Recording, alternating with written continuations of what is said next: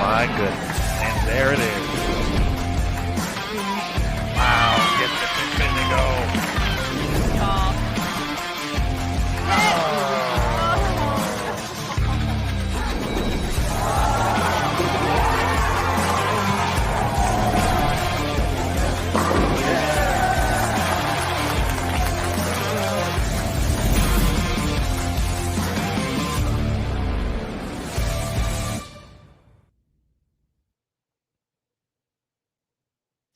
Hello again, everybody, and welcome back to Bowl TV for the 2021 PWBA Spokane Open.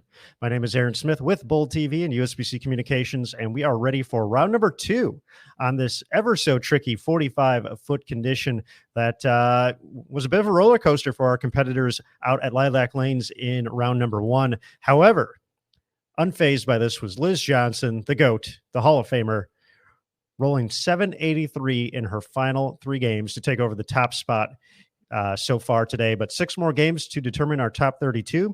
And before we head out to competition tomorrow, then we'll get down to top 12, top 4 for the stepladder finals, and then we'll crown a champion tomorrow night, Bowl TV, 9 p.m. Eastern time. And it's going to be fantastic. It's going to be great. We loved the first round and just kind of how everything transpired. It was so interesting to see just the ups and the downs that these players experience from pair to pair here. But as we get going, practice is just about wrapping up. Let's bring in Curtis Von Kruger first, who's on site at Lilac Lanes. Live stream home of There he is. Hey. Wow. I am ready to go. It is going to be very interesting, and I'll tell you why, Aaron Smith. I'll tell you why. Liz didn't feel like she bowled very well the first 3 games and then found a rhythm. And that should scare absolutely every competitor to death that is in this building right now, because Liz has the chance to play up. She has the chance to be accurate. She has a chance to play what we would consider her A game, although she has, 1A, 2A. Let's just be real. That's but fair point. Who is better at playing up the boards than Liz Johnson? Name me one person, Aaron Smith. That's crickets. That's exactly right. And I would expect her to, it's easy to say the leader is going to continue to lead because it doesn't feel like much of a reach. But I feel like Liz is going to step away because she's going to be able to create area early for herself. And she is not going to have to change much. Throw it harder, a little more loft when the heads start to go away and it starts to hook earlier than she wants. Take the front end of the front part of the lane out through speed and lofting. And I think she is going to physically bowl better to start her block. And I feel like she's going to build on that lead going into the cashier's round. That is my prediction for this second round of qualifying. Curtis, bold, as always. I like it. Taking a look at the standings right now, we mentioned Liz leading the way. She's actually off our featured pairs for the moment. She'll be making her way to them in the middle of the block. Dasha Kovalova in second, Aaron McCarthy third, Shalyn Zulkifli in fourth, Lindsay Boomershine in fifth. But the reason I wanted to start on this pair was to see kind of the journey of Stephanie Johnson, who's currently sitting in 8th place. She's going to be on 19 and 20. Because Stephanie had a really not so fun start today. She started with a 133. 133. Actually, she walked by me today and she looked at me just about to start the round. She's like, "It's not how you start, it's how you finish, right, Curtis?" And I was like, "That's right. Let's go. Let's go." She proves a very valid point on this particular condition that you're only a couple of games away. Mm-hmm. You're only a couple of games away. And there is a player that has that mentality right now, and that is Julia Bond. Did not bowl well the first block.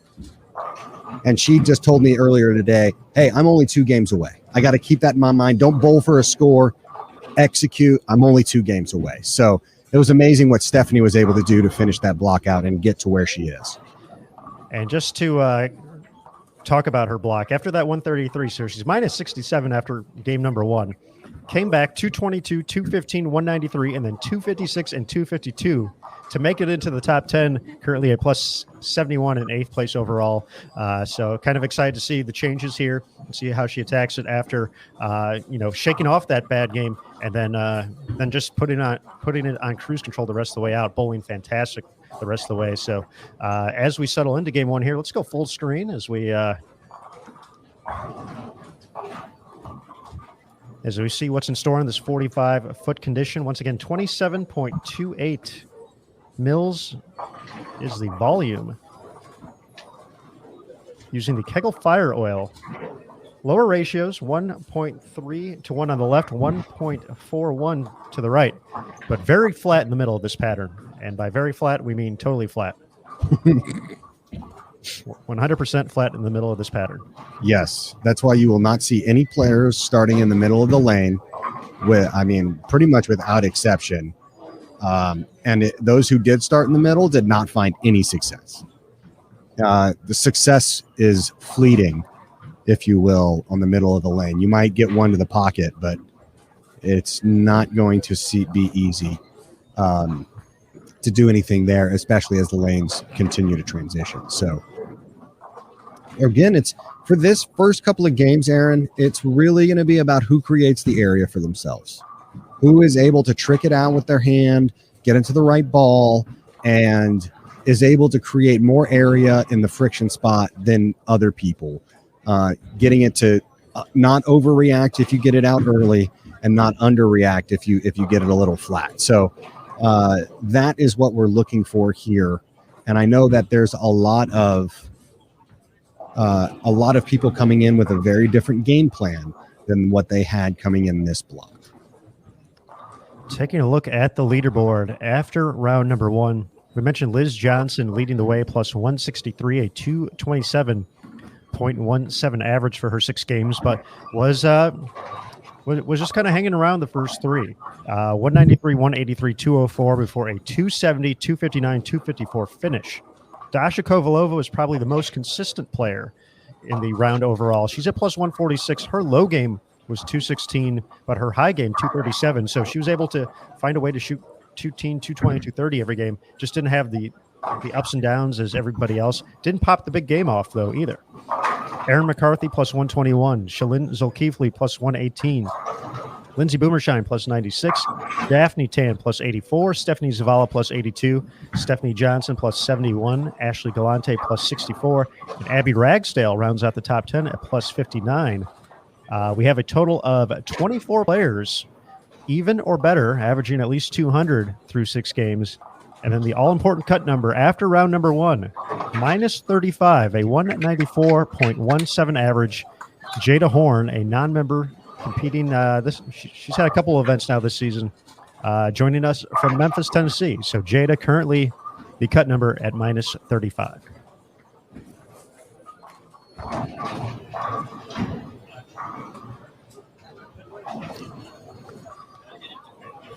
Aaron, me and Jason Thomas had a fantastic, because once we get off Bowl TV, what do we invariably do after we get off Bowl TV is talk more about bowling. So we went and grabbed some food and talked about bowling and talked about just the uniqueness of this pattern and the challenges of it. And I'd like to pick his brain a little bit about what he thinks is going to happen during this block. I don't know. That's why I'm going to watch. No, I think what's a lot of fun about it is it's really scary to play right up the edge. And I don't know how many times in your life you've seen a player miss 2 right at the arrows and miss the head pin left, but I did see that already this block. And they're in the second frame. So you have to decide, am I going to try to play in that really, really high friction 1, 2, 3 zone? And not a lot of people are comfortable there. We've one of the things I was surprised about when I started working on the PWBA tour was how few of the ladies are actually comfortable playing out there. But Liz Johnson's very comfortable playing out there, and so is Shalyn Zakifli. And they are already out there, and they're able to stay out there the whole block. And that allows them to have to move very little crossing the house, which, as we've seen, is a problem if you're playing. In basically, the second option is I can play between 4 and 9, and the further left you get, if you can play 5 and miss to 4, you might still strike. You can get it to 3 late and still strike. If you get it to 2, it's probably Brooklyn, and you might be able to miss in a touch. But the further away you get from 4, the flatter the pattern's going to get. And so Verity Crawley just did it in front of us. Yeah, missed 2 right. Missed 2 right and went runaway Brooklyn. Yeah. So it is a heck of a tricky pattern, but it sucks you into thinking, hey, I can hit this pattern because there's dry to my right and oil to my left. and so it's just a really fun pattern to watch. You just never see. I just saw a player miss a board left and wash out. So, I mean, that's just crazy. Yeah. And it is a completely unique look to what they're used to out here. And so it really, mental fortitude, it's always important, but you got to pick up your spares here. You've got to focus on the small things and not let this get frustrating for you, because it can get away from you really, really quick if you do not keep focused, even after you throw a shot. Hey, I thought that one was pretty good, and it didn't make it to the 1-3.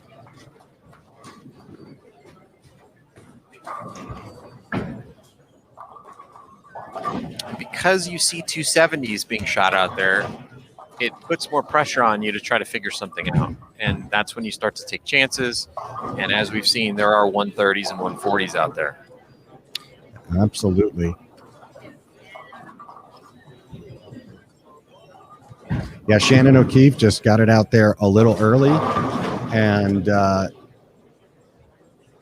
it just hooks up and almost leaves the 410. And she rolls it out, but it's just weird.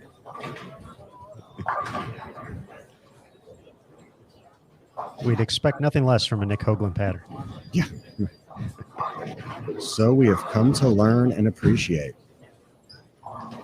I like Ashley Galante's playing them really nice right now. I think she has a little more shape than I would expect, but she's really getting soft with it and trying to get it out.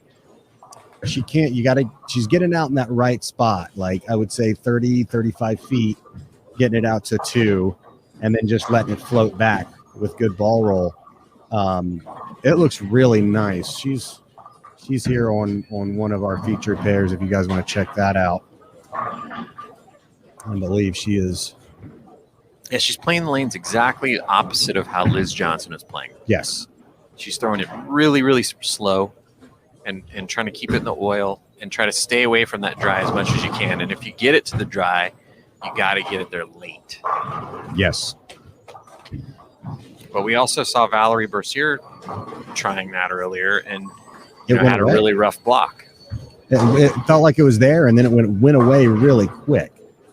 Like I think you even said in the early part, oh, I like the way Valerie's playing the lanes. And then all of a sudden it didn't look good. Right.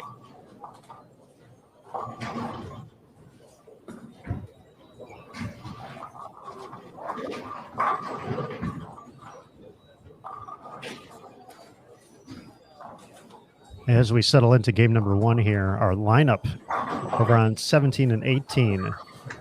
To your left, we have Catherine Rawsthorne, Summer Jasmine, 6-time PWBA Tour champion Danielle McEwen. It's off to a nice start. Early 3-bagger for D-Mac. Carrie Smith, and then Charlene Palos. And over on 19 and 20, Stephanie Johnson, 3-time Tour champ, 2015 Rookie of the Year. Angie Ramirez-Perea, Sabrina Groves and Brianna Clemmer.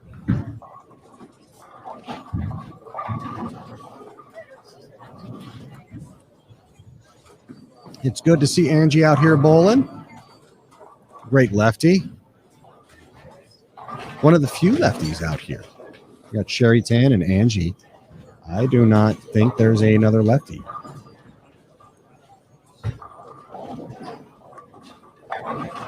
Sherry Tan, you know, that was one of the players we picked a little early.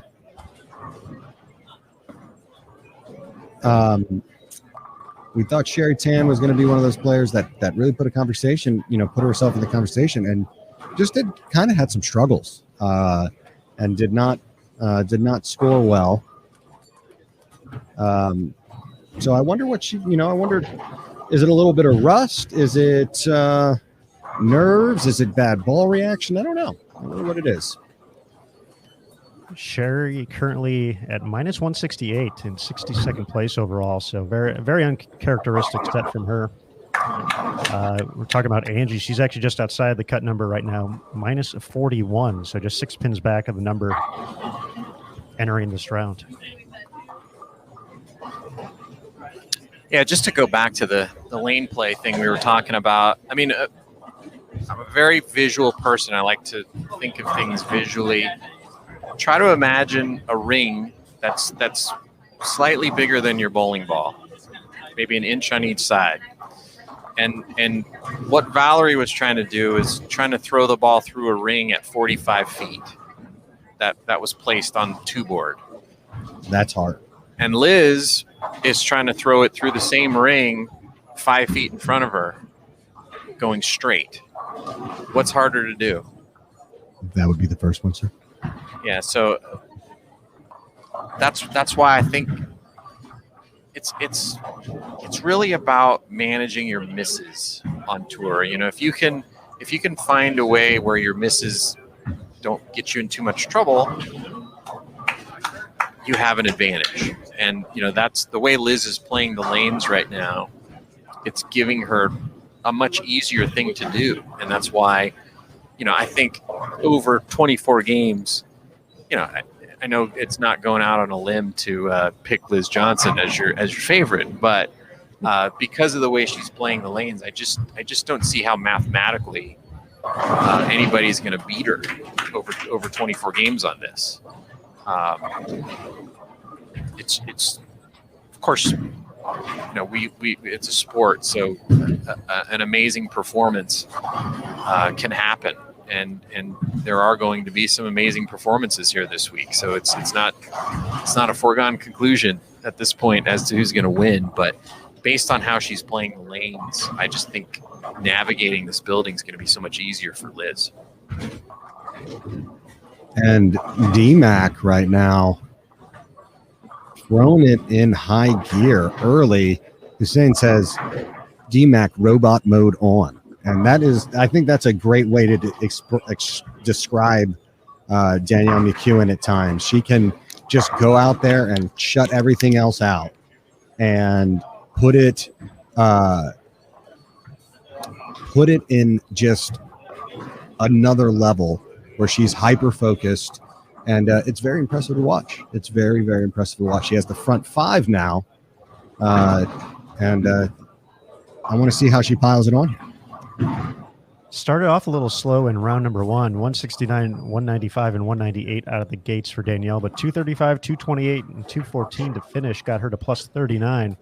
She sits 15th overall heading into this round, and certainly off to a much stronger start than what we saw in round number 1. Getting back to this JT's comparison, this visual comparison, it does sound like a very cruel game you would play at a carnival as well. That would end up taking all of your tickets, and you would come away with nothing. But I would really enjoy watching that game. Yeah, I would watch that.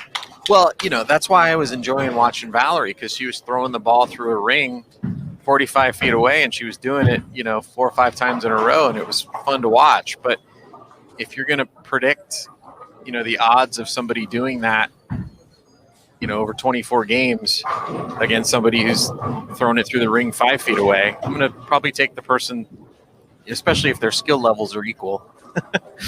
I'm going to bet on the one that's doing it from 5 feet away. Yeah, that's a safe bet. Especially if the one doing it from 5 feet away is also the best ring tosser or ever. Yeah, and I do think Danielle is certainly one of the favorites this week, and I mentioned that in the block earlier today. But she's actually doing it a little differently than what we've seen her in the past. In the past, this might be a pattern where she would just fire it up the gutter and play the drive, but she's actually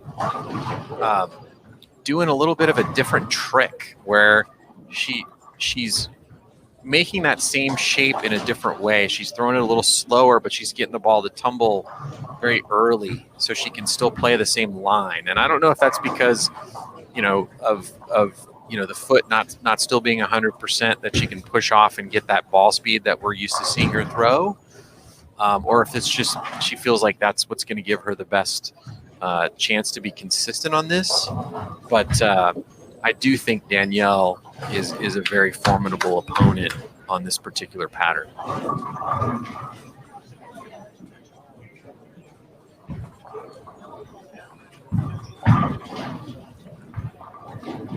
Does not get the 10 out to make it 6 in a row.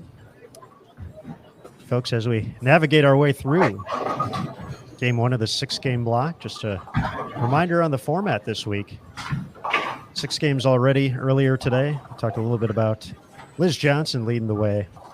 After these 6 games, we will have our first cut. So from our 67 player field, 66 player field, we'll cut to the top 32 after 12 games. Those 32 players will return to Lilac Lanes tomorrow morning locally. Out here in the East and Central time zones, it'll be afternoon already. But at 1 p.m. Eastern time, those 32 players will be back for another 6-game block. From there, 18-game totals will determine the 12 players advancing to the final 6-game round. And after those 6 games and 24-game pinfall totals, we'll know our top 4 for tomorrow night's stepladder finals right here on BowlTV.com, taking place at 9 p.m. Eastern time. Now, folks, here for game 1, if you're watching us on Bowl TV, hello as always. The chat is already lively and doing its thing, which we love. So hello to everybody on Bowl TV. And, of course, all the folks joining us here on Facebook and YouTube as well. Big hello and thank you for joining us here on your Friday night. As a friendly housekeeping reminder, for Facebook, for YouTube, we will be here only for game number 1. So if you want to watch the rest of the block and, of course, the rest of the Spokane Open coming up tomorrow all day, got your whole Saturday planned out on Bowl TV. You will have to head over to BowlTV.com, pick up a subscription with a few different options. $8.95 will get you an event ticket to watch the action live for today and tomorrow, including the stepladder finals. You can pick up a monthly recurring subscription for $9.95, so just $1 more. Gets you full access to the site, archived events, live events, and all the on-demand content.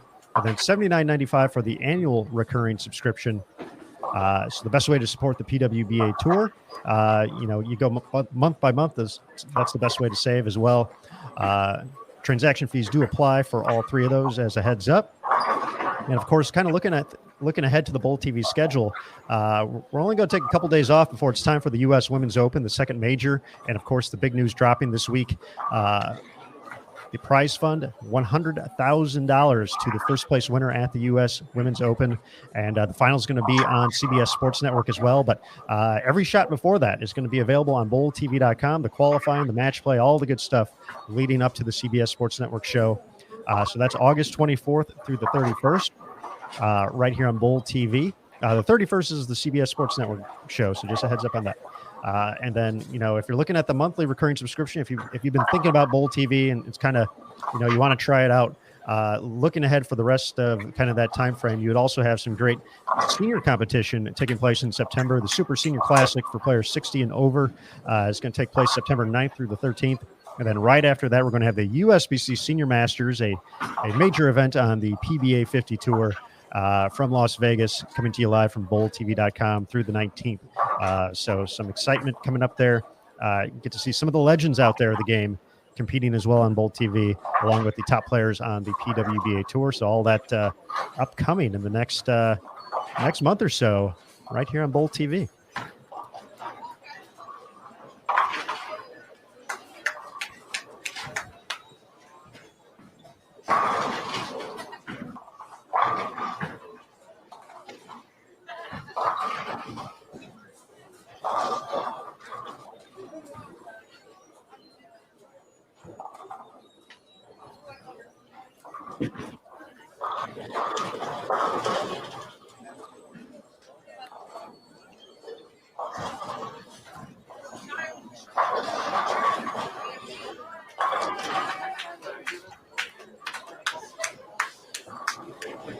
This is an interesting one here for Brianna Clemmer, Aaron. I mean, you know, we've seen her do everything, right? I mean, she can throw it hard and straight. She can get in and slow hook it.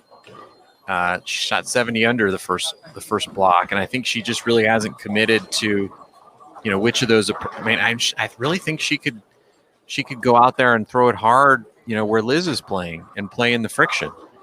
But it's just probably not something that she's ever had to do before, really, right? I mean, she's certainly thrown it hard in the past, but not on a pattern like this, where you know, your miss has to be left, and so you just do what's comfortable, and it's not easy. So it's just a fun pattern. I mean, as a bowler, when you miss right and the ball hooks, you automatically get excited. But when it hooks this much, when you miss right, you got to find a way to control it. And there's really not a magic ball that's fixing the problem for these players. It's more of a lane play strategy and a physical game strategy.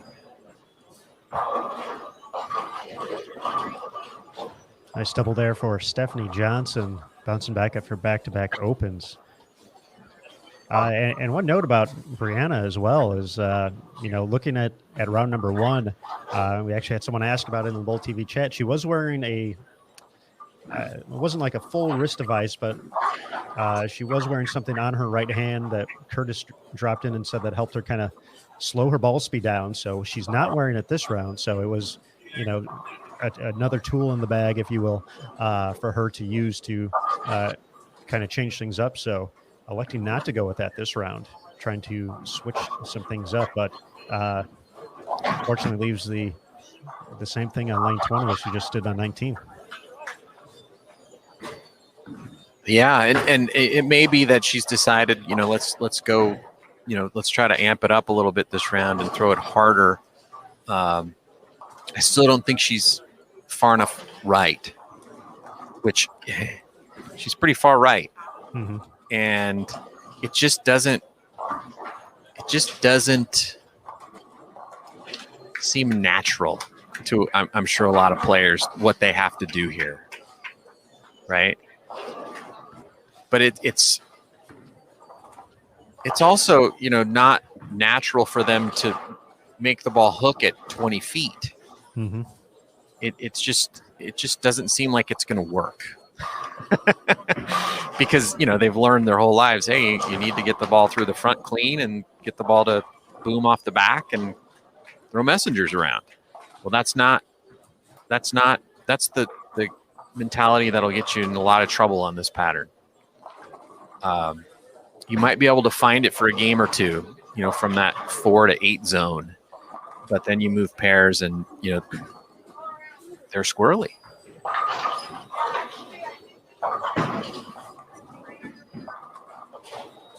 Yeah, definitely some shapes we're not used to seeing out there week to week. And as we said, really can't remember too many times we've seen patterns that force the players to kind of create this look.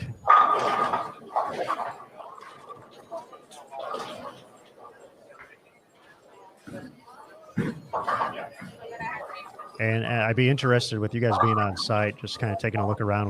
We obviously know what the scoring pace was in game one of the block earlier today. Is it kind of feeling the same? Is it a little calmer? Is it? No, it's similar. It's similar. Similar low scores. I don't see anything in the 220s or better within, and I can see a good half of the center from where I'm sitting. We do have one possible 259 on lane 17 and 18, and that's McEwen.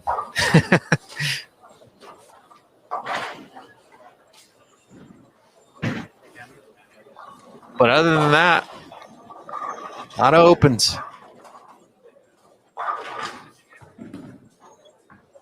Doesn't look like the magic answer was in the soup bowl at lunch.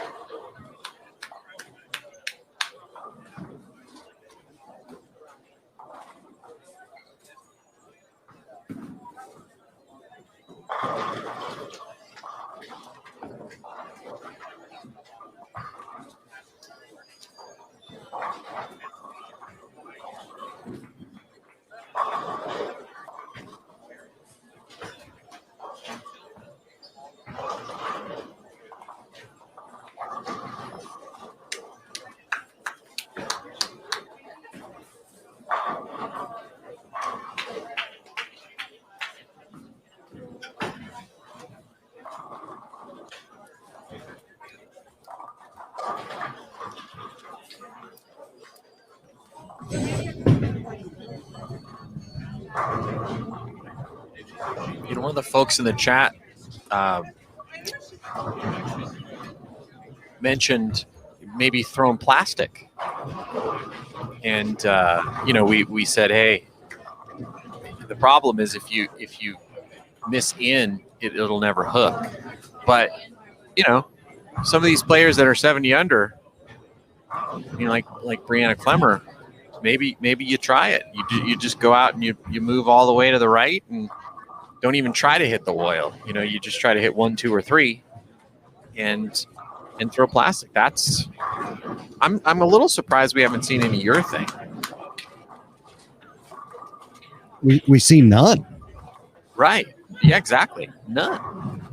Not one person's like, oh, I'm going to go get that pitch black and see what it does. Because, urethane does exactly what you want the ball to do on this pattern. It hooks early, and then it stops.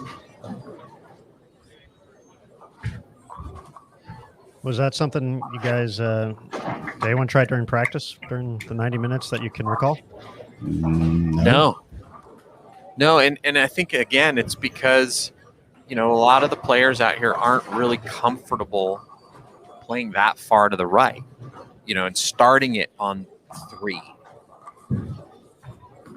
And I think in order for urethane to work, you have to commit to doing that. Because if you started on 5 with urethane, it's not hooking. No. No, sir. And I think everybody thought, hey, we'll just throw a really strong ball and play in that oil and we'll burn them up and they'll blend out. But the problem is, because the pattern's so long, they never really completely ever blend out. We did see some good scores in the middle part of the block from the players that hooked the ball, and a few at the end of the block that from players that caught pairs that they liked. But yeah, there's some good comments in the chat about it being hard to throw urethane on 45 feet. But I think people have this misconception that urethane doesn't hook that much, and it actually hooks plenty. It just hooks in a different place. It hooks early, and so I think a lot of these players would benefit from that ball motion. But again, you just have been taught that you get the ball through the front clean and get it to boom on the back, and that's how you strike a lot. And it's backfiring in this situation because it's just not the easiest way to get to the pocket consistently. And that's the first job, is to get to the pocket consistently. Nothing else matters, as James Hetfield might sing. Yeah, and there's some good comments, and I think what Danielle's doing is exactly that. She's doing this funny thing with her release where she's just getting the ball to pick up really early, kind of like urethane, and we saw New Wei Fen do it as well. She just kind of hit up on it, opened her hand up, and just let the ball pick up as early as possible, and it blended out the cliff. You know, if she got the ball in, it still had enough pop to get back to the pocket, and if she missed right, it just quit.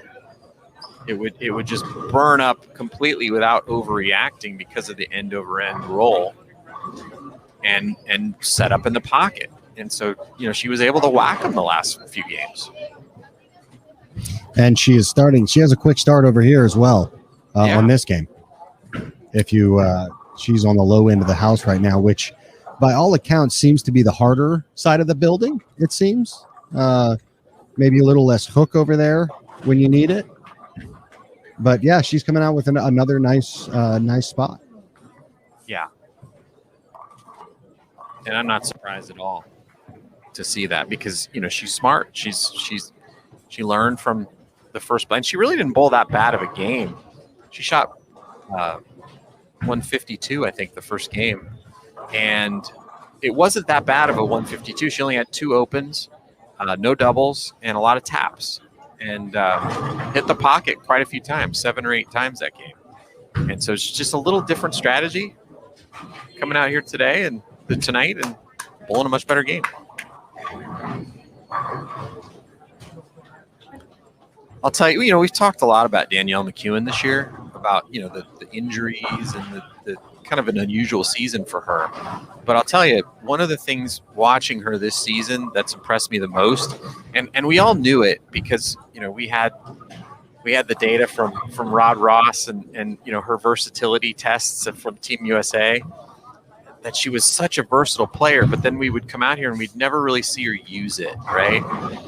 She won every season, but it seemed like, you know, she was very comfortable with her A game, and you know, she didn't want to change her axis rotation that much. And this year we're seeing her do everything. And I think when she finally gets 100% healthy, she's going to be so much better than she was even before. And she was pretty damn good before. Yeah, I mean, let's watch her come up here on this left lane here. And it's beautiful to watch. It's beautiful to watch how she's attacking these lanes.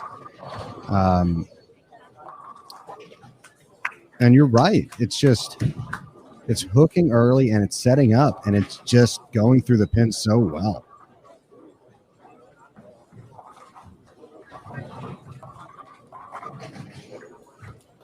I mean, can't argue with that right there. High flush will work every time. They've done studies, you know. They, meaning us. Well, you couldn't ask for a much nicer game out of the gates here, especially with the scoring pace we saw earlier today. She's going to be in the 250s and, you know, a 10 pin and a 9 pin in there. Yeah. So Danielle in complete control here in round 2. Going to be kicking things off with a big game and going to be making a big jump. Yeah, if you can as well. If you can, because we are seeing the $150s, $130s, $140s, $160s. You're looking across the house. I'm not seeing a lot of 2-0s. And you can come out of the gate and execute at that high of a level. It is quite impressive.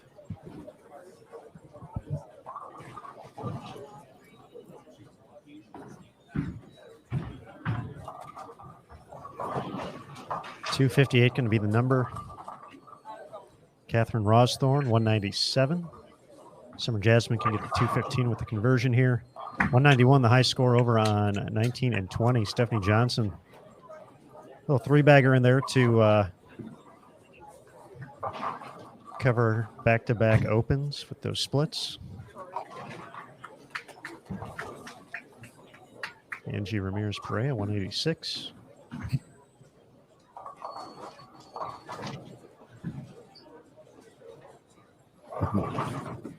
$1 million.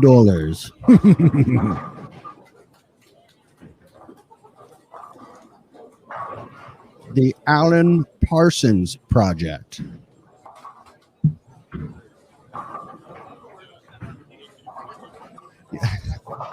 They got to come out with another Austin Powers eventually, right?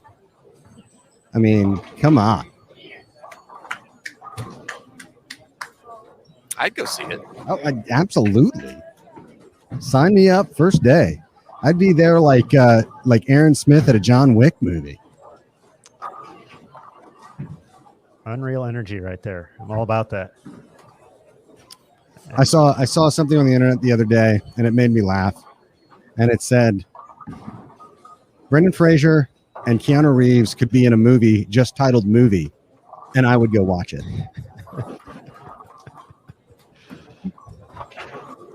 I'm already intrigued. Yeah, absolutely. I would join you for that movie, Curtis. Paul Rudd is in the Ghostbusters reboot. I don't know if anybody's seen that preview. It looks amazing. Jada Horn, we saw one of those non-members kind of bowling. Had a good start, a rough start to start this block. Looks like she's going to be in the 130s, and that just goes to show you that block to block, it can be very different for you, depending on how the lane play is, what the strategies are. It's a constant struggle and a constant fight out here. You cannot lose focus. You have to be constantly analyzing what's happening, what's going on. And if you don't, you're going to fall behind, especially on this type of shot.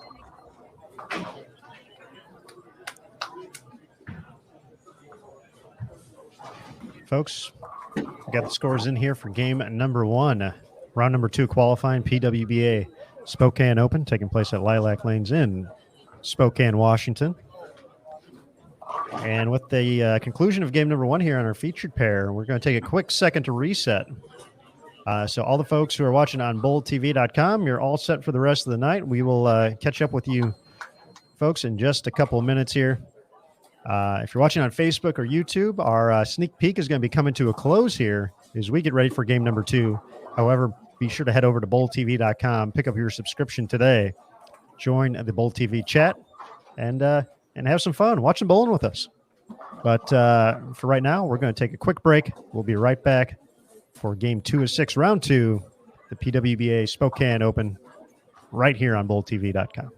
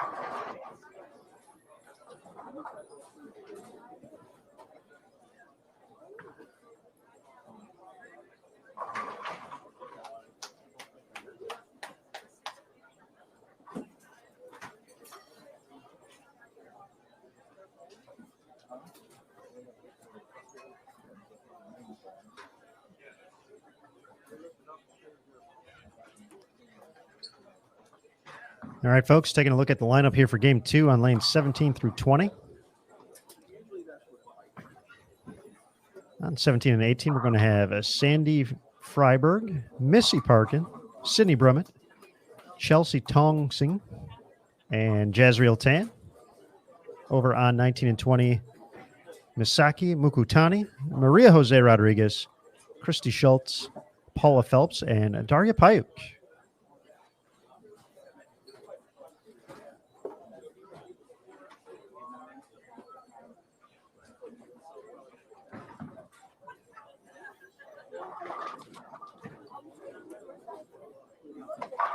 Taking a look at our other featured pairs. If you want to follow your favorite athlete, we'll let you know who is where here. On 13 through 16, you'll find Taylor Bailey, New Wei Fen, Brandy Au, and Liz Johnson, our tournament leader after 6 games, as well as Daphne Tan, Lindsay Boomershine, Kelly Kulik, Annie Silvers, and Julia Bond.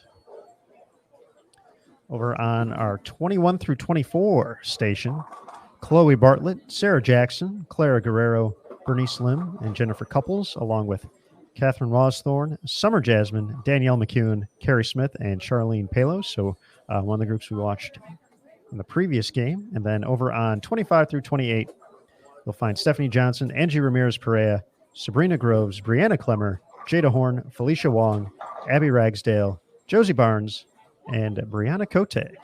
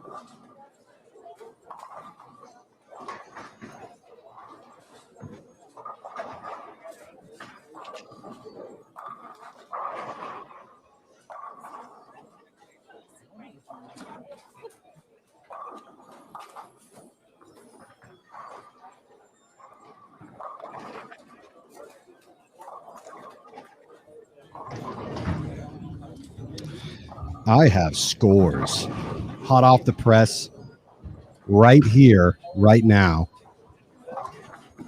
Liz Johnson, 179 over, shot 210 that first game. Dasha Kovalova still in second place, shot 192. Hui Fin New out of Singapore, big jump up, 256 that first game. She's at 108.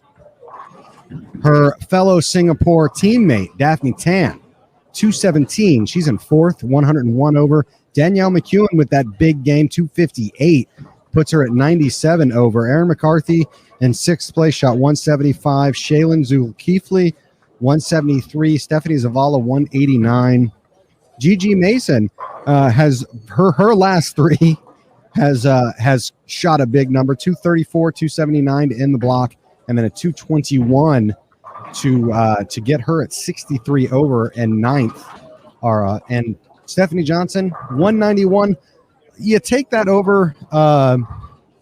You take that over the buck 33 to start. So she's already doing better than she did. If she can close out like she closed out that last block, she'll be just fine. Rounding out the top 10, Daria Payok is in 12th, which is technically our finals cut at 53 over.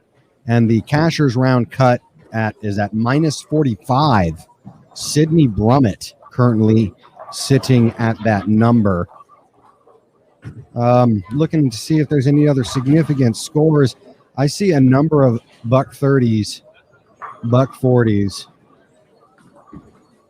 shot out there. So it is, Julia Bond started off with a buck 69. So she's continuing to struggle a little bit here. But it looks like 158 is going to be the high game for that first game by Danielle McEwen.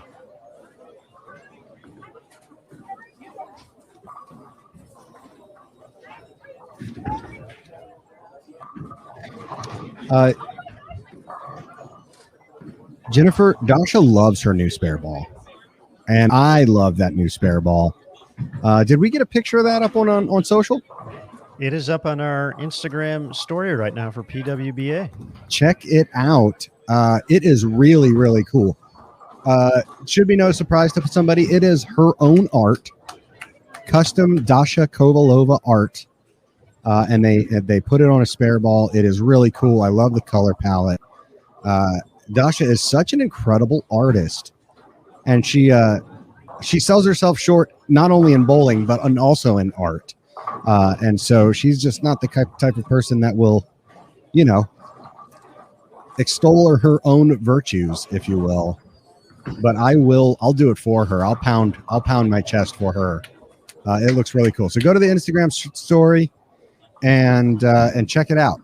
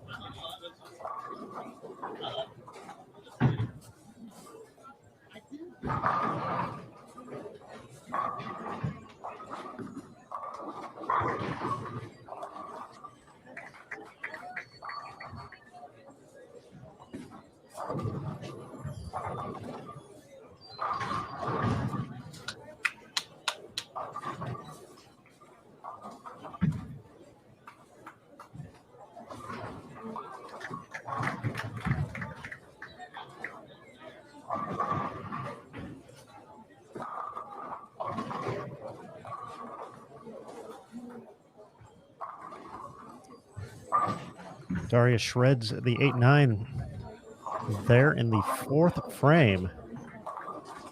And JT had talked about it. Players missing just a tad to the right, which we saw last time up on that lane, resulted in her quickly seeing the ball. Nice cover there.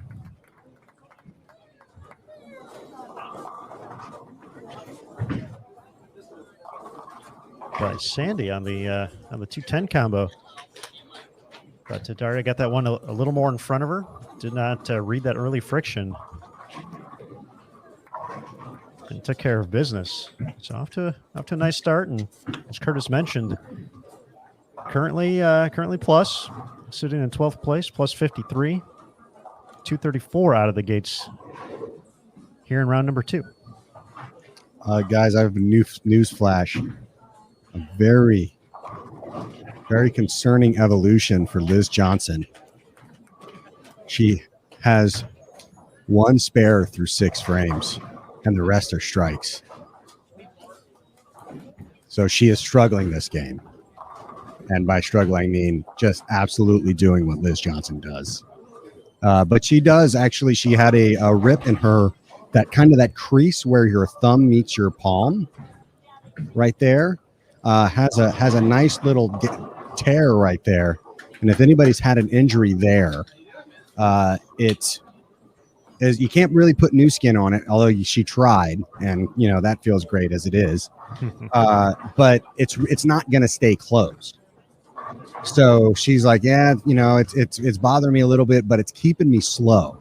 And so I watched and watched her throw a shot. She's over there, I think on she's on the low end. She's on one of the featured pairs on the low end. I want to say maybe 15, 16. She just absolutely dead laced it. And she's got a 9 spare 5 bagger going through 6 right now. So the GOAT continues to impress, and it's just a super closed down line. She's playing right up the boards, almost pointing it at the pocket. And, it's something we've seen her do at a high level for a very, very long time.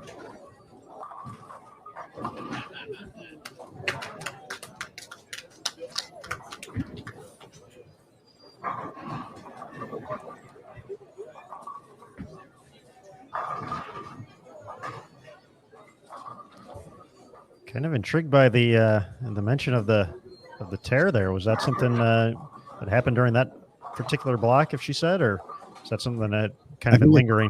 It just happened, I think, during the first game. So, yes, Jordan. People are asking about Jordan Richard. She is not here. A couple of notable names not here: Liz Colkin, Jordan Richard, obviously not here, and Taylor Boltice also not here. They didn't make the cross country swing here. Getting a little extra rest for the U.S. Open, it sounds like, getting some extra games in on their lanes. So we'll see them. They all should be at the U.S. Open, and we'll be happy when they're back out.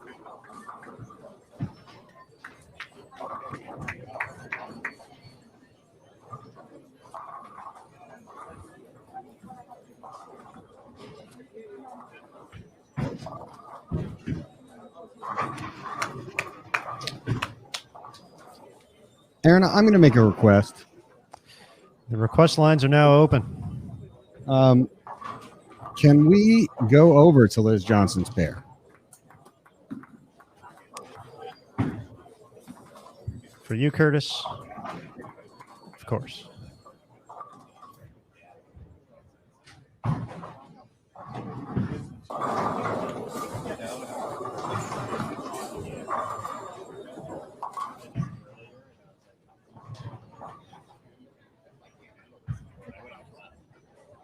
I think it's 15-16 here.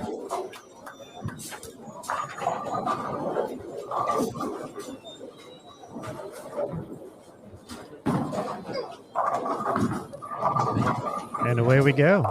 13 through 16. This is actually going to be up far left of your screen coming up next here in frame 7. Looking to make it 6 in a row after the spare in the first. Yeah, just watch how she's playing this. And again, she's kind of taking the friction right out. Like Jason said, she's minimizing her misses and taking the friction kind of out. And she's just kind of pointing it. Now that one was, she got away with that one there. But you can kind of see the strategy there.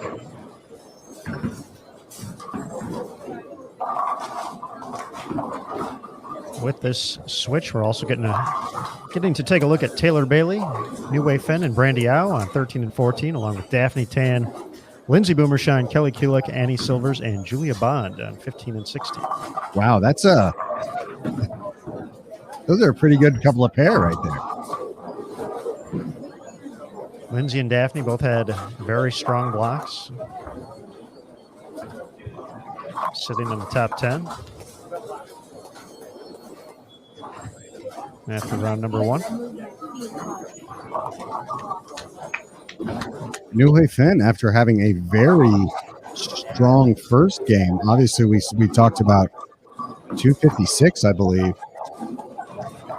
Wei Finn New had 256 her first game, and now it is a absolute struggle this game.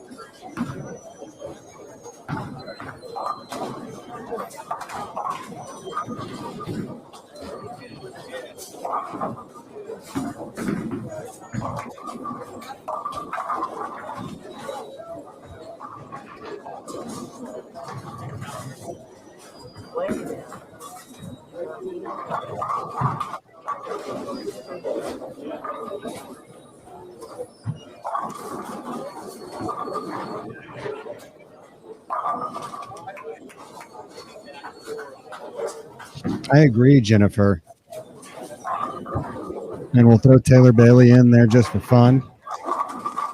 One of those top rookies. Really was impressed with her performance, Aaron, during that regional. Just really took control of it.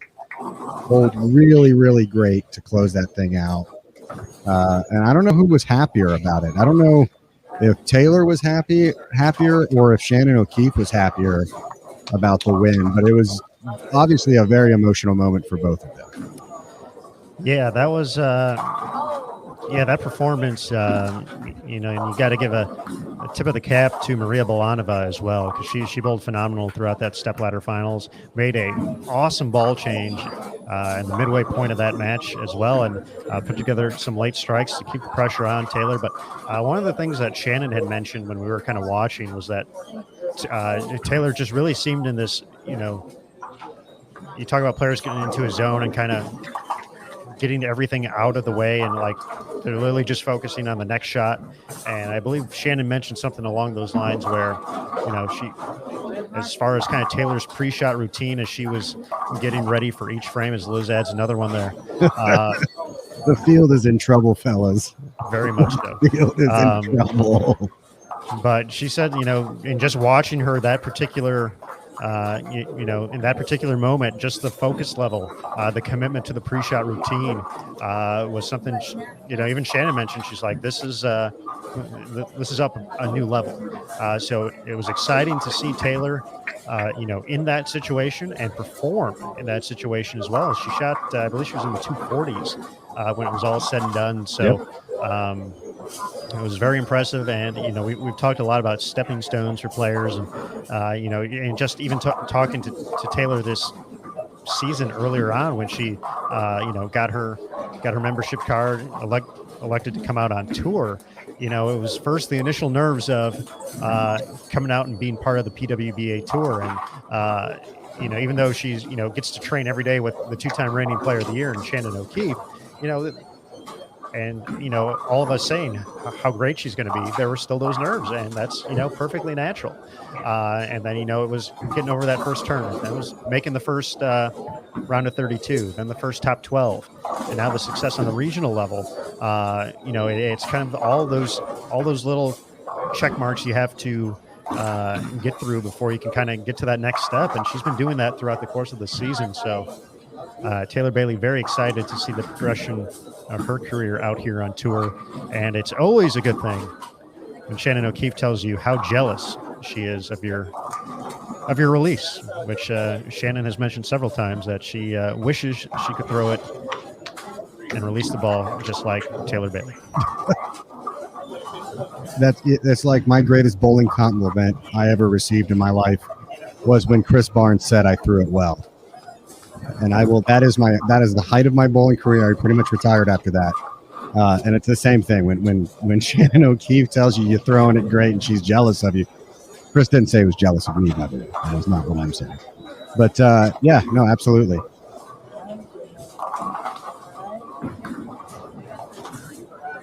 Chris told me he was jealous of me.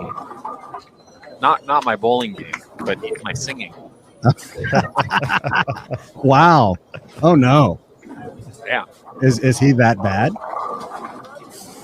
I mean, Chris always underplays everything, right? Yes. So if you were to listen to him, you'd think he was a bad bowler.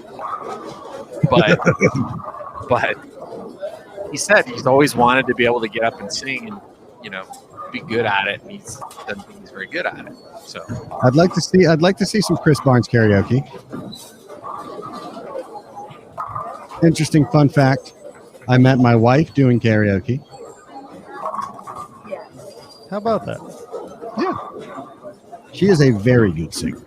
She if we want some, she can come on here and sing all she wants, and you guys will. I'll have her sing the standings one of these days. Snatch her right in.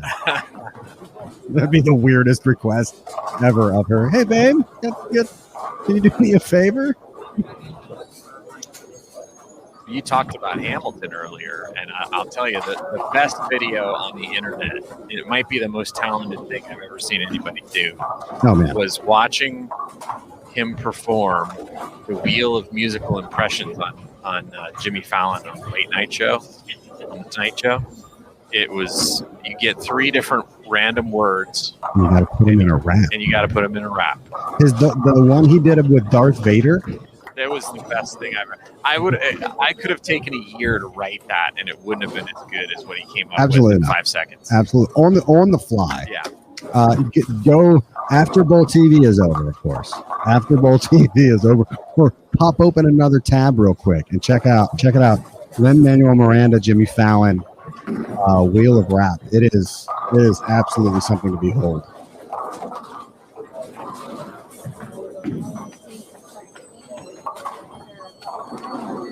I've been very impressed with.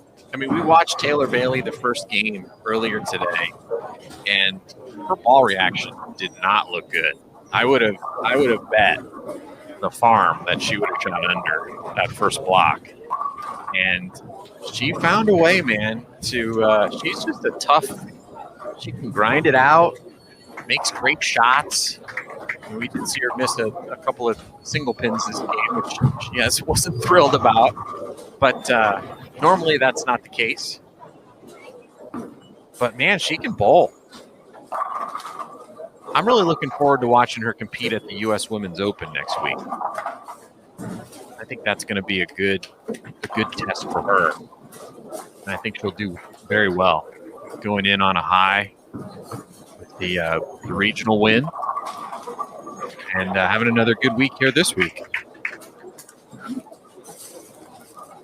I want you guys to watch how Liz Johnson lines up. There's a light board. The 2 board, if you notice, is very light. It's lighter than the rest. And watch how Liz kind of curves her body around it, and her shoulder is positioned right over the top of that. Okay? Watch, she's going to curve her body so it's kind of a C. And her shoulder's right over that 2 board, and she's just going to yank it left of that. And it's just a great angle to see how she's seeing the lane.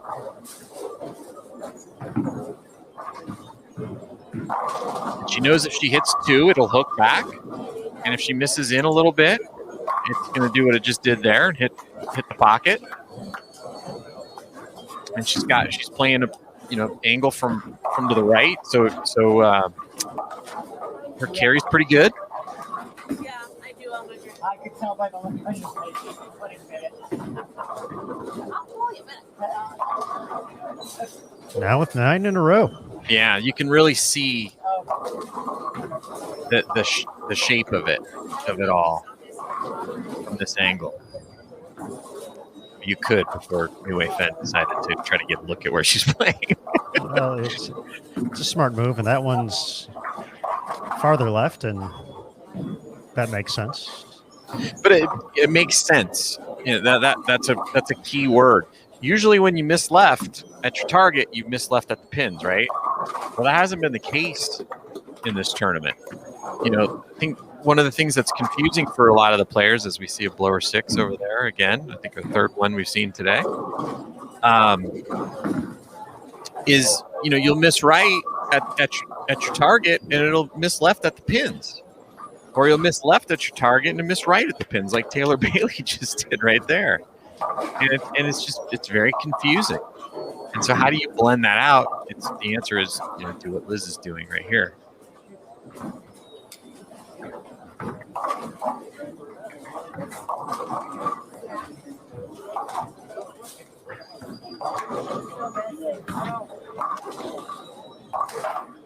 Spare ball still works as well.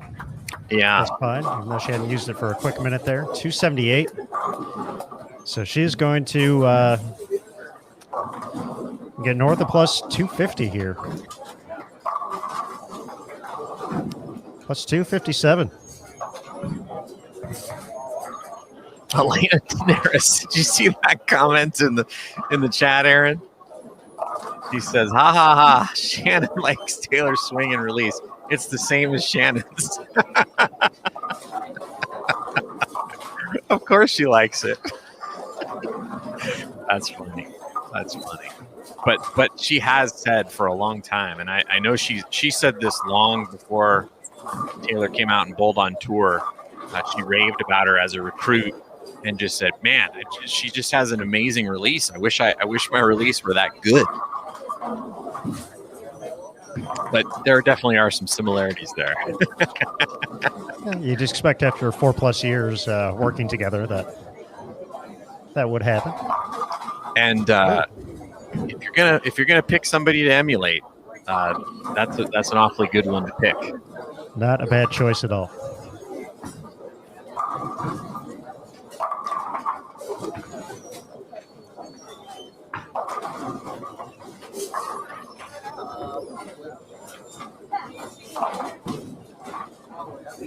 The first time I saw Shannon O'Keefe bowl in person, I'd seen her bowl on television quite a few times, but the first time I ever saw her bowl in person and got to watch her bowl for a long time was at the Lucy Mixed Doubles tournament before it was the PWBA striking against breast cancer mixed doubles.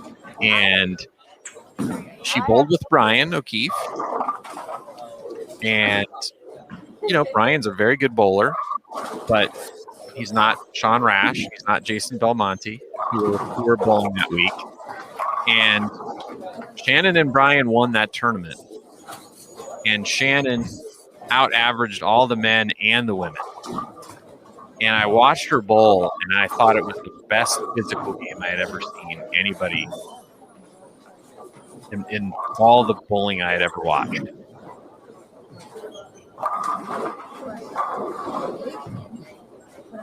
It was incredibly impressive, and it's hasn't changed. It still is. Yeah, I was gonna say it's probably got more refined as the reps continue to grow and grow. Yeah, but there's just certain little things that you pick up on in someone's physical game that makes it look special. And part of it's just the timing, part of it's the leverage, and she just does everything so fundamentally soundly.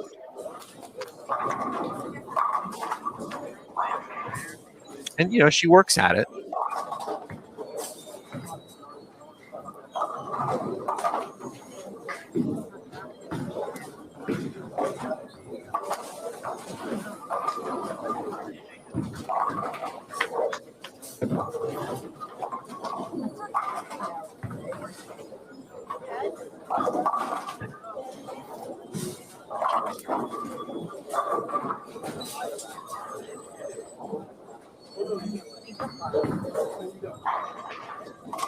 Kelly Kulik looking for one more here.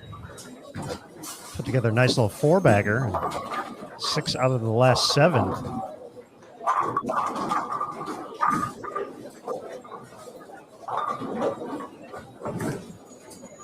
Kelly finished the first block with the rough game, 149 to finish at +5. Bounced back nicely, though, game number 1, 237 to get to +42. Currently sitting in 15th place. But looking to make that jump up the leaderboard once again. Going to have a chance to get into the 250s this game. Daphne Tan has bowled a pretty phenomenal game herself. So far here in game 2, 249 her max score.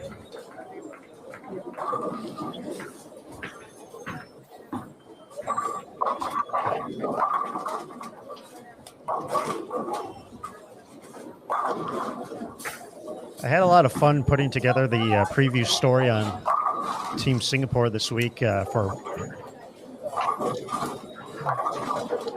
the Spokane Open here. Them coming back to the U.S. They got into town on the 13th. Obviously, they had a couple days just to kind of readjust, kind of get everything in sync after the long trip. Nearly 8,000 miles from Singapore to the Pacific Northwest,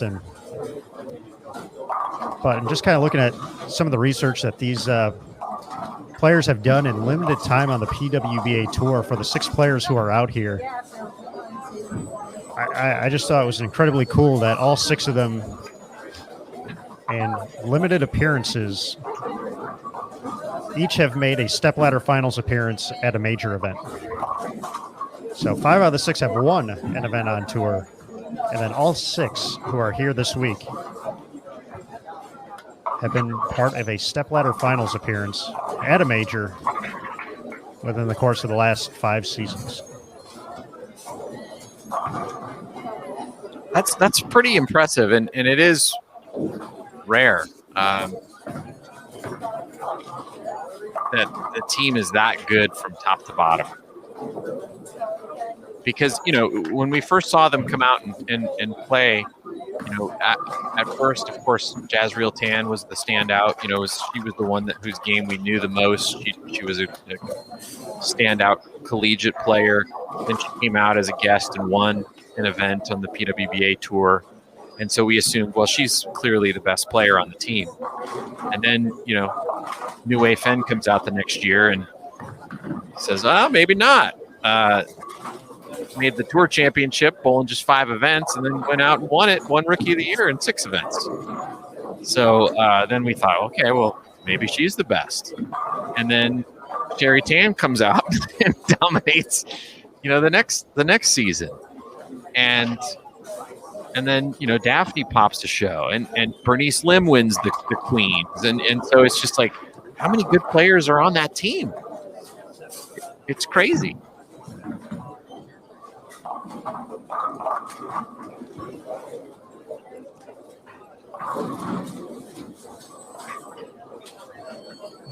Daphne is the one player who's still looking for a win at a PWBA Tour event.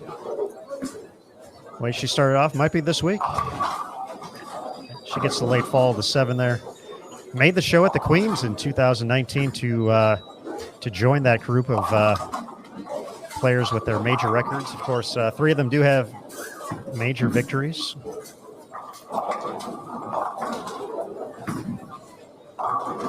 Sherry Tan at the Players Champ in 2019. You mentioned Bernice Lim at the Queens, and talked about it a couple times today. New Wei Fen's victory at the Tour Championship in 16 as well.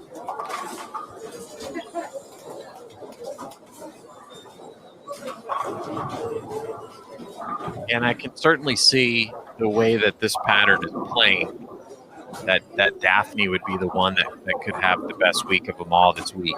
And certainly she is at this point.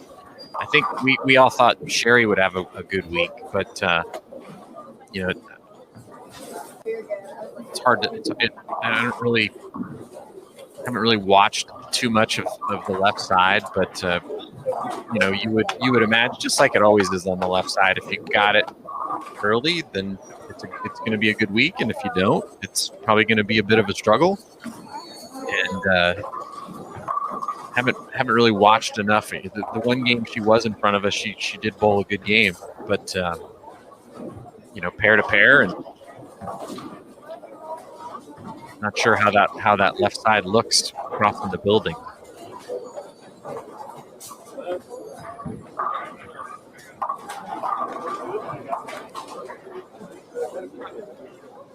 .236 there for Daphne. Matching Kelly's total.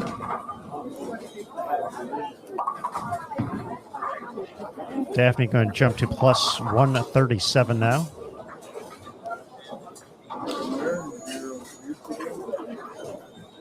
Kelly will be at plus 78.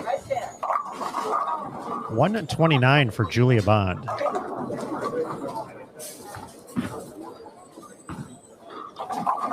I'll tell you that we mentioned that we were talking at lunch about just kind of some of the surprises, and we were very surprised that Julia didn't bowl that well this morning. And I think the issue is, Chuck Gardner mentioned it earlier today. The players that kind of were in between seemed like the ones that were having the most trouble, and I think we all kind of assumed, Julia can either play to the right and kind of play that right to left shot, take the hand out a little bit, or she can, decide to play in a little bit and use her touch, and she'll be okay either way. And it just hasn't worked out.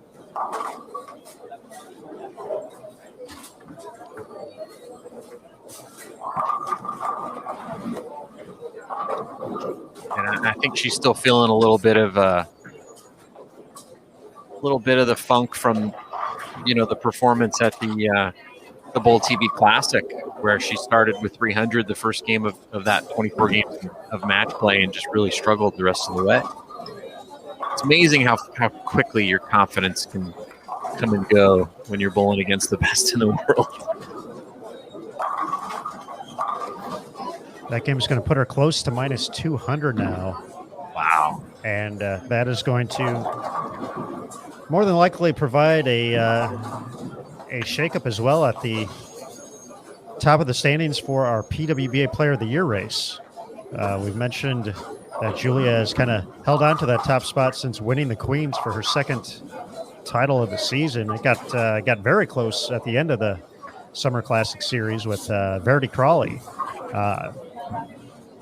Essentially a win away from taking over the top spot, but it's going to be as chaotic as it already was. It's going to have probably a little bit different look and feel heading into the U.S. Women's Open.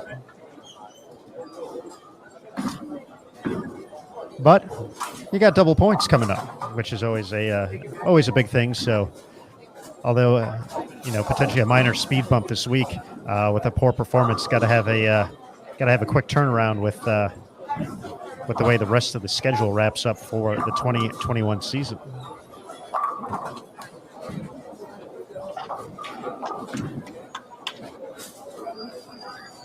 Yeah, there's definitely a lot of big storylines next week. I mean, obviously, the biggest one or two were announced this week with the addition of a televised finals and $100,000 top prize and significantly boosted prize fund top to bottom. So, I mean, obviously that event became that much more important because it's a great opportunity for the players out here to kind of make their season from a financial standpoint. But then you throw in the added pressure of trying to win Player of the Year to it, and in the past, the U.S. Women's Open was kind of the second to last event typically, and it kind of set the stage for the Tour Championship. In a lot of cases, it determined Player of the Year. But there are still 3 events after the U.S. Women's Open this year, so the players in that race are going to want to do well in that event. But I think there's still going to be something to be said with 3 more events.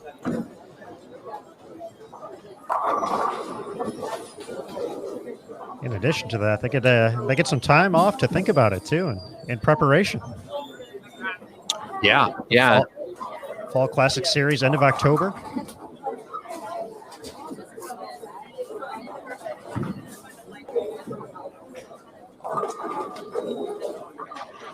Yeah, and we saw at the last Classic Series event how much ground a player can make up, with what Verity did there, where she kind of just came out of nowhere to all of a sudden not only throw her hat in the ring for it, but if she won that final match against Jillian Martin, she'd be leading the Player of the Year race right now.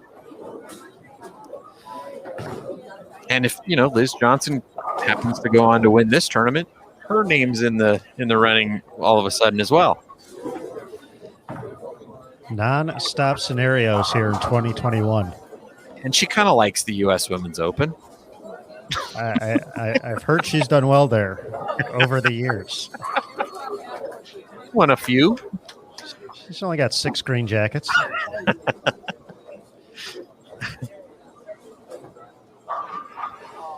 Four in a row there for a stretch. But as our players move around here, get ready for game number 3. Want to take a quick second to recognize one of our accessory partners here out on the PWBA Tour, Turbo. Whether you're looking to purchase your first new ball or you're a veteran of the sport, Turbo has functional and trendy accessories for bowlers of all ages and skill levels. From their patented quad 4-in-1 inserts to switch grip, their interchangeable thumb inserts, or any of their premier accessories, they are committed to providing bowlers with only the highest quality products and latest technologies. Be sure to check them out at turbogrips.com, #DrivenToBowl.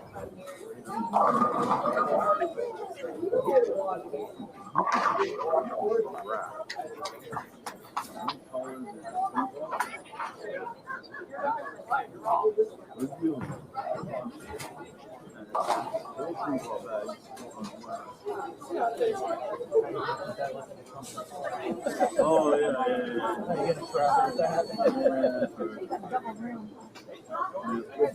Never mind. Good, I said that. I keep forgetting there's a weight factor.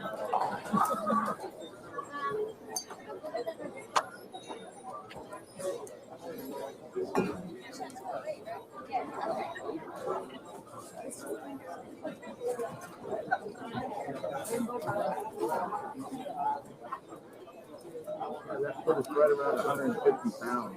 All right, coming up for game number 3, we're here behind lanes 13 through 16.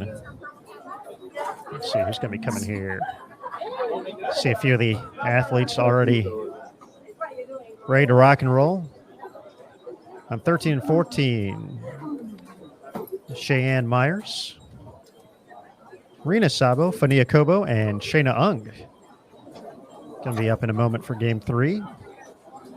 Over on 15 and 16, Sherry Tan, Valentina Cruz, Valerie Bercier, Shannon Canfield, and Diana Zavyalova.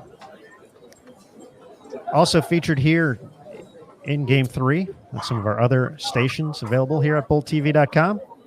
Over on 17 through 20, you can find Aaron McCarthy, Dasha Kovalova, Caitlin Blamiers, Kayleen Folks, April McDonough, Adrian Sadlow, Birgit Norikes, Courtney Ermish, and Gigi Mason. Over on 21 through 24, that's where Taylor Bailey, Brandy Au, New Way Finn, Liz Johnson, Daphne Tan, Lindsay Boomershine, Kelly Kulik, Annie Solers, and Julia Bond will be at. And then on 25 through 28, Sandy Freiberg, Missy Parkin, Sydney Brummett, Chelsea Tonsing, Jazriel Tand, Misaki Mukutani, Maria Jose Rodriguez, Christy Schultz, Paula Phelps, and Daria Payuk.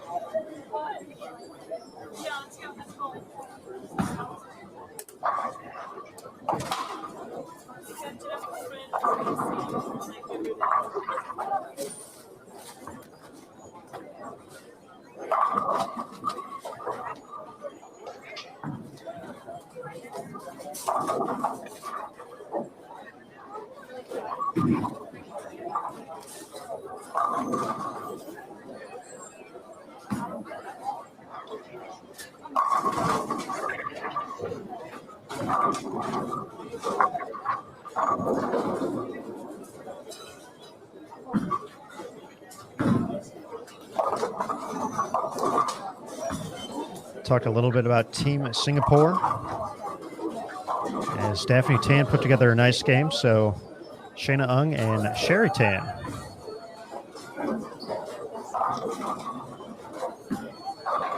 We'll get a look at them coming up here in Game 3. Mentioned it a couple of times.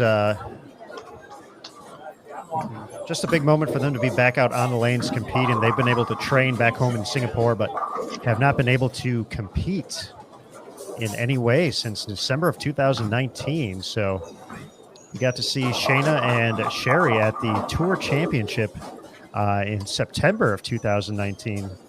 And then that's been the last opportunity to see them on the PWBA Tour, which, for us, we've, as we talked about, we've had a lot of fun following them as they've sporadically picked some spots to bowl here and there to get ready for big international events. And the International Bowling Federation World Championships coming up in November in Dubai. Part of the reason why they're here is an opportunity to not only get back on the lanes, get the opportunity to compete once again, but to get some of those all-important competition reps in prior to the World Championships. Yeah, and I was talking about, how, it seems like each player on this team, you can't believe that the next one's better than the one before. And I think Shayna Ung, in 2019, kind of it felt like she was at that point had become the best player on the team, right? Like she was the one that was in contention the most. And, Sherry certainly was right there with her.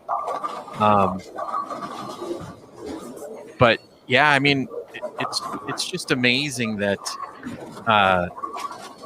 they kind of like they're a team, and whenever you ask them the question about winning one of these titles, it means a lot to them. But they always would prefer team victories over individual victories.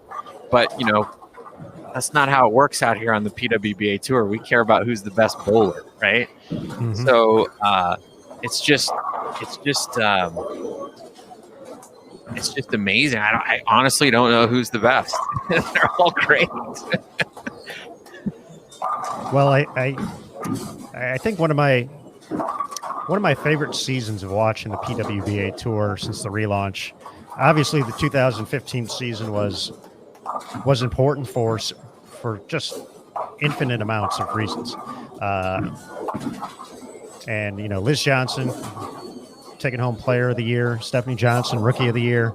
It was just a lot of excitement for the tour to be back, but you didn't necessarily get the the 2016 season was kind of the moment when you saw just how big the tour could be. I kind of felt, and that was kind of the real introduction of the international presence of how many players are going to be coming out here, whether it was for a couple of stops or competing throughout the course of the season. You kind of look at the first year, and Diana winning in Minnesota.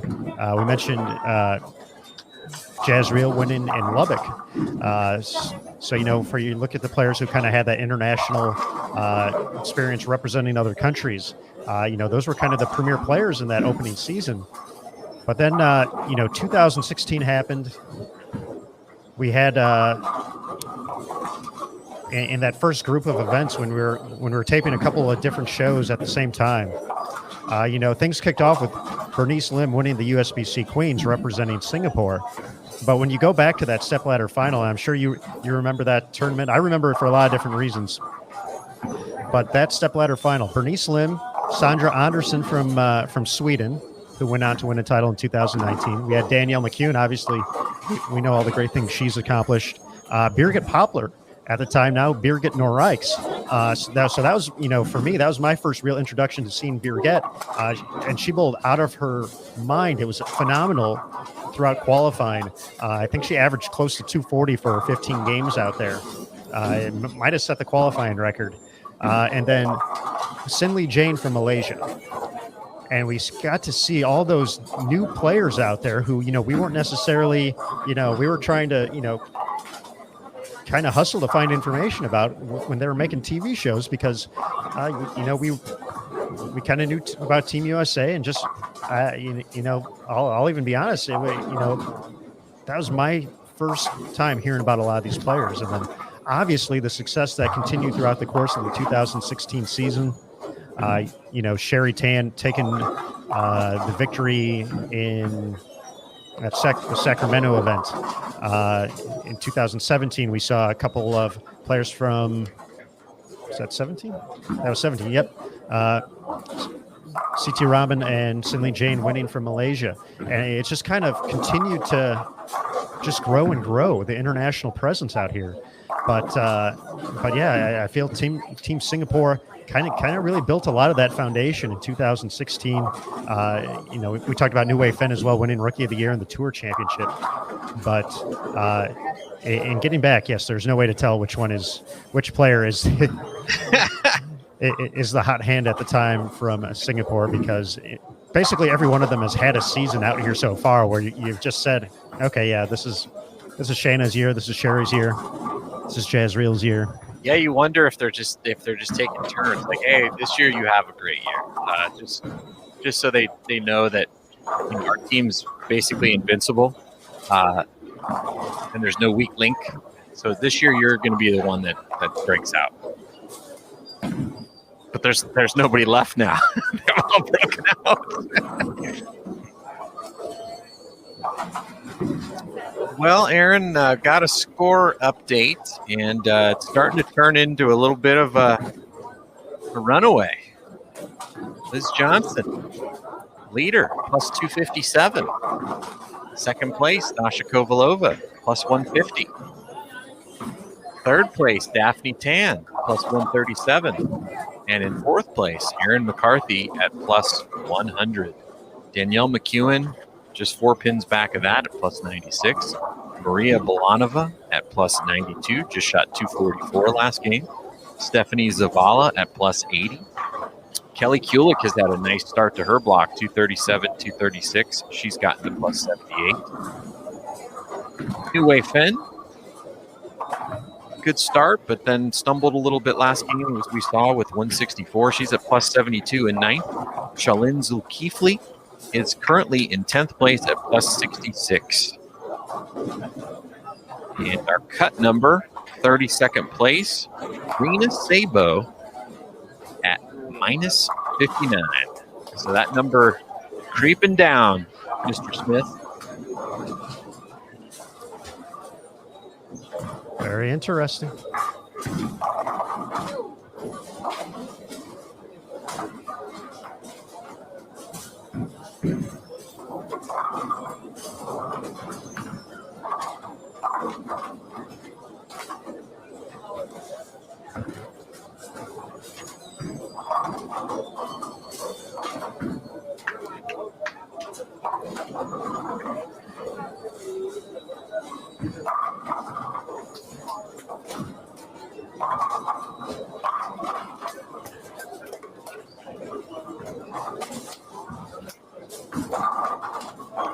Of course, those scores and more can be found at pwba.com.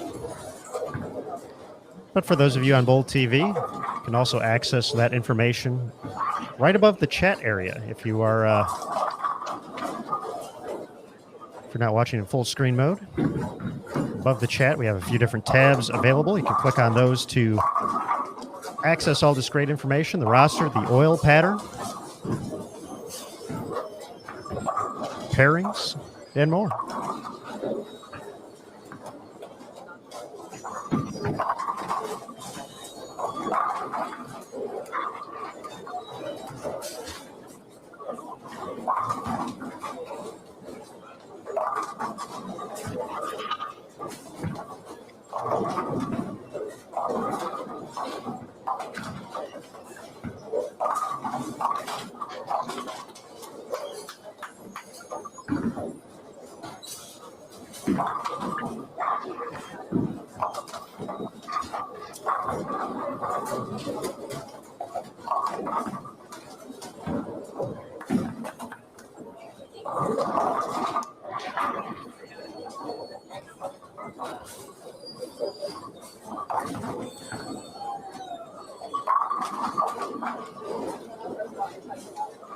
Valerie Bercier's had a good start to her block, 211, 241. She's back in the number at -5.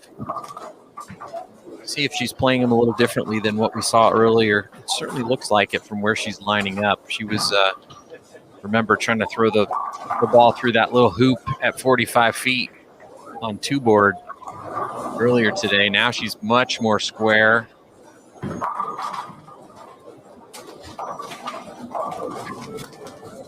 I certainly like that approach a lot better. The thing about Valerie is, no matter how she plays the lanes, it always looks good. She's just got such a great, fundamentally sound physical game. It's very fluid. Yeah, it doesn't look like anything is wrong, no matter how she bowls.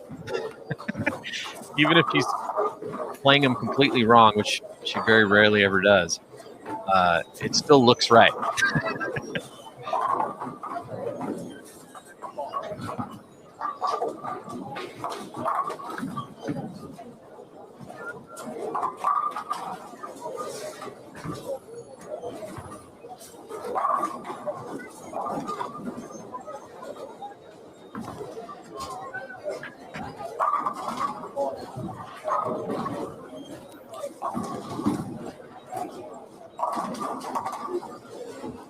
So, JT, I got to ask you a question here because I just had a complete flood of emotions and memories pop up when I think about Valerie's game and it just being so fluid, so easygoing. And it reminded me when I was in my high school bowling days way back when, that my coach at the time,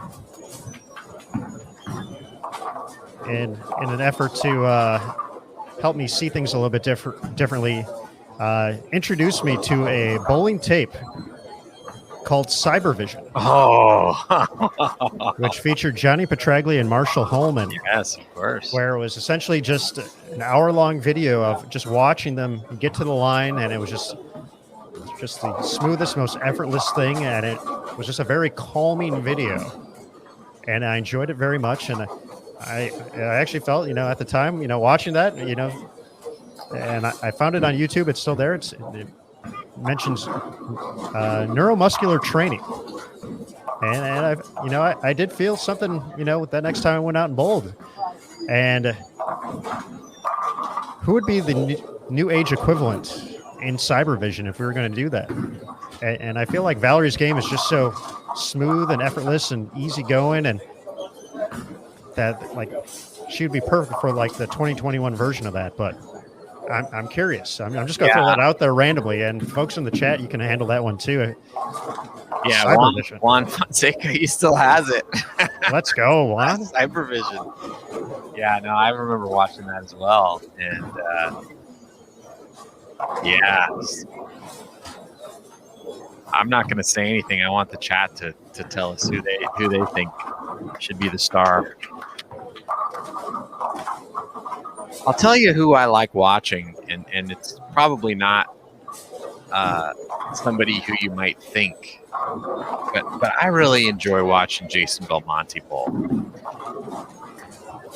I think there's just such a great rhythm to his game. It doesn't really look like he's doing much, but he's throwing it so hard.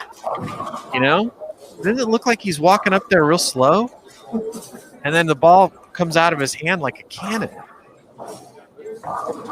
Anyway, that's one, obviously. Valerie certainly would get my vote. Shannon O'Keefe, who I mentioned, I thought had the best physical game ever. I'll tell you, watching her in slow motion is impressive. Watching her from the top of the swing through the release it's just pure power. It's great to watch.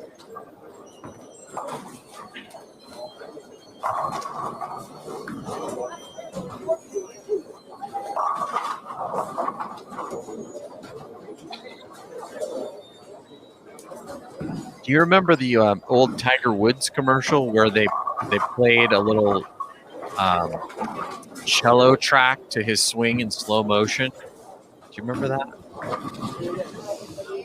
It was just him in a black, all black studio, like on a driving range mat, and they showed his swing from a front view, and they put it to this cello track and slowed it down in slow motion, and it was incredible. Very similar to Cybervision. I made a spoof video of that where I took the music and it was a bowling swing, and at the top of the swing the ball falls out of my hand and goes backwards and then hits somebody, and then the person comes in and punches me in the face in slow motion. Oh, JT. I always have to make it a joke.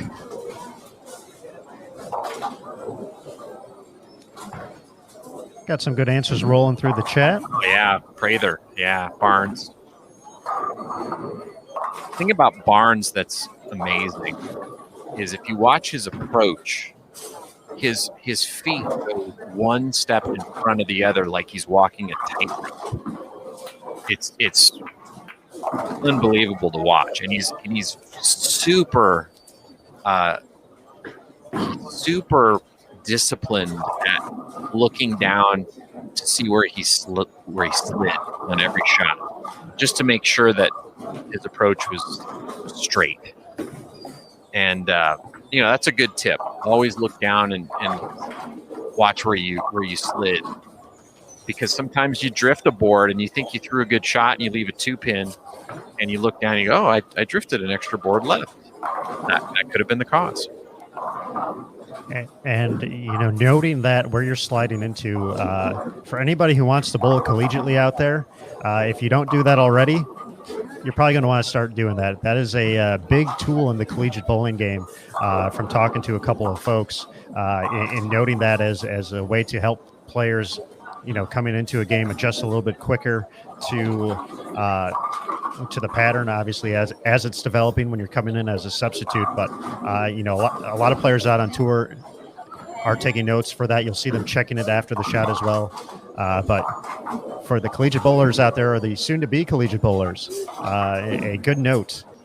Take note of how much you drift. So you should already know that. If you're getting to that level, you should kind of have that in mind. But kind of understanding where you're sliding into, a big thing that your coaches will like moving forward. Curtis is back with us, and I feel Curtis probably has a VHS version of Cybervision somewhere at his place. Oh my gosh! I don't know if Wow, he's ready what for have that. what have I stepped into, folks? I'll tell you what Sydney Brummett's stepping into. Urethane. Oh, she likes urethane. She does. She has broken out the pitch black coming up here in the sixth frame, and she thinks she's going to have a look with it. We'll see how it goes. But she cannot continue to do what she has been doing, she said. So she got a tip from one of her old coaches, gave her a text, probably watching on Bull TV, and said, "Hey, this is the same pattern you bowled on at the Hoosier a few years back. So break out the urethane." And so it looks like that's what she's going to do. We had asked ourselves, is it going to come out?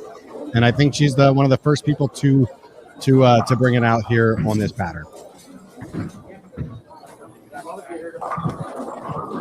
I mean, the trick, I think, is to make sure you're pulling it.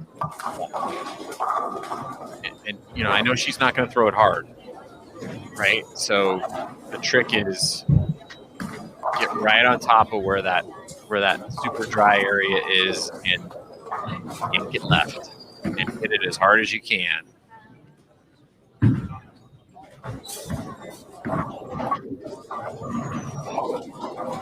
if you happen to float it just a little right, it's probably okay. We should switch over there. I'm down. It looks like she's on the last featured pairs.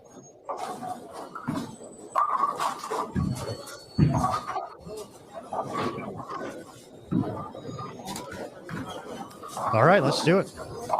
The request lines are open. Yeah, Earl, Johnny, and Parker. Those are three good ones. Earl was deceptively soothing to watch throw the ball. Just nothing fancy. No, just so smooth and such good balance. He was just a machine. The other thing about looking down and checking where you slide is it's good for your discipline in posting shots, because you can't look down and see where you slid if you're falling all over the place. So it's just good. It's just good discipline.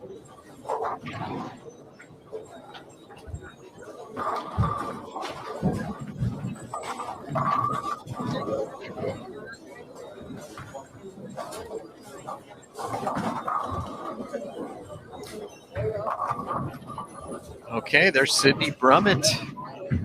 Miss Urethane. Let's see what she's got. Split on the left lane last time up. I think that might have been her first shot with the ball. It was. She just had brought it out to the rack that frame. So, a little adjustment period here and to see what's going to happen. Be a little guess. Wasn't quite right. She paid the maximum penalty. Big four. That one gets right a little quick and looks high. So can't do that. Gotta move those eyes a little bit left.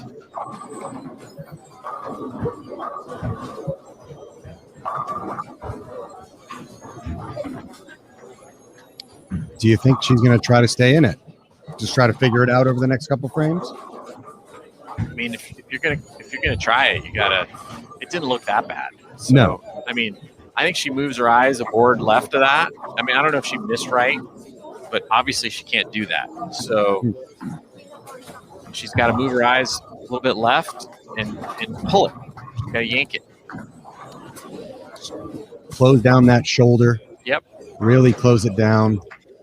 I always used to take my right foot and step it. I usually lagged it behind my slide foot, and then I would move it in front of my foot to really kind of close that shoulder down and get that swing in front of me.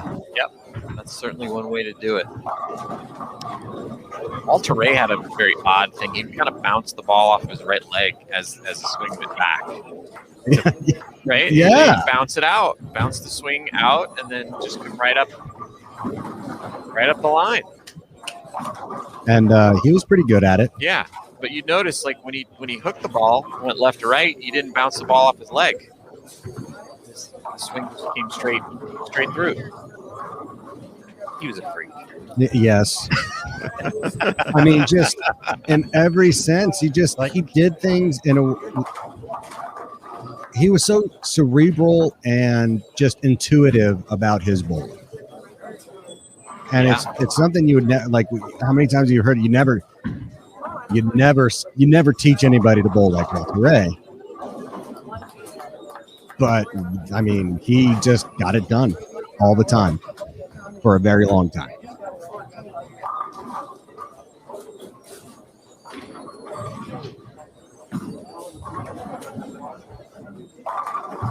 See, I want to be there for the thought process of putting that together and then seeing the practice with that. Just getting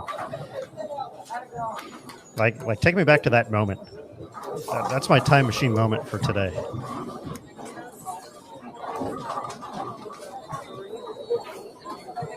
Yeah, and that we talked about Walter, and somebody said you would whack this, and of course he's the greatest bowler of all time, so whacks pretty much everything he bowls. But yes, if you go back and watch some of the early shows that Walter Ray made in the late 1980s, he was using the strategy of getting the ball to hook and read very early. And there were a lot of shows where players had kind of a squirrely ball reaction because they were going left to right, and he had this amazing ball reaction, throwing a firebolt up three, and getting the ball to kind of hook at like 20 feet and then stop. And he just would label the pocket shot after shot after shot, shoot 250, 260, and just blow guys away. Oh, it was, you couldn't touch it. And Walter Ray obviously had an area of dominance that arguably is the most dominant performance over a period of time. And early 90s Walter Ray was just a different beast altogether. And one of the most impressive records that still stands today is his consecutive cash record. It's just absolutely insane.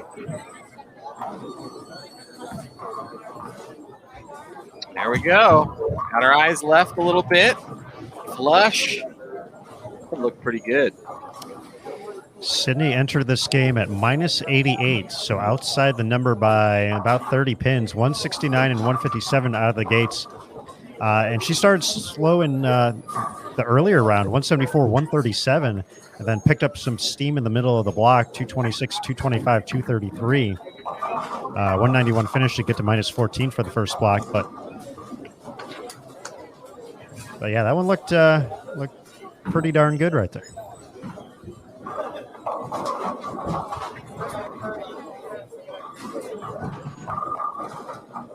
I think it's going to be a good strategy, and I think it's going to help her pair to pair. She's not going to have to make so many crazy moves because when the pattern's this long, and you have the amount of oil that was applied in the reverse direction,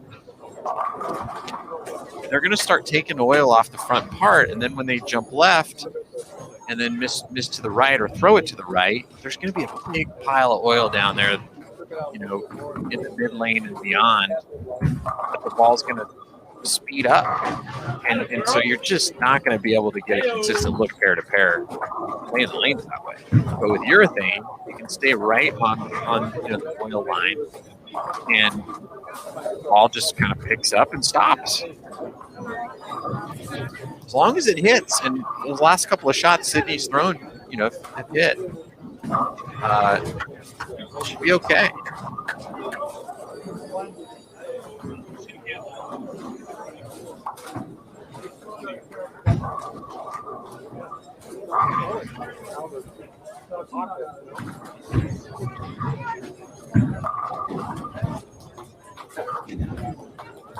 You know who else would have really pulled well on this pattern is Lisa Wagner.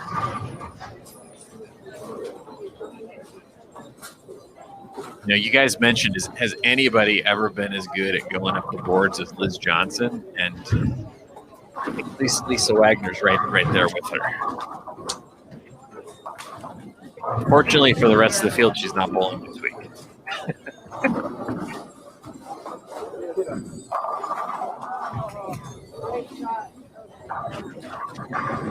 Secretly hoping you're going to say Jim Stefanich, but Lisa Wagner is he's good at trapping it, though.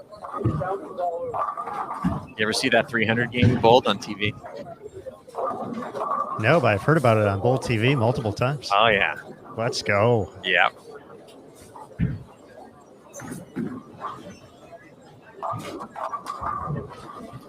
All right. Move those eyes in, Sydney.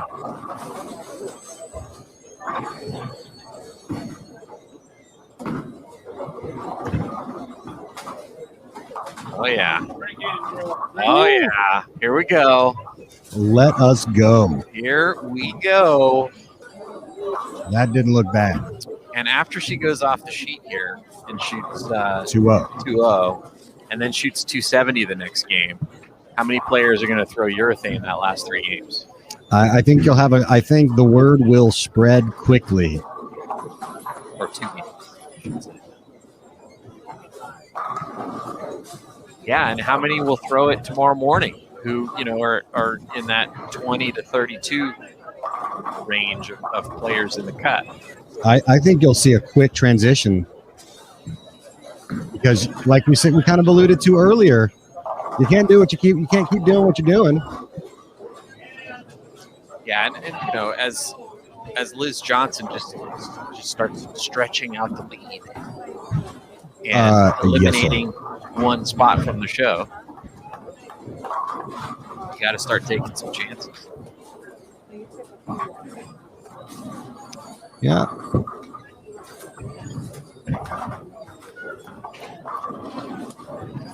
Has a little bit of a speed bump here. Shot $179. Liz? Yeah, Liz did. So a little bit of adjustment needed, but I guarantee you she's not panicking. Well, you did mention the little injury, which gives me a little hope for the rest of the field. The little cut that she has on her thumb.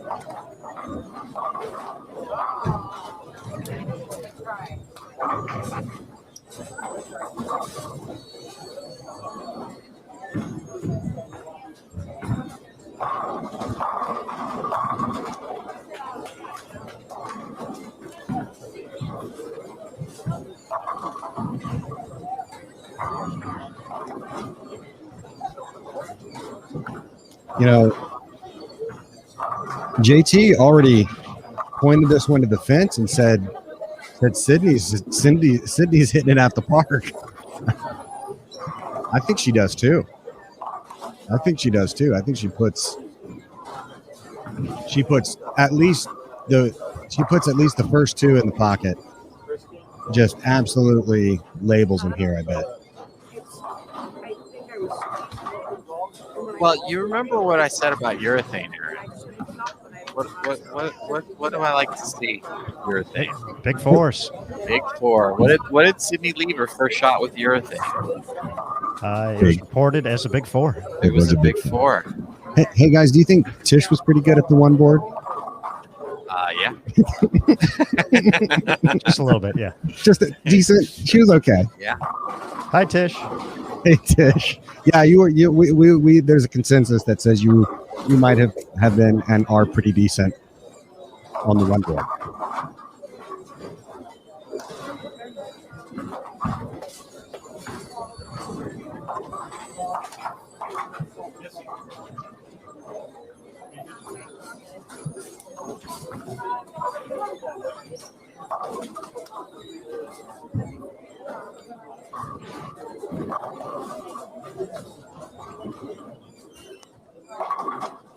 Oh, so close. But yeah, just keep those eyes a little bit left. That one leaked a little too far right. Don't move the feet. Just eyes just a little bit a touch left of that. It's like you're on fine line right now. Right down the top of it. So this way it goes. This way it goes left.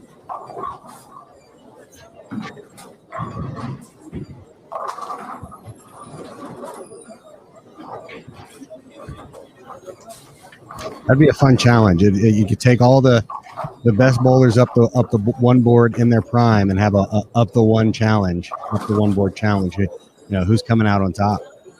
Man, that's a good one.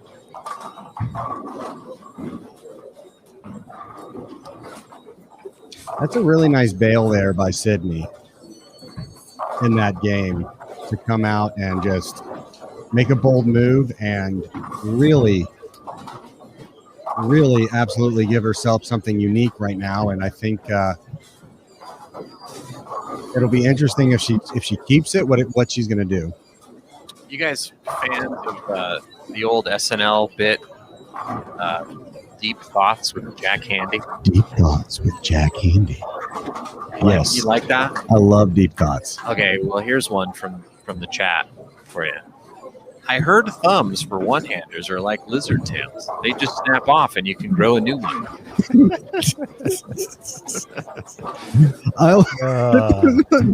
Deep Thoughts by Brian McDonough. I always like the one where he's like, Deep Thoughts by Jack Handy. If I lived in the Wild West, I would carry a soldering iron, and I would call it the soldering iron of justice. But it was just made no sense. It was so good. Oh, man.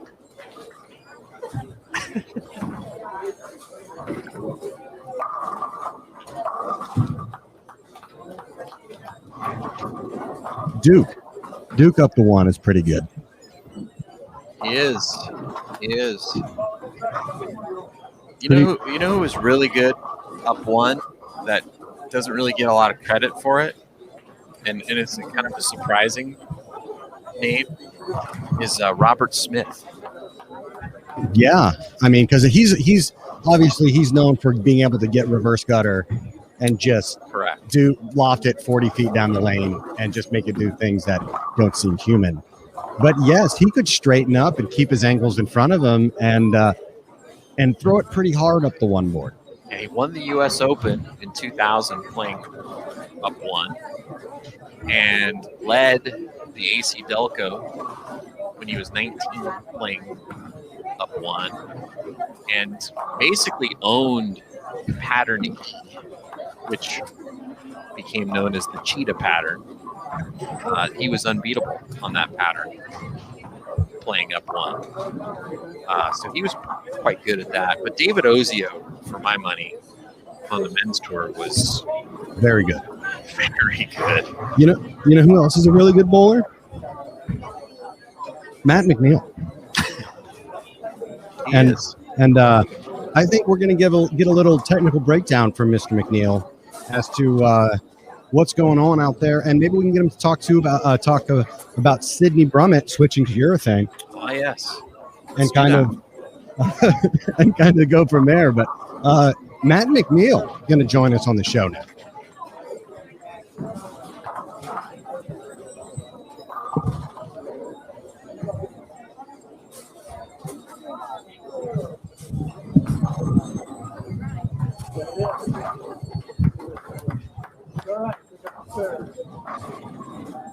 Check. All right, cool. Hello, Mr. McNeil. How you doing today? Guys, how are you doing? We're We're great. doing- We're not bowling. Yeah, that's right. I see you're still rocking the shells, so I'm proud of you. That's right. They look good. They're very the contrast between that and the greenish teal shirt show off very nicely. Thank you, sir. Thank you.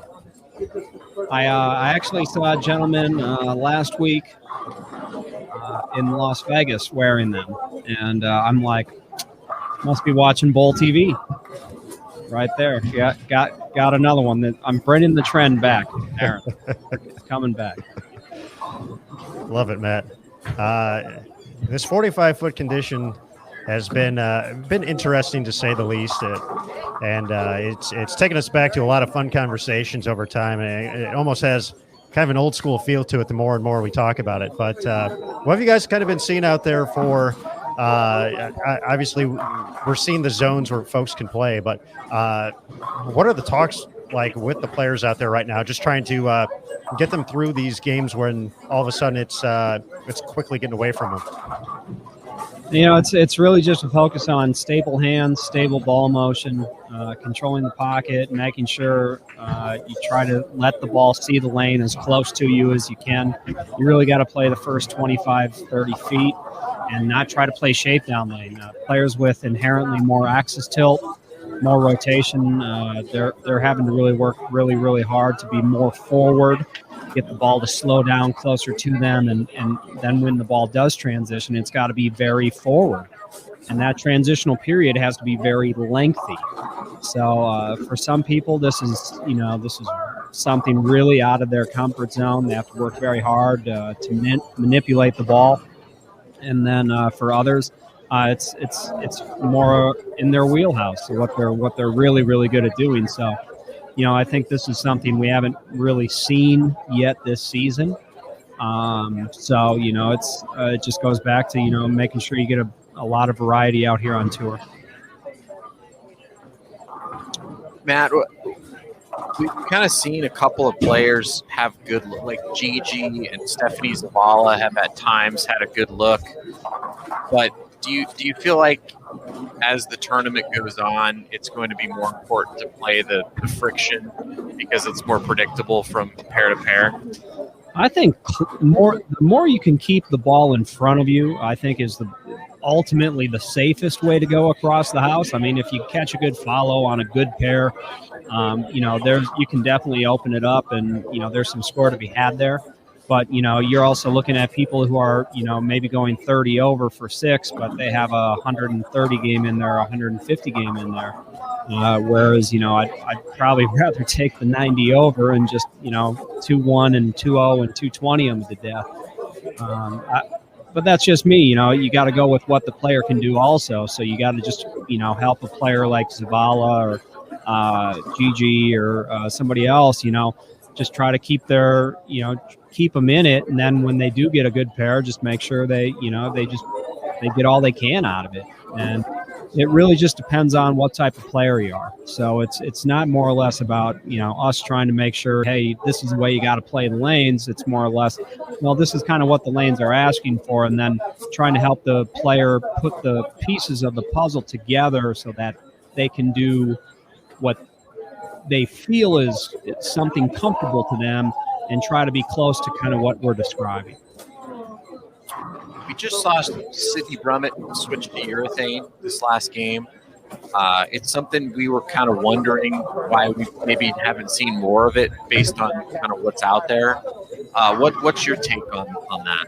You know, I think if you had enough rev rate, I think you could maybe get away with it. But I think you need a good amount of axis tilt as well, because, you know, if you set the ball down and you get it to the right early, it hooks instantly, and even with urethane. So, and being the pattern is 45 feet, I don't know how, if you don't do it the right way, how it gets through the pins. You know, maybe you turn a double or triple here, or, you know, maybe you're going to control the pocket a little better for some folks. But I think that's why there's not a whole lot of it going down the lane, is just because the pattern's too long, and to use urethane effectively with the types of rev rates that we have out here with the ladies. Now, Matt, we got some new players on tour this week with Team Singapore making the return on the PWBA here in 2021. Daphne Tan has been one of the players who's been very consistent throughout the course of both of these blocks. You know, for you, what's it like being able to kind of get them ready for competition mode once again this week, since it's been something they haven't done essentially in a year and a half? Yeah, I think you know, I've been working with the coach. You know, the last couple of weeks, just, you know, they could only come over with, you know, 5-6 balls, so just, you know, making sure we get their, you know, their kind of their you know, their standards, you know, the balls that they really like, you know, those boy, it's been a long day for me. Sorry. those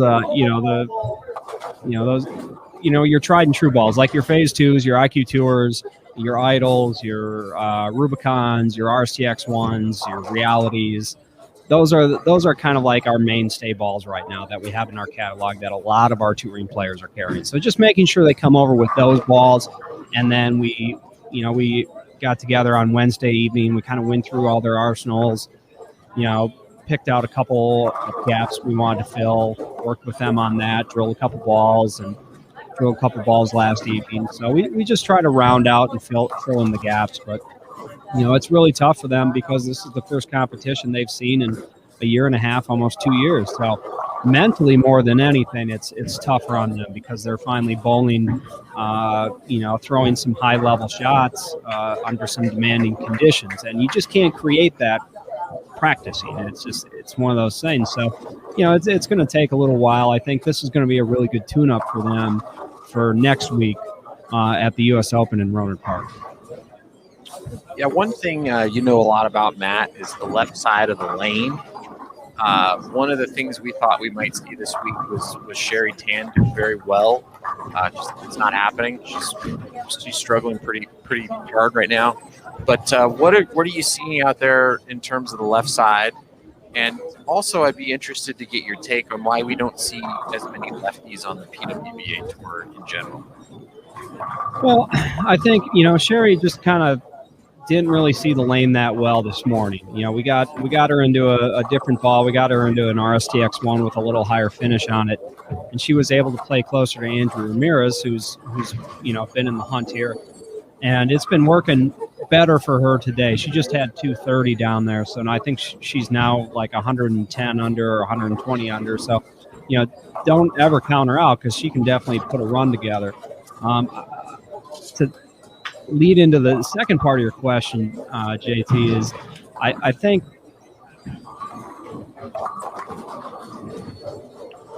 I would say that I don't think there's a lot of left-handers that come out here just simply because you bowl on very demanding conditions, which you should on a professional level. Oh, you're saying lefties like them easy. Now, hold on. You're putting words in my mouth. Just kidding. What I'm saying is because there's so few of them. I knew it. Yes. Because there's so few of them, they never can alter the pattern in a way that makes it easier for them. It's very, very seldom. So they're always bowling on fresh where the right side can go from, let's say, very tough to, slightly easier. You always take that with a grain of salt because the field can play them in a certain way that makes them harder too. So it's not every time, and it's not black and white.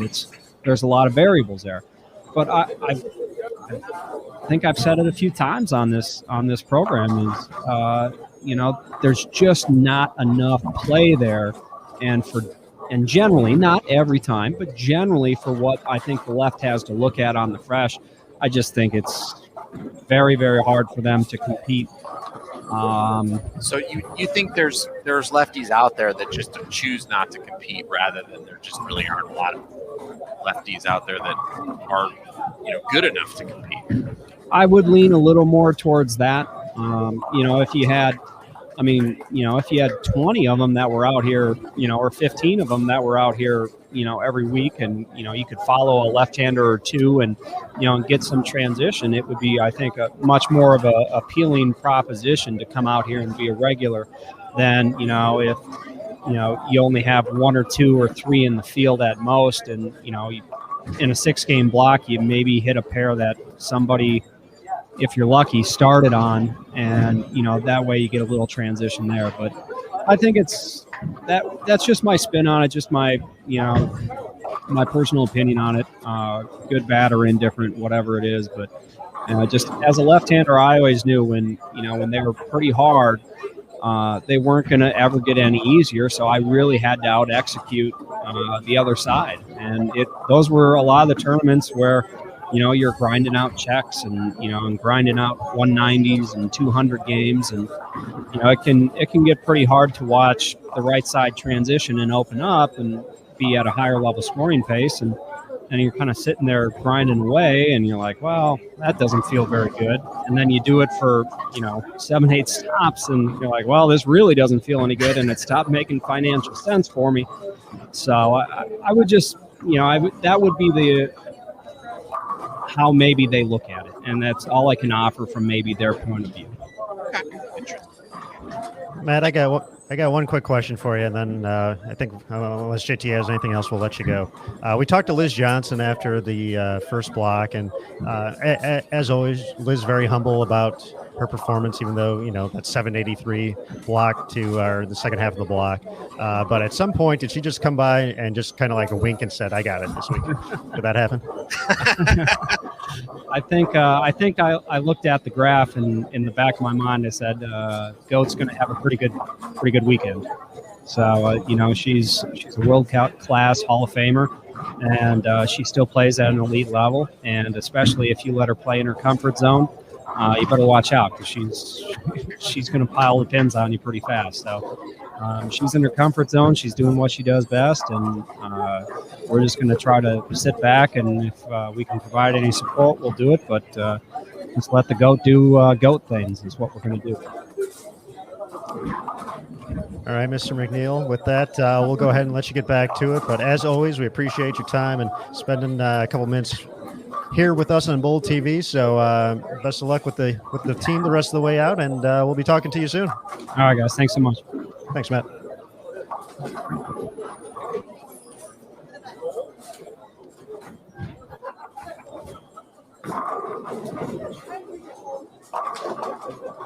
I was secretly hoping he just said yes, JT, that she just walked by and just gave a nod, like, hell yeah, this is. I'm sure she does, but you don't want to give that away. I'll tell you what, as a bowler, when you see something you like and not a lot of other people have it, you feel really good. And I don't know, I'm sure Liz feels even better than a normal person would, because she's got all that past experience and history of winning events. But yeah, I'd imagine she's feeling pretty good about things right now. But she's also, someone who's never going to get ahead of herself.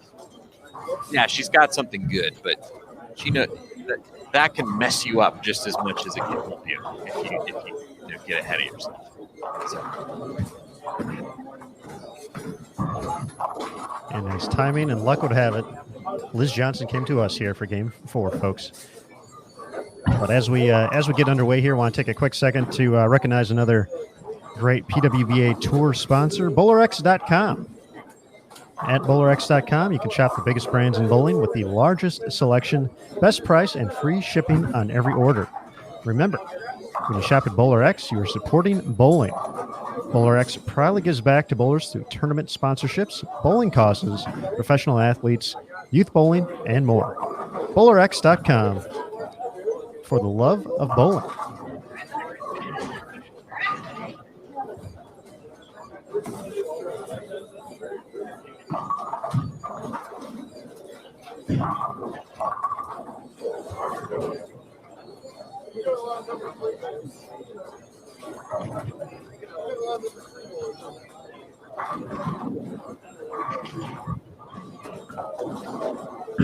Yeah, Rod Nikas. Earl Anthony can usually find a way to break down the left side. And, I would say it wasn't so much breaking down the left side. He just played the game played the game much more precisely than everybody else. All he needed was just a little bit of an opening, and he can take advantage of it. There are so many stories of, Earl being the only lefty to cash, and he would end up winning the tournament.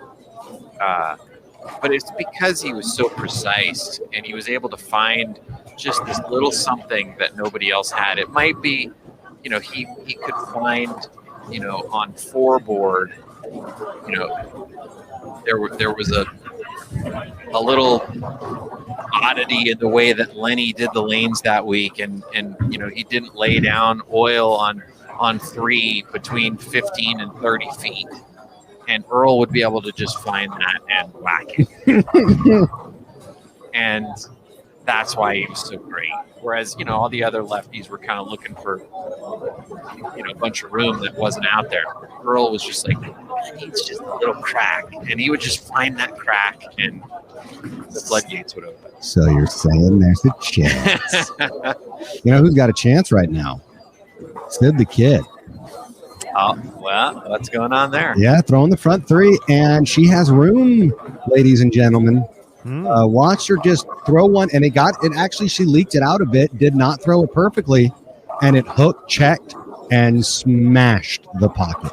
A touch high, so she might make a little bit of adjustment off of it, but the pitch black seems to be doing what it needs to do to get her to the pocket. So I'm gonna take a little sachet across the bowling center here and see if anybody else is getting that idea, because it looks, from my layman eyes, I would say that it looked pretty darn good. Yeah, I would say if she throws a couple of more, the information might start percolating among the ball reps to the players that are, that need a couple of big games. Just, why don't you try this? And I think Matt McNeil made a great point about why we're not seeing, very much urethane go down. And it's really, it doesn't give you that much of an advantage in terms of getting to the pocket. And when you do get to the pocket, it's not going to hit nearly as hard unless you have a lot of axis rotation. And Sydney does. Yeah, that's like 60 plus degrees. Right.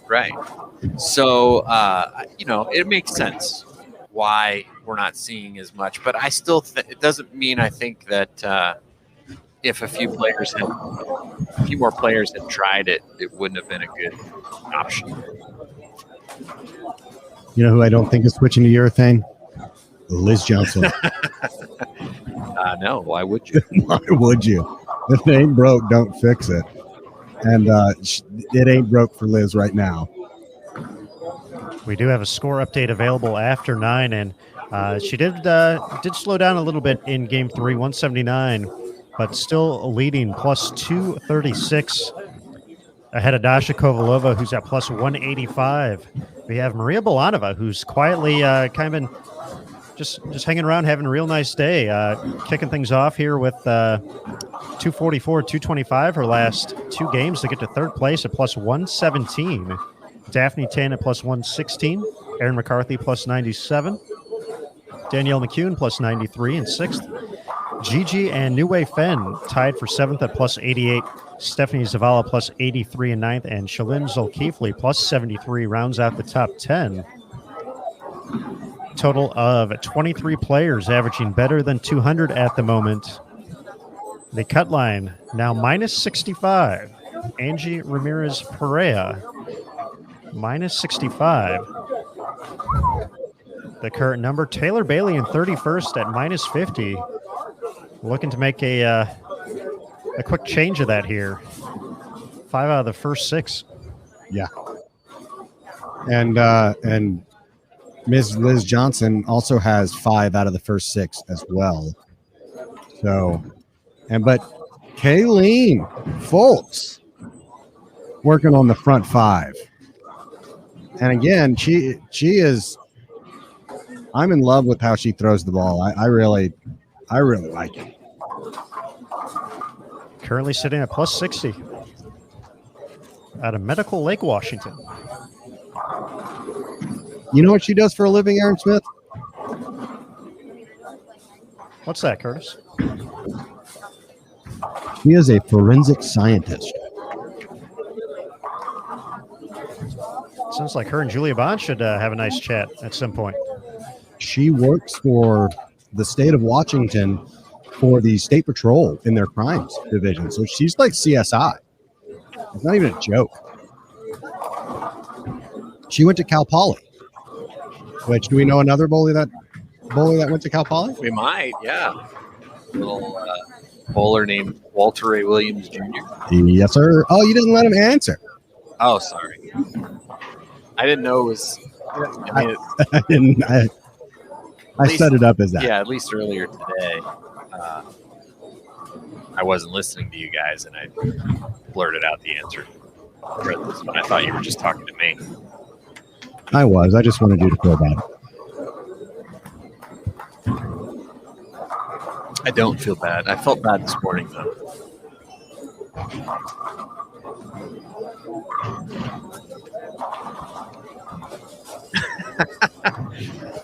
Brian McDonough, watch where you leave those fingerprints, boys.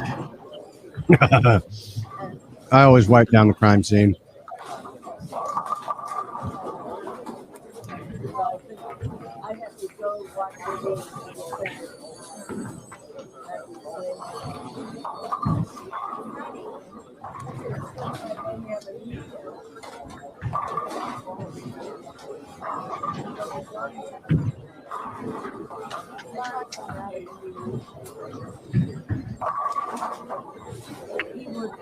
Yeah, but this is Kayleen's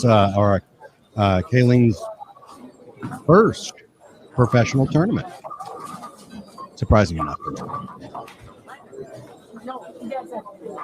Yeah, not having too bad of a showing either.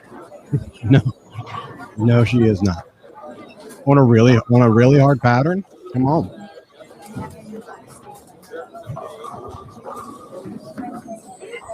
Nick, you're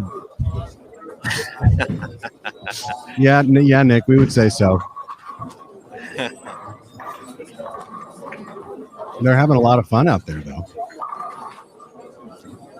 Well, I'm really excited for next week for a lot of reasons, but one of the reasons is because Jim Decker, the proprietor at Double Decker Lanes, has installed brand new lanes, and I've never seen a professional tournament conducted on the lanes that he's installed. So, really? Yeah, it's gonna be really interesting to watch, and it's the U.S. Open. And there's $100,000. I didn't know if you knew that, Jason Thomas. I did. I heard $100,000. I might have even heard that before the rest of the world. I would hope so. You didn't find out on Facebook like I did? No. I spit my cereal out. What kind of cereal? I'll give you 2 guesses. Lucky Charms. No, not a good guess. Well, it was a good guess if it was true. Honey Nut Cheerios. Oh, come on, Aaron Smith. Come on. Who do you think I am? Honey Nut Cheerios. Who do you think you are? I am. We'll leave it up to the Bowl TV chat. What cereal do you think I spit out when I found the news out that it was $100,000 on top for the U.S. Open? Grape nuts. Grape nuts. Do they still make them? Have you ever even actually finished? Can you physically finish a bowl of grape nuts? I had them one time and I broke all my teeth and I stopped eating them. You have dentures now because of your one bowl of grape nuts. Yeah, when I was 6. No, Brian. Captain Crunch is a great the cereal that actively tries to hurt you because it will shred your mouth. I love it. But you can't stop. You can't stop it. You cannot stop. Yeah. Spitting out grape nuts is the right move. No, but it is not the captain. Does not hold a naval rank that I am aware of. Not Cookie Crisp. I would say Captain so far the best guess, but it was Fruity Pebbles. Fruity Pebbles. Come on. A delicious cereal. Lucky Charms was a bad guess, but you were actually eating Fruity Pebbles? Yeah. Because Fruity Pebbles are delicious. Wow. And Lucky Charms are average.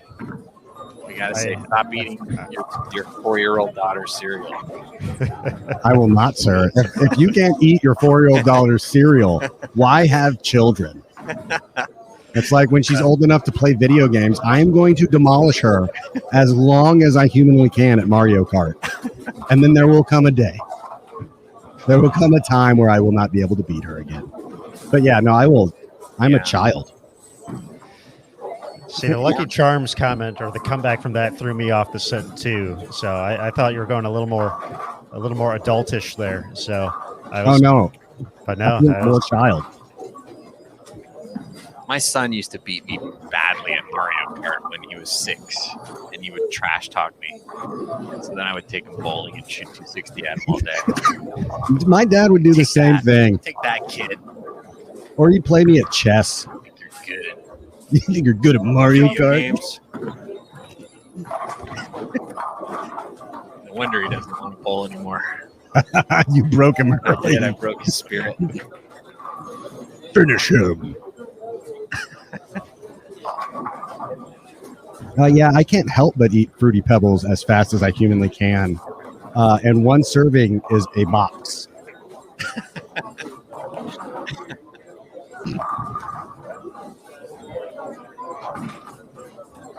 Yeah, before you are finishing the last bite, you are literally pouring. See, here's the trick with cereal, right? You always pour too much milk, right? So then when you finish up your bowl, you have a bunch of milk left. So you're, well, I'm going to utilize the milk. And then you do a heavy pour on the cereal. So then there's not enough milk. So then you have to keep finding that balance. And then eventually you're just going to eat the entire bowl of a box of cereal. I have so many stories I want to tell right now. So first story, of course, we all know Fruity Pebbles is under the Flintstones brand. Yes. Aaron Hanna-Barbera. Smith, what TV show from the 50s is the Flintstones based on? Oh, yes. I know this answer. are we getting back to that one thing I didn't know that turned into this We whole are. big thing? Yeah, we'll stop. We'll Was it the Honeymooners? Is that what it was the called? Honeymooners. Very It is, good. yes. Very All good. right. Very good. And then the second thing, I've been watching a show called Chef's Table recently, and it's a great show. Each show features a famous chef, but I'm on the desserts season right now. And one of the chefs featured in the desserts season, her claim to fame was she made a dessert out of cereal milk. Yeah, she made and it was like cornflakes at first. Correct. Yeah. Yes. And it's like a cream dessert. Yes. And there's nothing better than cereal milk. Drinking the cereal milk after you've 100%. eaten the cereal. My daughter has a frozen bowl, branded frozen, and it's one of those that has like the straw built into the bowl. Yeah.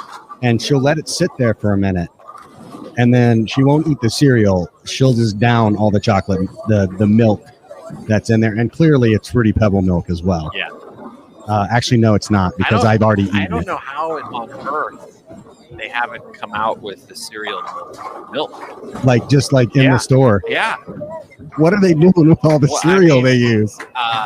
Because is it going to be like the Seinfeld episode where they get into the muffin business, Yeah. and they try to just make the muffin tops, but nobody will eat them, so they have to make the whole muffin and peel it off the rest, and then they have an excess of the bottoms that nobody wants to eat, so they give them to Kramer.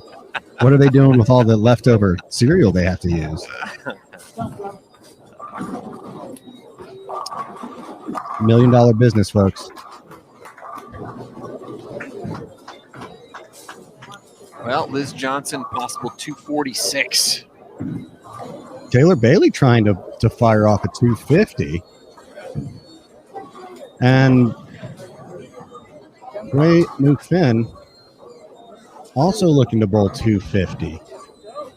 I'll tell you, Or 240. out of all the players 250. that are in the top 10 right now, I think I'm the most impressed by how she's playing the lanes. Because in my mind, this is like her F game or G game. What she's doing right now. Like A, B, C, D, E, F, G. We're talking cereal, and I just have to make one more comment. I saw this like March Madness bracket for cereal, right? And it had like all the famous cereals pitted up against each other. And I was like, oh, Fruity Pebbles got to easily be in the Sweet 16, right? Easily. but he gets outed in the 30s in the round of 32 by shredded mini wheats. No, not even shredded mini wheats, shredded wheat. The cereal frosted shredded wheat beat Fruity Pebbles in this, and what I think is one of the biggest upsets in history. In any bracket history. any bracket history. Absolutely horrible. Yeah.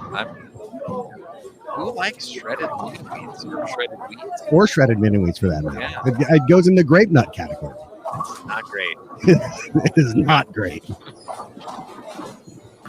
All right, I promise to not bring up cereal anymore. 236 for Liz Johnson. I got to calm down.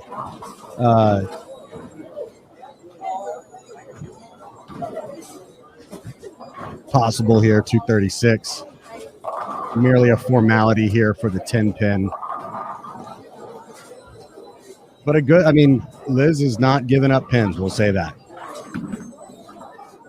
Well, she's just trying to get her average to 230 for the day so that I can have one prediction come true. That somebody will average 230 for the day.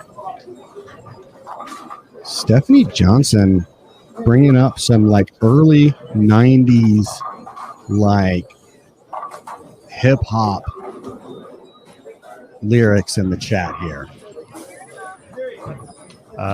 That's not Stephanie, by the way. Yeah, I didn't think so. I was like, wait, aren't you bowling? So would that be, I'm assuming maybe Chris. CJ in the house. CJ. Now it all makes sense why you're bringing up those particular lyrics. It all makes sense now.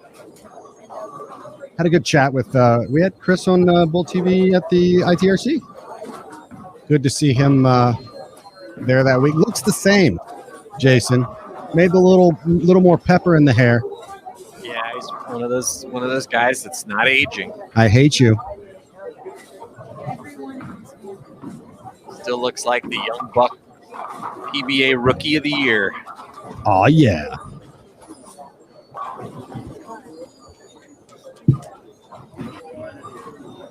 C to the J.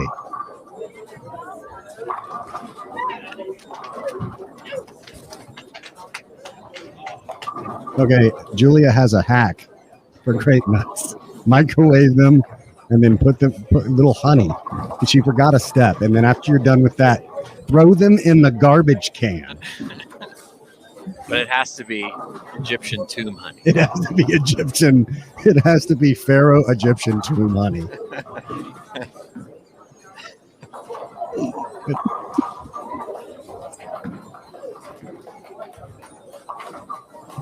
Might be the theme of the season so far. Absolutely. I am going to get Bull TV t-shirts made.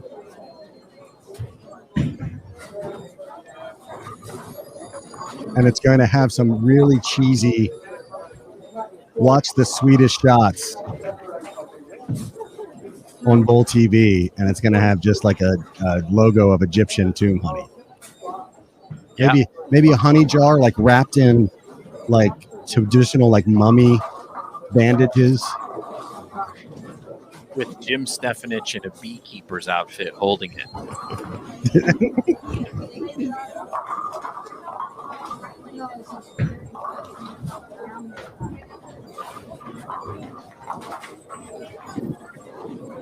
I think that could be a fair question for the chat as we get toward the end of game 4 here. 248 for Taylor Bailey, going to make a big move as she was in 31st place heading into this game at minus 50, so she's going to get all the way up to minus 2.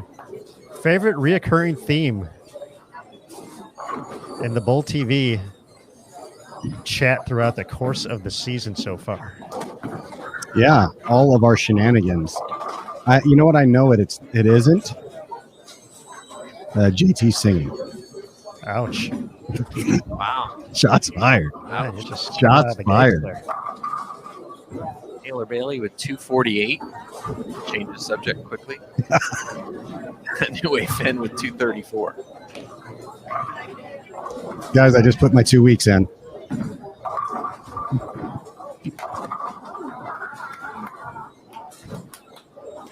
Well, that's good because then you can still at least do the U.S. Open. Yeah, I'll get you through the U.S. Open.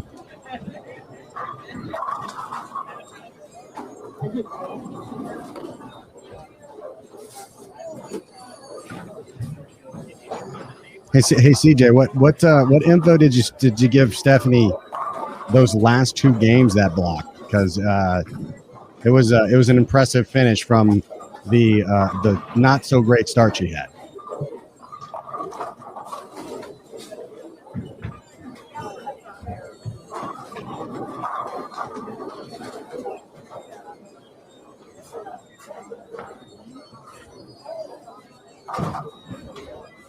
I like it, Sean. I like it. A mummy bowling with the caption, "That roll is sweeter than Egyptian honey." I think that's a winner right there. We need to give that shirt away on Bowl TV.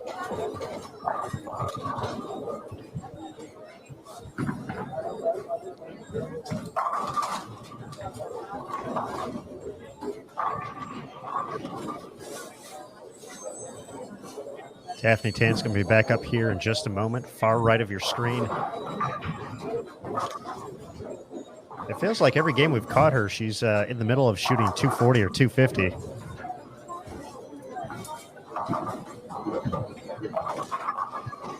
CJ says, "I said I averaged 133 when I was 8. Get it going." Just shots fired. Just, I'm going to come at you like a spider monkey. Throw your war medals off the bridge, Grandpa.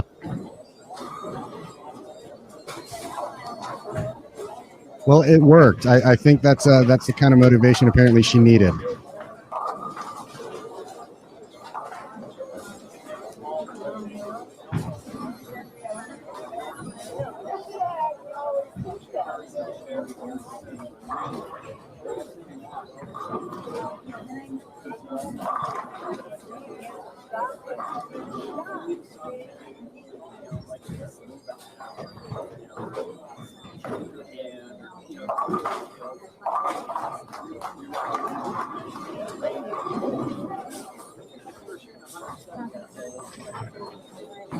Stephanie Johnson is pretty consistent right now, which is not bad. Like 190, 197, 209. So just kind of waiting for it to come. You know, she's not giving up pins by any means. And, you know, just keeping herself there, not trying to overplay things. And it looks like, you know, being -3 for the first 3 is not a bad thing. Maybe it'll open up a little bit for her as this round goes on.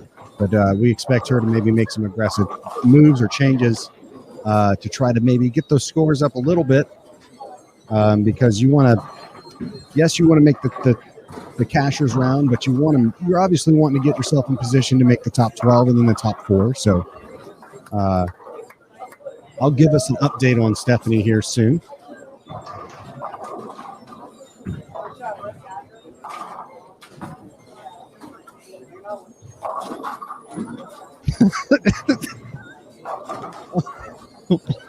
Sean, you and me are going to get along just fine. You and me are going to get along just fine. No, this is how I am naturally. And I know that will scare absolutely every other human being. Yeah, I am sober. That is the biggest compliment I've gotten all week.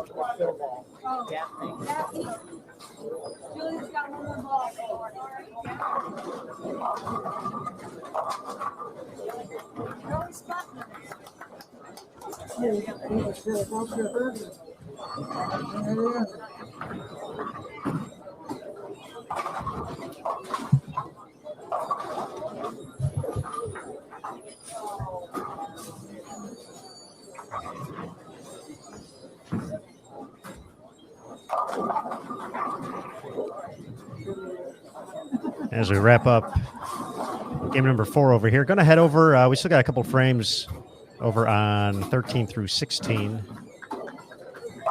So let's get Daphne's first shot of the 10th frame. We'll head over there.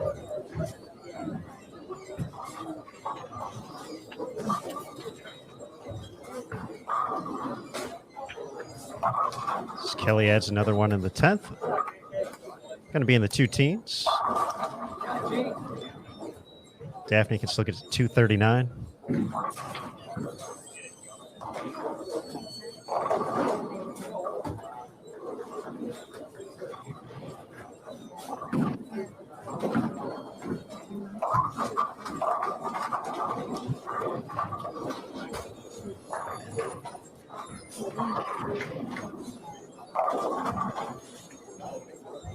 It's going to drop the max down to 228. Let's make the move here.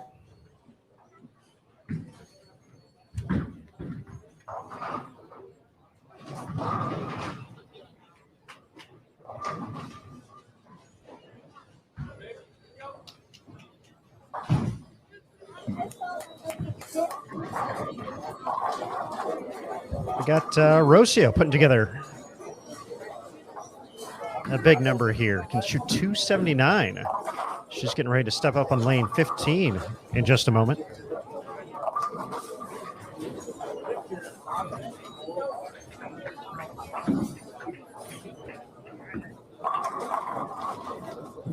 Rocio is at +1 entering this game. So in the number, but this is going to be a big jump here.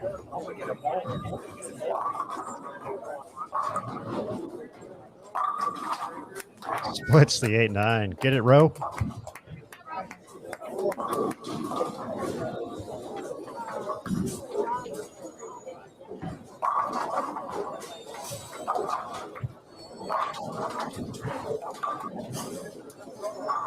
We had some folks in the chat mentioning that, you know, Verity was struggling this game, and certainly that's true. If she can go off the sheet for 186, that would be pretty huge for her.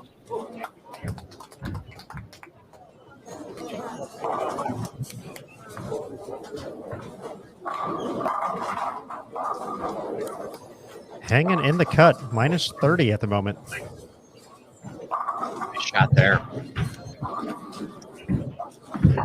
All right, CJ's personal courier service is back to get an update on Stephanie Johnson.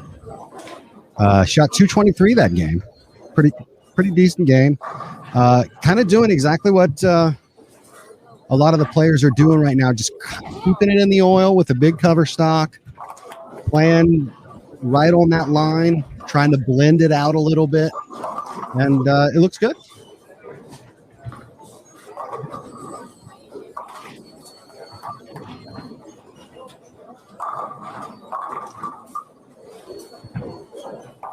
I believe she is on 9 and 10.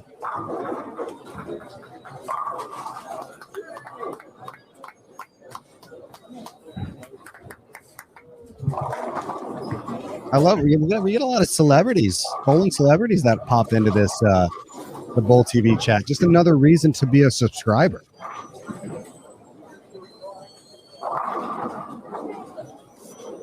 And sometimes Chris Johnson even comes in too. Whoa! Just kidding. Wow. Where's the love, JT? Where's the love? Take that, Trebek. I do love Chris Johnson. I'll take S words. Yeah, 223 is what's up. That's like shooting 240.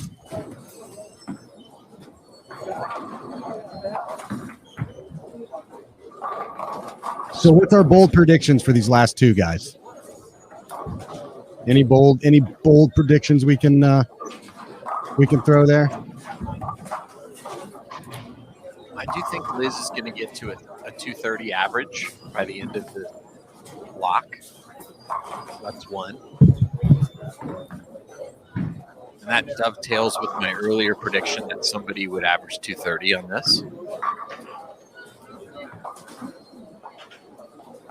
I think somebody will bowl 300 in one of these last two games. Okay.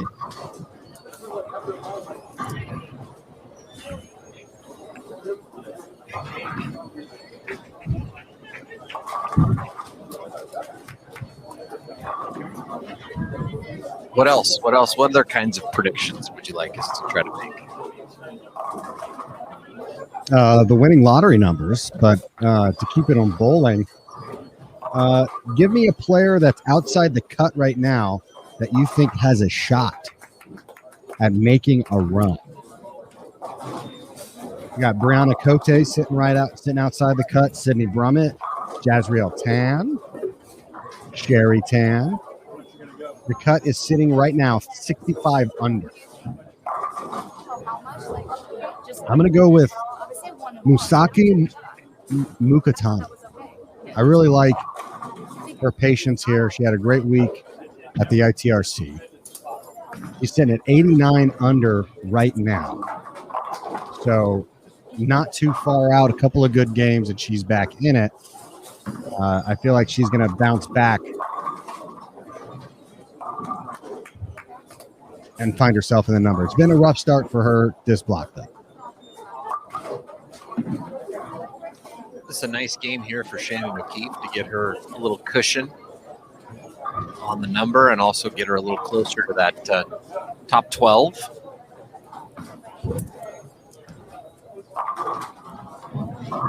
I was surprised, at Jazriel Tan's score this morning. It looks like she's got a pretty nice look this evening. So I wouldn't be too surprised to see her pop a big game and a good game in there to make the cut. CJ has his bold prediction. He's logging his bold prediction, and it's that the cut will be minus 37. Bowling fan, you used the forbidden words. Now, Did he mention Jim Stefanich? That's In a way. that is how Jim Stefanich's name came up on Bowl TV, was because every time somebody mentioned a tie, we would have to invoke Jim Stefanich.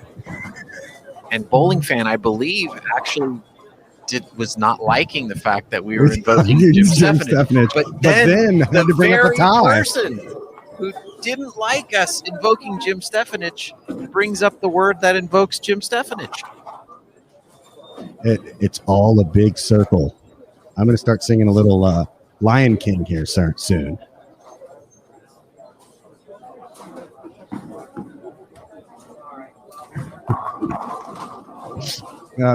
That's probably not everybody's favorite thematic.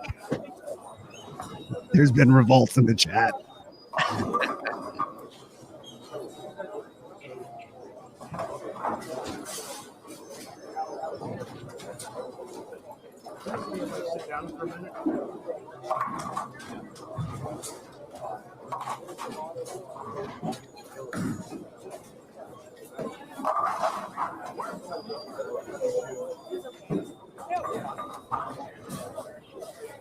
Sydney Brummett with urethane last game looks like she bowled 187 with a couple of opens.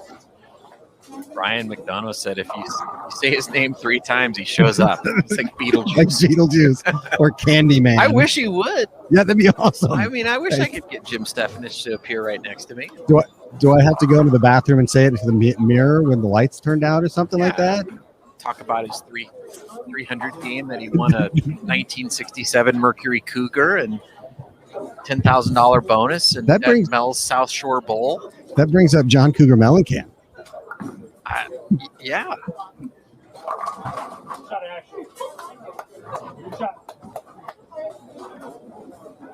Much better. Good shot.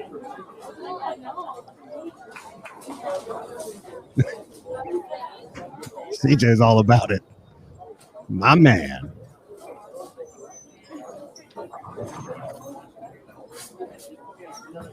Very nice job bailing out 185 there. Yeah, absolutely. That was big.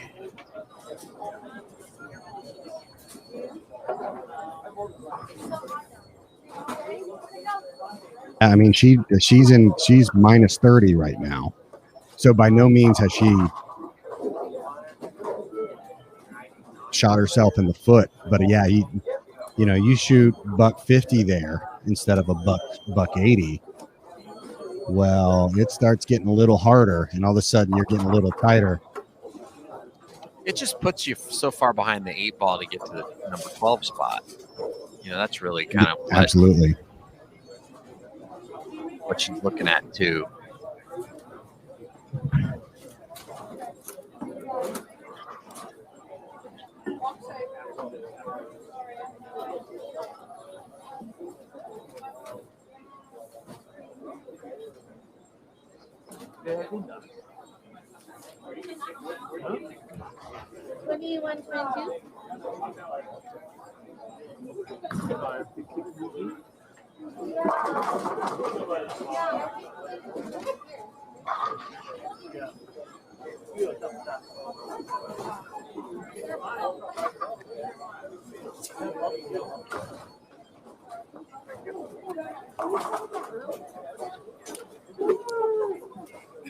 .201 for Ashley Galante there. It's a nice bailout for Ashley with a couple opens there to start the game. 4-bagger in the middle. She was in the top 10 after round number 1. She didn't love that shot she threw in the 11th.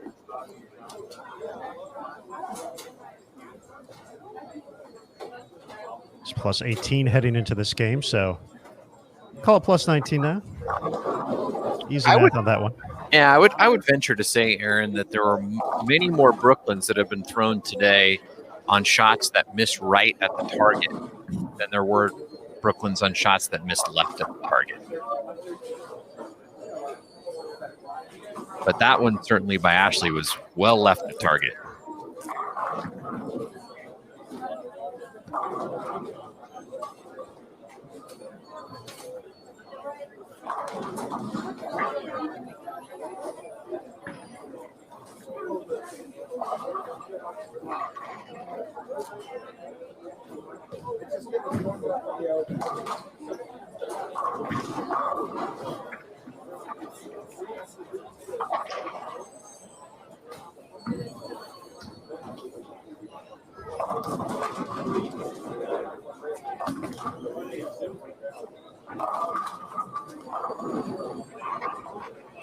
So we get into game number 5. I'll take a quick second to recognize another apparel partner here on the PWBA Tour, High Five Gear. At High Five Gear, their apparel is an extension of you, bold, creative, original, custom apparel for the individual, the team, and everyone in between. Learn more at h5gbrands.com. High Five Gear, a proud apparel sponsor here on the PWBA Tour in 2021.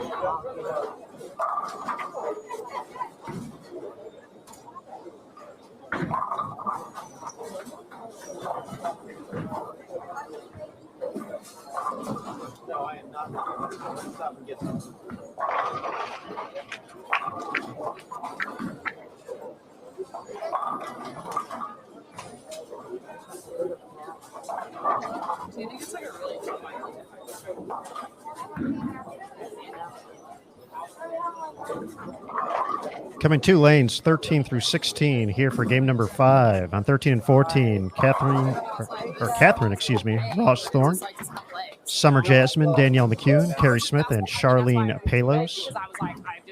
Over on 15 and 16, Stephanie Johnson, Angie Ramirez-Perea, Sabrina Groves, and Brianna Clemmer.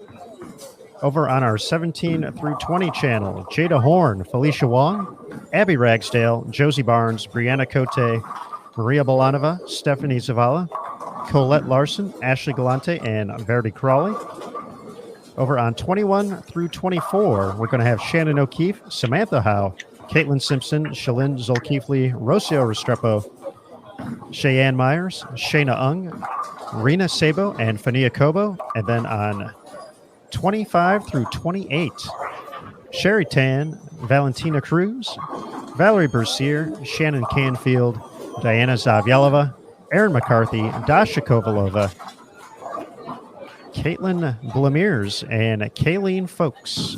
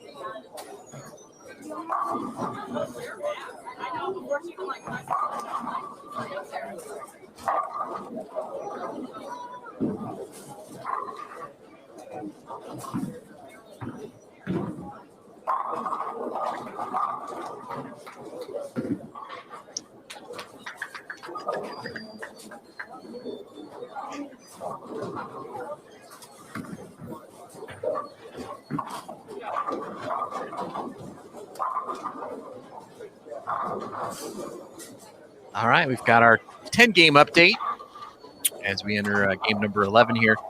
Liz Johnson continues to lead, plus 272. Dasha Kovalova in second, plus 219. Daphne Tan in third at plus 144. Danielle McEwen occupies the fourth position, shot 235 her last game. And we'll be watching her here this game. She's at plus 128. Gigi Mason, who has been very, very impressive. We saw her earlier today shoot 147 to start the day, and she has just turned it completely around. Her last 6 games have been 234, 279, 221, 191, 234, and 237. So she's at plus 125. She's in fifth. Yue Fen in sixth place at plus 122. Kayleen Folks, who we mentioned was having a great day. Curtis interviewed her on the break. She's at plus 103 and currently in seventh place. And Erin McCarthy in eighth at plus 100. Stephanie Johnson and Maria Bolanova are tied in ninth at plus 91. And Kelly Kulik is in 11th at plus 80. Our cut line, 32nd position.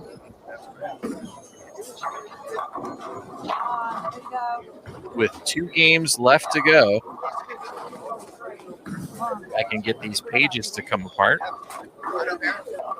Minus 64, Shayna Ung.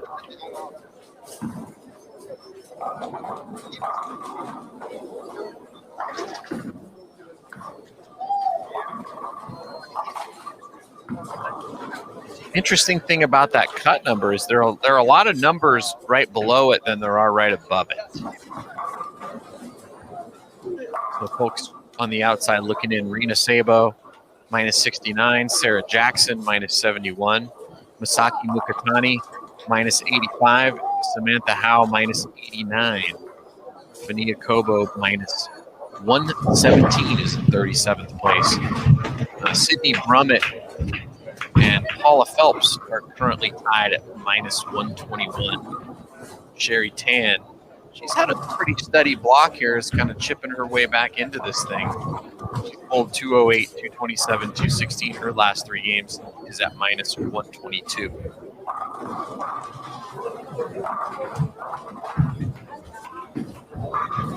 So there it is.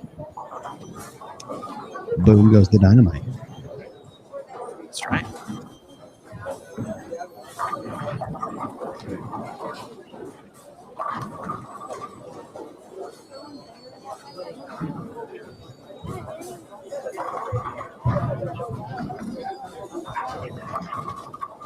Had quite a few guest entries here this week. It's been nice to see. Yeah, absolutely. Every pair, you see a new face or a guest appearance out there. It's great to see the support for the Pac Northwest coming out.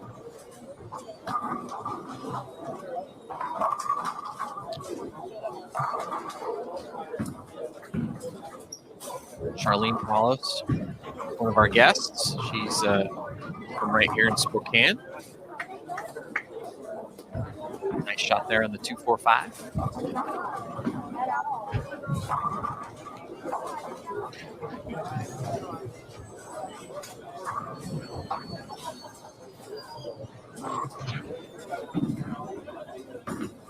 But yeah, Kayleen Folks plus Yep. 103. Absolutely.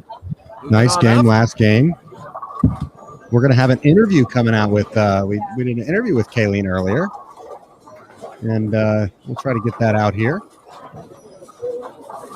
Like I said, forensic scientist, went to school for animal science, actually, was going to be a veterinarian, and had a life pivot.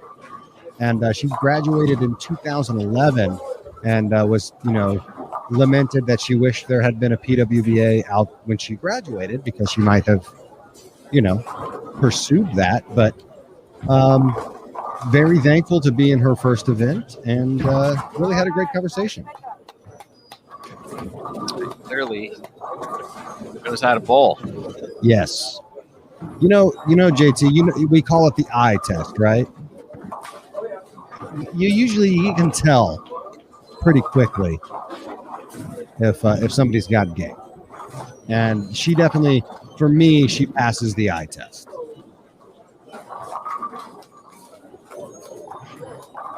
And she's on a really good cross. When you got Erin McCarthy and Dasha Kovalova bowling with you, that ain't bad. It's a good roadmap. Yes. Just be as good as Dasha. That's all you got to do.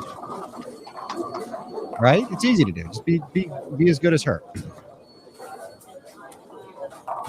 Wasn't super easy in Louisville for the first event of the Summer Classic Series. No.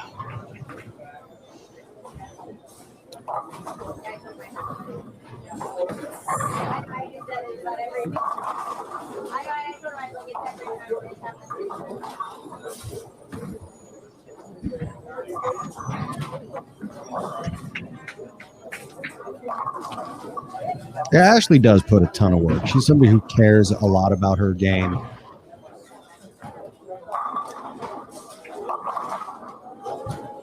The eye test.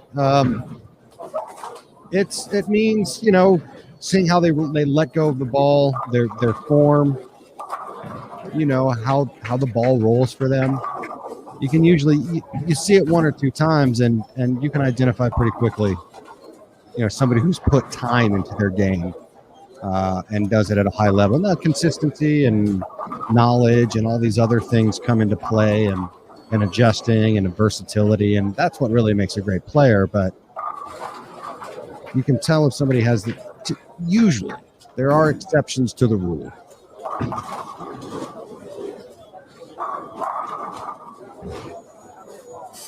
Well, it's a commonly used term when you don't have a lot of data to back your evidence up, as to why something is the way it is. But, I would say in bowling, it's very common in college recruiting.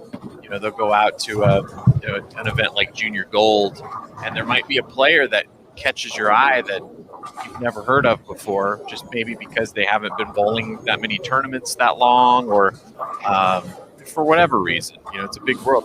There's 4,000 kids that bowl Junior Gold, but you go and you walk to some of the centers and you go, wait a minute, that young man or young woman throws it great. Passes the How come eye I test. haven't seen this person's name before? Absolutely.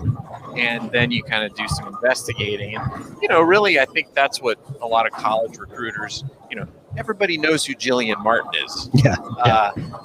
I think if she called up any bowling school in the country and said, hey, I was thinking about coming bowling for you guys, they'd say yes. Yes. And you can full ride and all of the above. But what I think what makes college recruiters and separates the good ones from, the middle of the road programs are the ones that are able to find those diamonds in the rough. Yeah. And say, I can work with this. Right.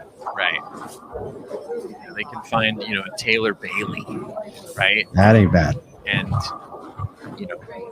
turn her into a national championship winning player. Yeah. And a PWBA regional champion. Correct. Yeah. Because, you look at certain bowlers, like it was no mystery when you saw Jordan Richard, for example, throw a shot. Like, oh, yep, I want her on my bowling team. And And I think Taylor Bailey might have been a bad example because she actually did have a pretty stellar junior career. Yeah. But yeah, that's the eye test. And it's the way us crusty bowlers, we talk about, oh man. Out on the tour, you when a new guy came out, you always gave him the old eye test.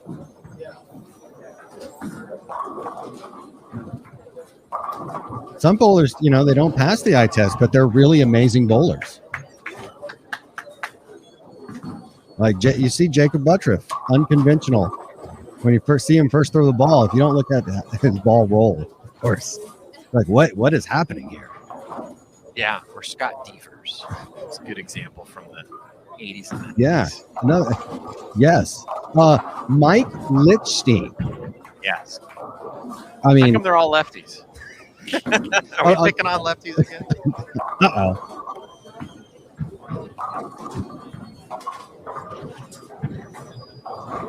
Ron Williams.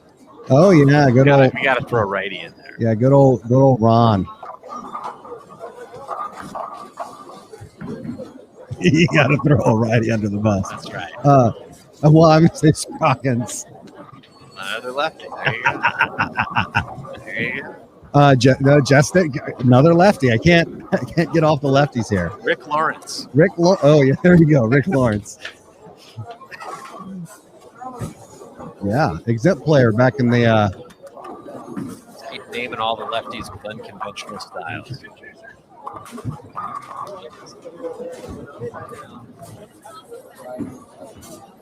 Joe Salvemini.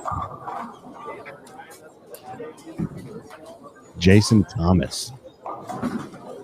Shots fired again.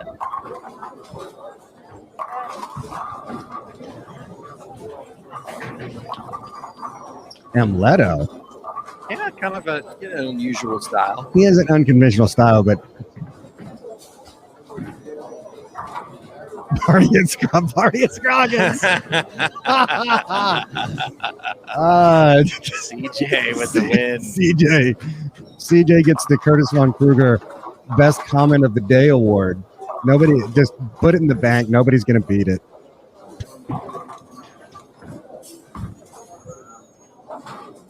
Oh my goodness. CJ knows. It's like the Jim Rome show. Rack him. Are we allowed to say Jim Rome on a bowling broadcast? No, we'll probably get sued. He's already filing the paperwork. I actually hope that happens, but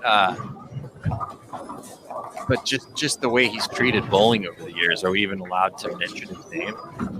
I mean, isn't all press good press? According to some, yeah. Yeah, and Leto had an odd game. It wasn't. It looked odd. Yeah, right? You know what? I mean, yeah, early. I mean, nobody still to this day throws the ball like him. No, absolutely not. Absolutely not.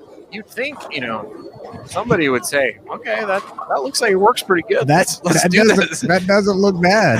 Everybody thought that Amleto was going to last like 4 seasons. Yeah, he's still out winning PBA 50 titles. Yeah. And talk about one of those bowlers that never age. Yeah. The man is a fine wine. And my wife was in love with him for a long time. And Aunt. Don't blame her. And Aunt. They both they had crushes on Amleto. Not hard to do. Not hard to do. But but it was one of those styles now as you've grown accustomed to it, there's this beauty and aesthetic to it. And how smooth he got.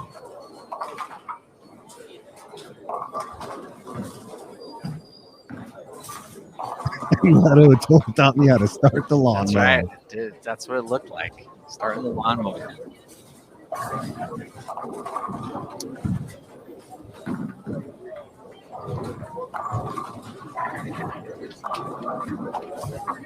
I would agree with that. Mike Lichstein is one of my favorite people too. And one of he won the most prolific amateur bowlers of all time. Like, don't let it lull you in a sense of security. Mike Lichstein will beat you.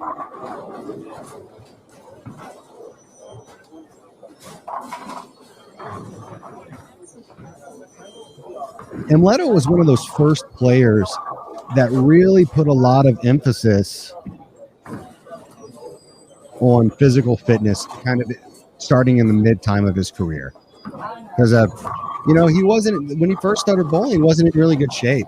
And then got in really great shape and has stayed in really, really great shape. His son is an amazing soccer player. So they're all about the physical fitness. And, now you look at the archetype out on tour and you see a lot of the bowlers now, they do put a big emphasis on physical fitness. And I would say the women's tour, the PWBA, these ladies, you never saw the guys before the block started on the lanes, on the approaches, stretching out, doing their stretches and their workouts, rolling their legs out. But you see the entire Singapore is a great example, right? They have a whole routine they go through before every block to get their body ready, get it warmed up. So there's been this huge, focus on flexibility and physical fitness and bowling, and I think it's absolutely fantastic.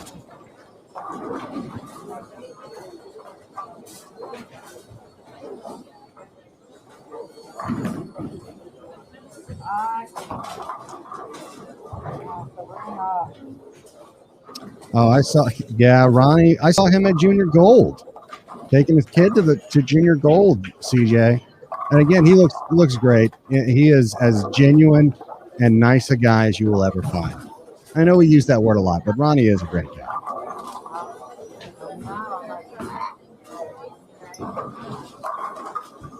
Yeah, Brandon Novak is certainly someone else to put on that list of non-lefties that have a very unique style. Yeah.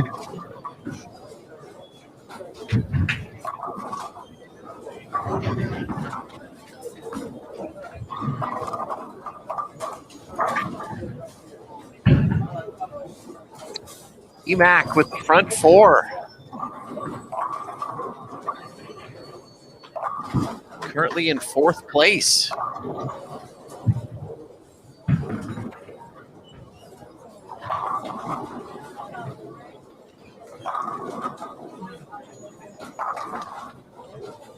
Maybe she'll be the one to make one of my predictions come true, Curtis.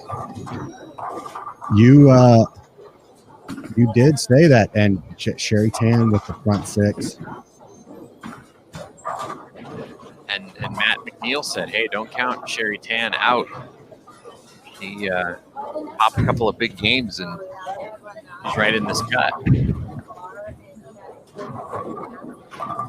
Oh, high flush. Right off horse. What up?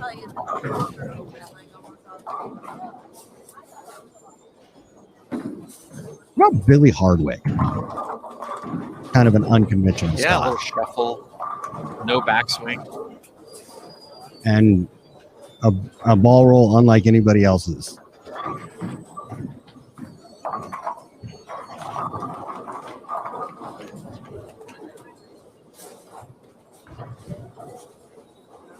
That does not surprise me, CJ, one bit. And it, like in the hotel, Leto would, if it was rain, because he always liked to run. If it was raining outside, would literally run up and down the hallways to get, especially if they didn't have access to some sort of workout equipment. He would run up and down the hallways if it was raining outside, and he was up before anybody. He always takes care of his body. He gets good sleep, puts clean food into it. Oh yeah, Danielle and Kelly, they take their physical fitness very seriously. Yes, CJ, you got a lot of them.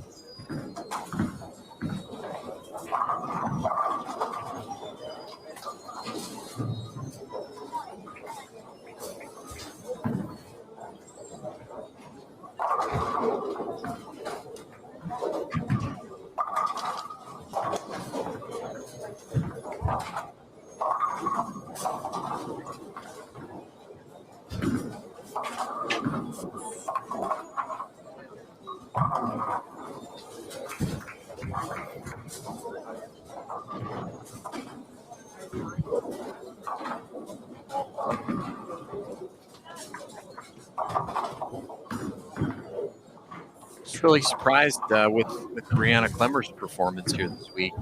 For somebody who's got so much versatility, she just hasn't been able to kind of figure out an answer for this pattern.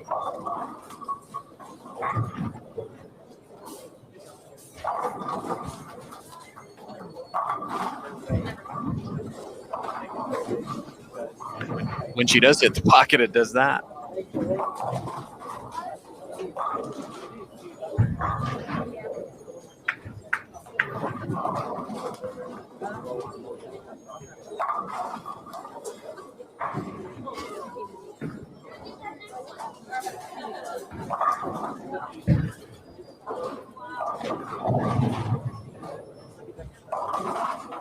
Anthony, the Lavery Spar brothers, is that who he's referring to? Yeah. Sean and Anthony. The Trabers, yeah. Dale and Dave Traber. Dale was one of those that you're like, what is he doing? And then he would just beat you. He's good. Still is, yeah. Talk about a guy that was really good up the boards. They had a great match on TV where they They bowled did each other. in Michigan, wasn't it? Yeah, I mean, that was intense. Taylor Lanes. You could tell like they did not want to lose to one another. No, they did not. Mike Fagan, yeah, he was one of those. He changed the Michael Fagan changed the paradigm in a lot of ways, as far as swing playing and what your physical game was. Although he does get credit for how great of a bowler he is. He's phenomenal. I guess he would be unconventional. And if you're going to throw him out there, then Pete Weber would be unconventional too. I mean, have you ever tried to make your backswing go 90 degrees to the floor? It's not easy. It's impossible.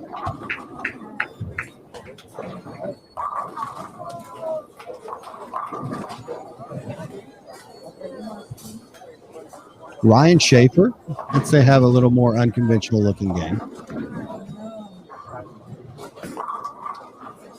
Yes. Brent. Scott Beavers.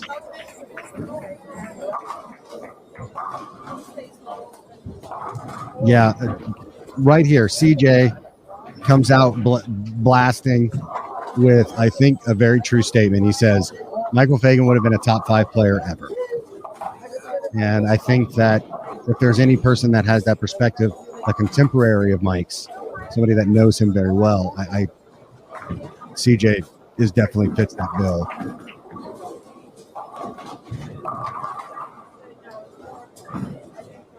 Mike just didn't like bowling on television. He just never seemed comfortable on television. And, that's part of the deal. If you want to be one of the all-time greats, you got to figure out how to get comfortable on TV and win. The answer is make a lot of shows.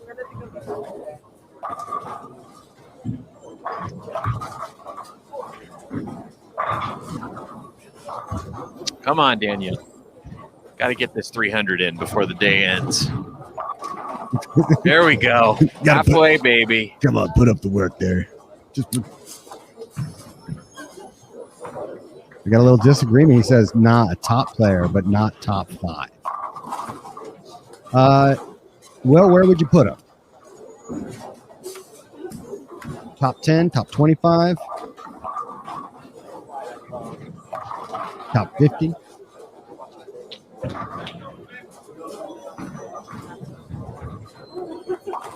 Yeah, I mean, top 5 players ever. That's You're Walter Ray, Earl Anthony, Pete Weber, Norm Belmo. Duke, and Belmo. Yeah. Right. So if you'd have to be better than one of those 5. Tough sledding. Tough sledding. Yes, Robert Smith was. Maximum Bob was. And a person that had a front row seat to Maximum Bob's utter domination and ability to crush your soul, Jason Thomas. Yes. You say bitterly. Very, very quickly, yeah. I mean, we've had a lot of talk of Robert lately because of Jillian Martin. Robert Smith. Some of the things that Jillian's been able to do, Robert Smith is really the only example that I can think of. Coming out, Robert bowled a tournament against pros when he was 19, led the tournament. Yep. Went 20-4 in match play. Where did we see that happen recently with a teenager? That'd be Jillian Martin. So yeah, he had a lot of potential for sure. Yep. Okay, people. We're talking about top 5. Let's talk about Mount Rushmores of bowling for you. Who's in your Mount Rushmore? I think me and JT are pretty much in agreement here. It'd be Walter Ray, Earl, Belmo, Duke, Pete. And you could shuffle. You can make cases for any of those players to be the best. I mean, I would say the best bowler, although he doesn't have the biggest credentials, I'd still say it would be Pete Weber. A much harder question is the women's top 5 of all time. Oh, that isn't. Okay, so Liz Johnson, Carolyn Dorn-Ballard, Lisa Wagner, Wendy McPherson, Patty Costello. It's pretty good top 5. I mean, I think you might even throw Leanne in there. Yeah, I mean, Tish could probably fit in there. Alita Sill. That is a hard question. The really hard question is where do you Romeo? Where do you put Kelly Kulick? Oh, what? Oh yeah, I forgot about just simply. Where do you put Shannon O'Keefe? Right. And the problem is that little 12-year gap where there was not a tour. And so it becomes harder to compare apples to apples in that case, because you didn't have that crossover where you had competition like Carolyn Dorn-Ballard, for example, right? 2001, 2002, 2003. Carolyn Dorn-Ballard is bowling better than anybody on the planet. And then, obviously the things that happen. The Mighty Might. Yeah. Adamek and Robin, of course. Robin had one of the top seasons of all time. Absolutely. But so Carolyn Dorn-Ballard loses pretty much almost the prime of her bowling career as a professional, right? Yeah. And, you have a couple of, Ladowig, absolutely. She was absolutely amazing. A plank owner, if you will, for women's bowling.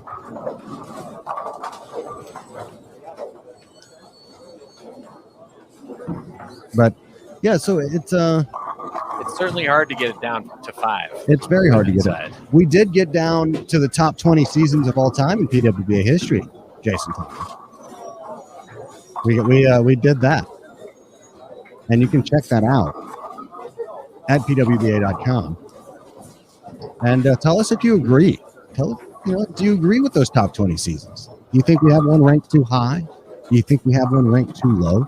Do we not include one that you think should be included?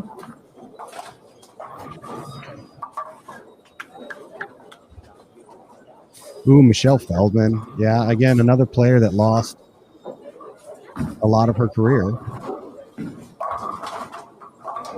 Obviously, Michelle was the first one. Yeah, I mean, when the tour went away, it was basically CDB and Michelle Feldman were the two dominant players. Yep. There were still a lot. I mean, Leanne Holzenberg was still great. There were a lot of young players like Neil Milligan who really were just getting started and then lost their nothing. whole career. Yeah. Fran says, but even that's somewhat debatable. I would love to know Fran. She'll never give it to us. She'll never give us the Rushmore, I would imagine. But I would love to know Fran's Mount Rushmore top 5, top 4 bowlers.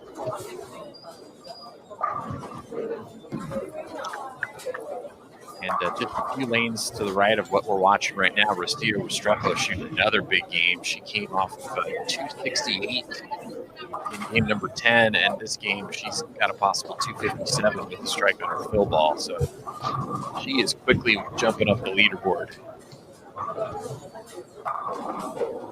Danielle McEwen still putting in the work, Jace. Throws 2 more strikes, she can make you get out of that chair. And I'm having a really good time here.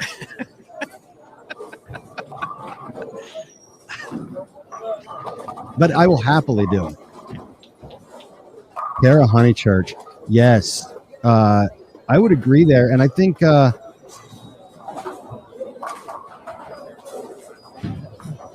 absolutely think a lot of people would agree. Come on, 2-pin. Ah, So yeah, I just had to talk about it. man. Tennille Milligan would have had 30 titles if the tour would have continued. Yeah, Tennille, pretty good.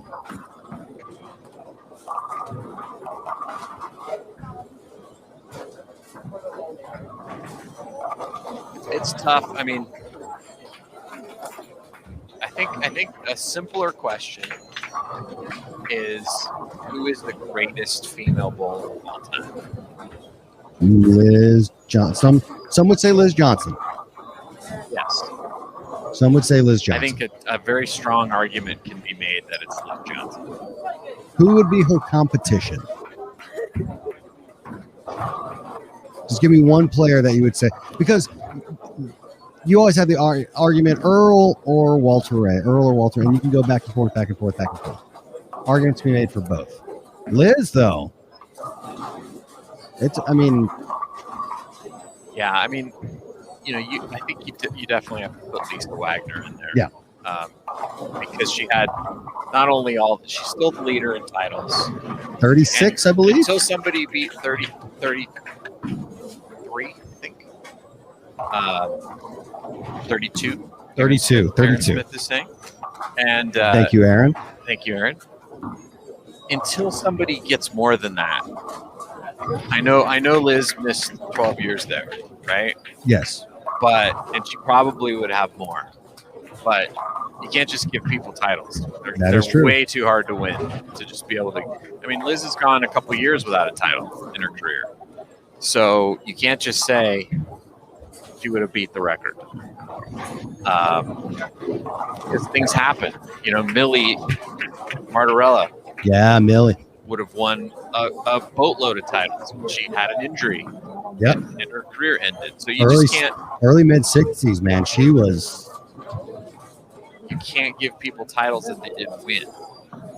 So I certainly think you can make an argument that Liz is the greatest of all time, with all the majors and all the titles that she has. And she's definitely high up on the list of all time. She could still get to 32. She could win another one this week. Good position for that right now.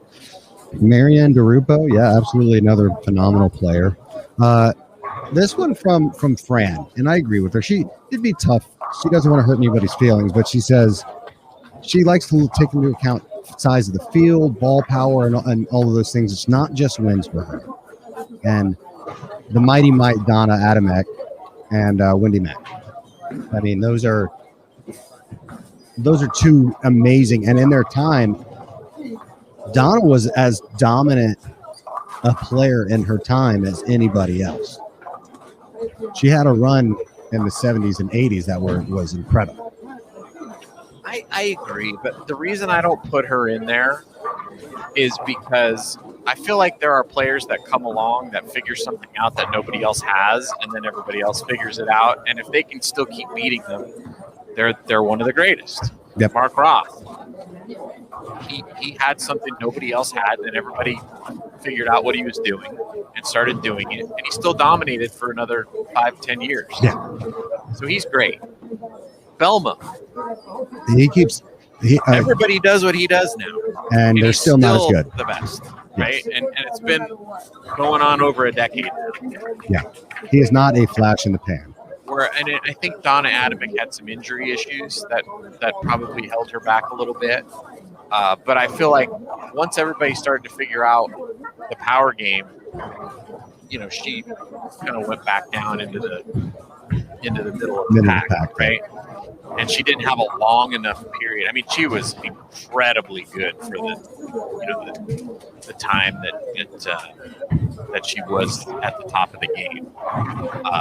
But it wasn't, sustained. She didn't have, the longevity of Liz Johnson. Yeah. Alita Sill, I mean, again, nobody can, you can make an argument. I mean, obviously, Tish Johnson, we also said, another one of those bowlers who had a way of kind of adapting as well and had stints of dominance as well. I love these. This is why sports are so much fun, because you get to have these arguments. And they're not, these debates. Yeah. Yeah, but I would have to say, for my money, my 5. Here we go. Okay, here we go. Lisa Wagner, Liz Johnson, Leanne Holsenberg, Alita Still, and Tish Johnson. That's a very strong top 5. That's my 5. I like it.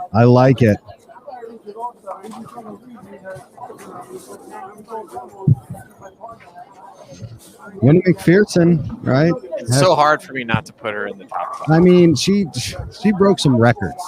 I mean, and she would have won a bunch more titles, which again, you can't give people if they didn't win them. But I mean, if you count the titles she won in Japan, she's right there with Lisa Wagner. Yes, but she won them in Japan. Right. So, man, that's a tough one. But then who do you take out of that top 5 to put her in? It becomes exponentially harder. CJ's going to give us his list. Oh, I love it. I think he's got a tie for first.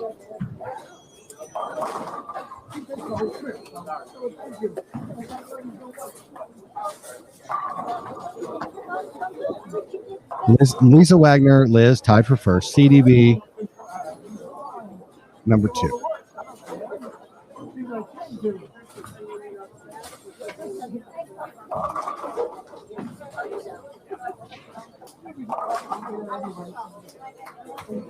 I love Dottie Fothergill. I actually had a chance to talk to Dottie for that project. And it was absolutely a wonderful conversation.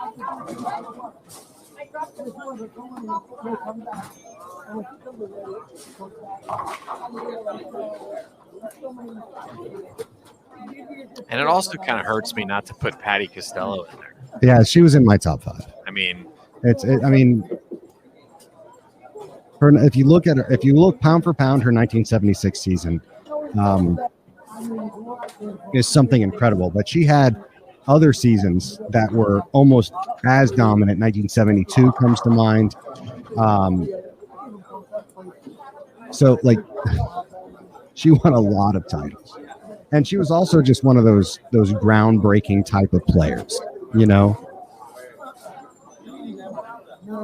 Yeah, for a time there, the 2 most famous bowlers in the world were Earl Anthony and Patty Costello. Yeah. And didn't she? She tried to bowl with the men. She did. Yeah. Yeah. That's another kind of. If you're interested in with the prize fund announcement earlier this week, kind of the gender equity issue. That's an interesting one to go back and look at, because she actually sued to be able to bowl on the PBA tour and never was able to.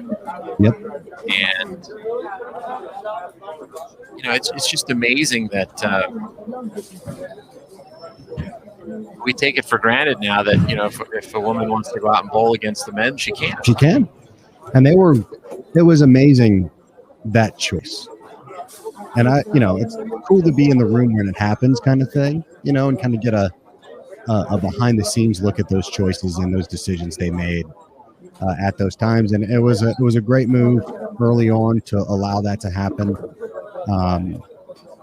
And then it births some of the greatest and most iconic moments in sports history that we have. Obviously, Liz, winning her title in was it 17?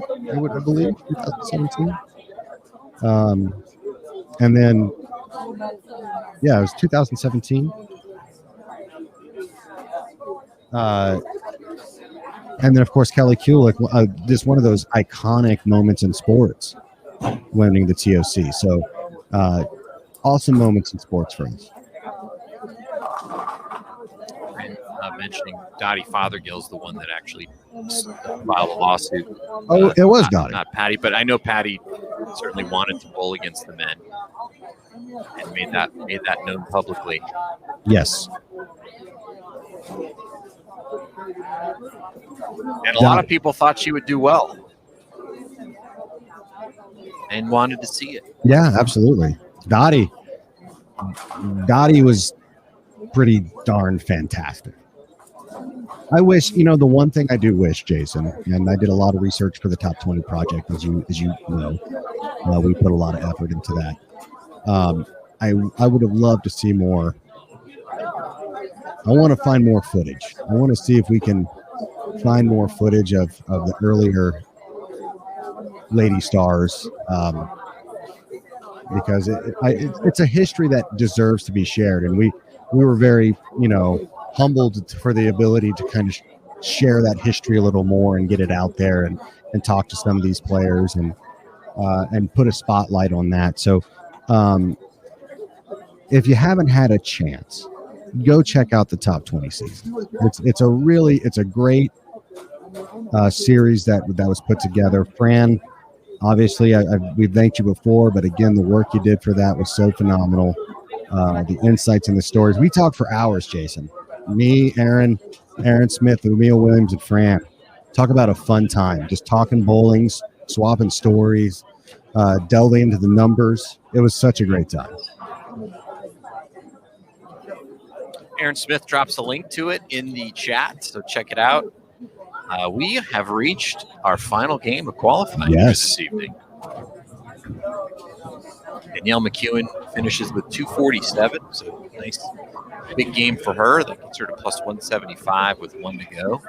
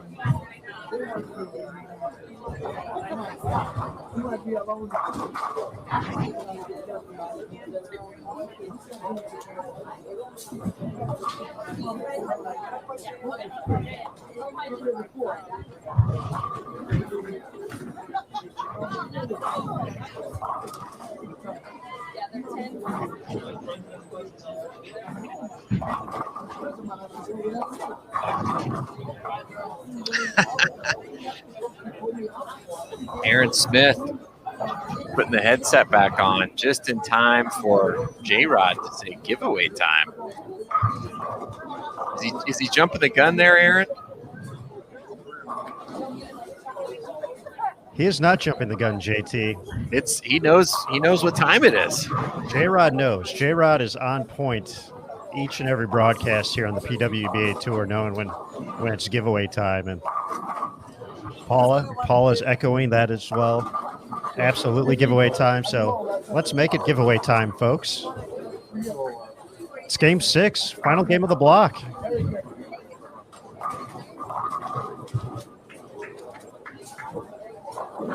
We can do that. We have the power. We have the tools. Giveaways happen. We have the technology. We have a giveaway. So, folks, a Bolt TV t-shirt is going to be up for grabs here once again. For those of you who have joined us here before, you know the routine. But for those of you joining us for the first time, It's going to work very easily. You're going to see a prompt in the bottom left-hand corner of your screen in just a moment. It's going to say a giveaway will begin soon. It's going to count down for about 60 seconds. But after that, in the same spot, it's going to say the giveaway has begun. It'll count down again, but that time you'll see a submit entry button pop up on the screen. So all you have to do is click the submit entry button and you'll be entered for a chance to win. If you are in full screen mode, we do suggest you take it out so you can see the chat and everything. Obviously, a lot of good conversation going on in the chat right now as well. So it's a good place to be in general. But we're going to go ahead and get that started here. So good luck, everybody. Wait for that submit entry button. And yeah, one lucky viewer taking home a Bold TV t-shirt. So good luck, everybody. And enjoy. Next giveaway should be an autographed JT Black Cloud pillow. When did I become the Black Cloud again? Yeah, you're not even doing it. I used to be, but yeah. I have assumed that mantle. Right. It's the main reason JT hired me. Exactly. I needed somebody to take on the Black Cloud role. Yeah. It's like when Batman got tired of, and his body broke down. Body's broken down for people beating me down over the Black Cloud. No, it gets into your psyche a little bit. You almost feel bad. Almost. No, you don't. You're right, I know. My favorite was team trials, and finding the 18-year-olds that had never been on Bold TV before, and you just kind of walk down there with your camera and stick it right next to them and say, "All right, kid, let's see you get the last three with me standing here." Bowl for the wheat with the camera around. That's right. And then you kind of found out what they were made of. Is this one to watch, or is this one pretender? Hey guys. Newsflash. Liz Johnson's still leading. 318 over. Now has put 78 pins ahead of Dasha Kovalova, 240 over, who is then again 65 pins ahead of Danielle McEwen, who has put together a pretty nice set. Listen to these scores. 258. Then goes 199, 197. Doesn't shoot herself in the foot there. And then 235, 247. That's how you get it done. So Gigi Mason, after shooting a .47 her first game, has just come out firing this block. 221, 191, 234, 237, and 211 for 136 over. That's how you get it done there, Jace. I'll tell you, if you would have told me after we watched that first game that Gigi Mason would be in fourth going into the last game, no chance. You would have taken all of my money. Absolutely. We felt like she was trying to shape it too much, and it just looked like she wasn't going to be able to get there consistently. She's doing something that's completely different than anybody. She's a good 2 arrows left of everybody else, and she's just opening up the flat part of the lane. Which is not, folks, that's not easy to do. Yeah. Rocio Restrepo rounds out our top 5 at 126 over. Has shot 268, 209, 201, 187. And I guess she must have figured something out because she goes 268, 257 for her last 2 to put her at 100 over. Daphne Tan in 7th at 107. Stephanie Zavala quietly just kind of putting things together. Another bowler that hasn't really shot herself in the foot too much. And 238 her last game puts her 103 over. Stephanie Johnson, hey CJ. Stephanie Johnson, 204 her last game, puts her at 95 over in 9th place. Erin McCarthy, a little rough block for her. Can't really get much done. 175, 204, 197, 203, 191 for 91 over. So she's kind of slogging it out there. That rounds out our top 10. Kayleen Folks, their local bowler here, 83 over. Bowled 180 her last game, but still very much in the hunt. A couple of big names right outside the top 12. Kelly Kulik is in 16th. Shannon O'Keefe is in 17th. Lindsay Boomershine is in 18th at 38 over. And then the cut line, Shayna Ung at minus 71. Chris, CJ, I don't think your cut number prediction is going to be correct. I don't see. At least he stuck his neck out there. Yeah, None of us absolutely. did it. Absolutely. So thank you. We appreciate you. Bowlers sitting right outside the number. Angie Ramirez, 75 under. So she's only 4 out of the cut. Sherry Tan, Jason. 195, 208. Then she goes 227, 210, 232. She is at 90 under. Looking at that 71 under and saying, hey, give me a chip and a chair. I can make things happen here. Sydney Brummett in 40th place at 114 under. It looks like the urethane hasn't given her the big numbers she was hoping for. 207 her last game. So that is the score update. Julia Bond will not make the cut. She is, I think she's pretty much out of wood, so to speak, at this time. She is at 100. Well, I mean, 169 under. I mean, she needs them all to even have a shot, and I just don't feel like that's going to happen.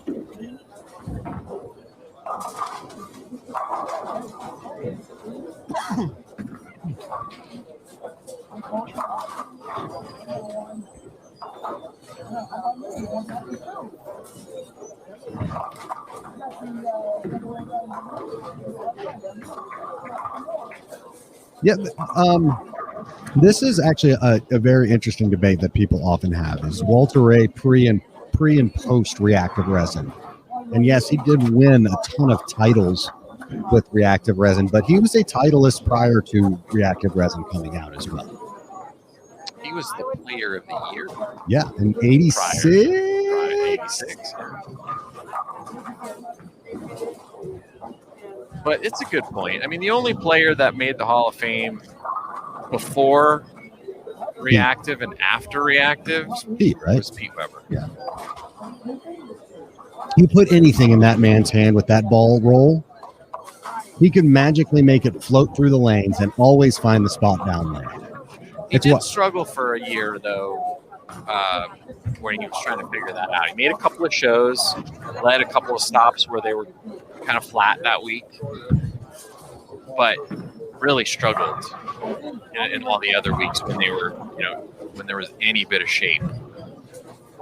And then he figured out how to just change his ball roll a touch, and he was Pete Weber again. Yep. But yeah, he was really the only player that had Hall of Fame credentials before reactive and after reactive.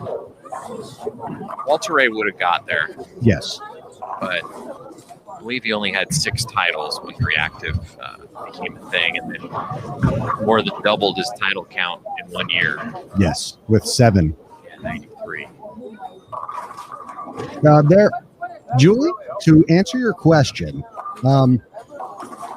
it's lagged, but you look at the junior ranks, and you're starting to see a lot more two-handed lady bowlers out there. And there have been a couple that have come out and bowled, but it's just not as prolific right now. Two-handed bowlers, lady bowlers. But obviously that number is going to go up. And it will happen sooner rather than later that you will see the first PWBA titleist that is two-handed.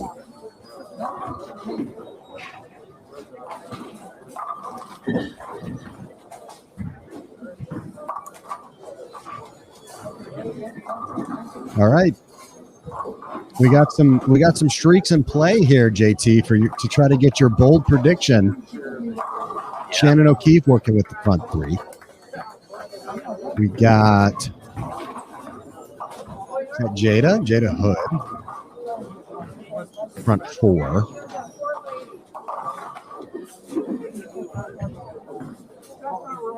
Danielle McEwen with the front 3.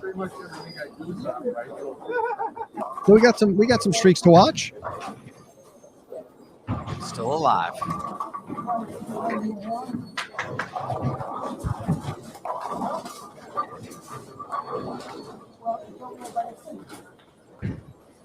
Yeah, John says accuracy used to count more. Now it's power.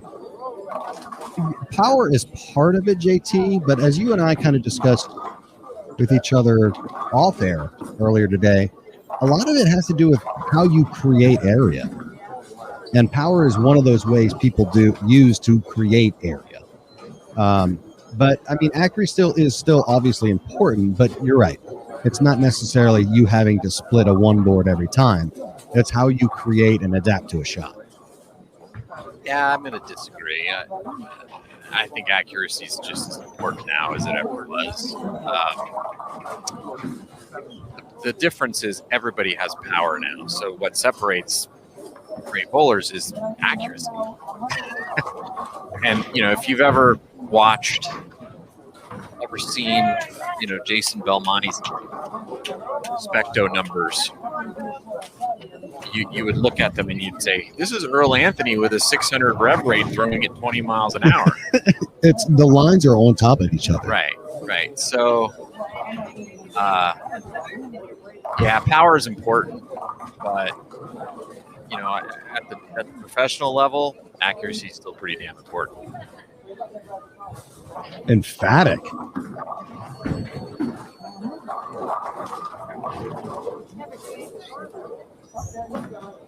Sabrina Groves here at the front 5.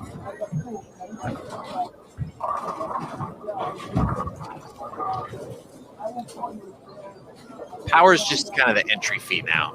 You have to have it in order to play.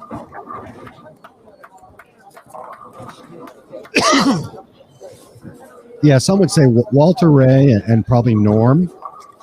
I mean, who is more accurate?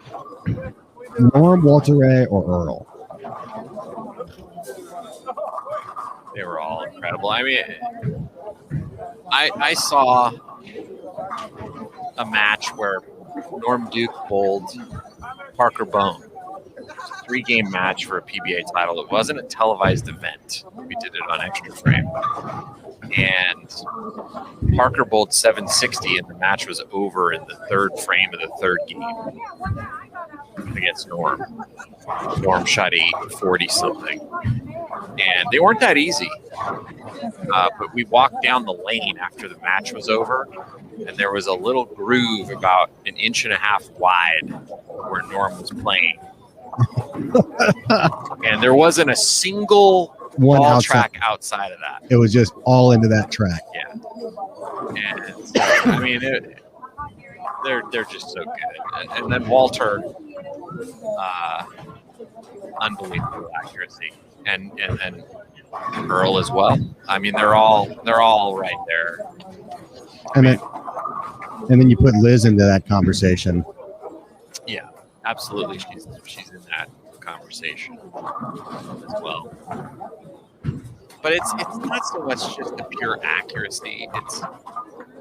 It's having the accuracy and also the ability to take it. We talked about Earl Anthony taking advantage of little opportunities. You find a little crack in the pattern, and he would exploit it. And in order to do that, you have to have tremendous accuracy. And all those players had that. And if they didn't have it, they wouldn't have been as successful as they were.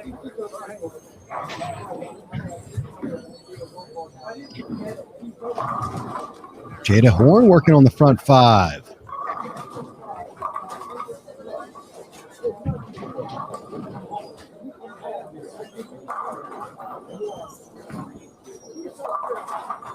She's sitting in 48th right now at 144 under, but is stringing some together.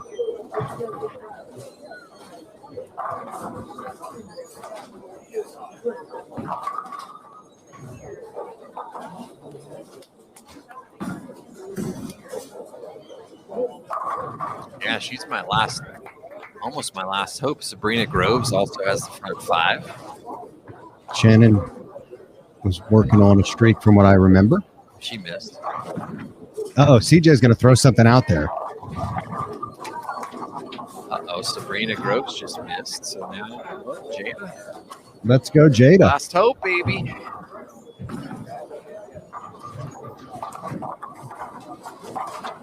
not gonna pick up a spare. Oh, you know what?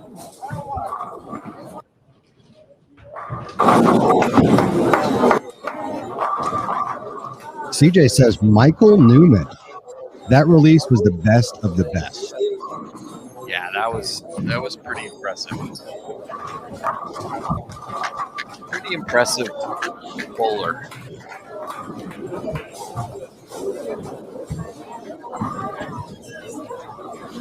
Mike Albee. Yeah. Incredibly accurate. Yeah, for sure.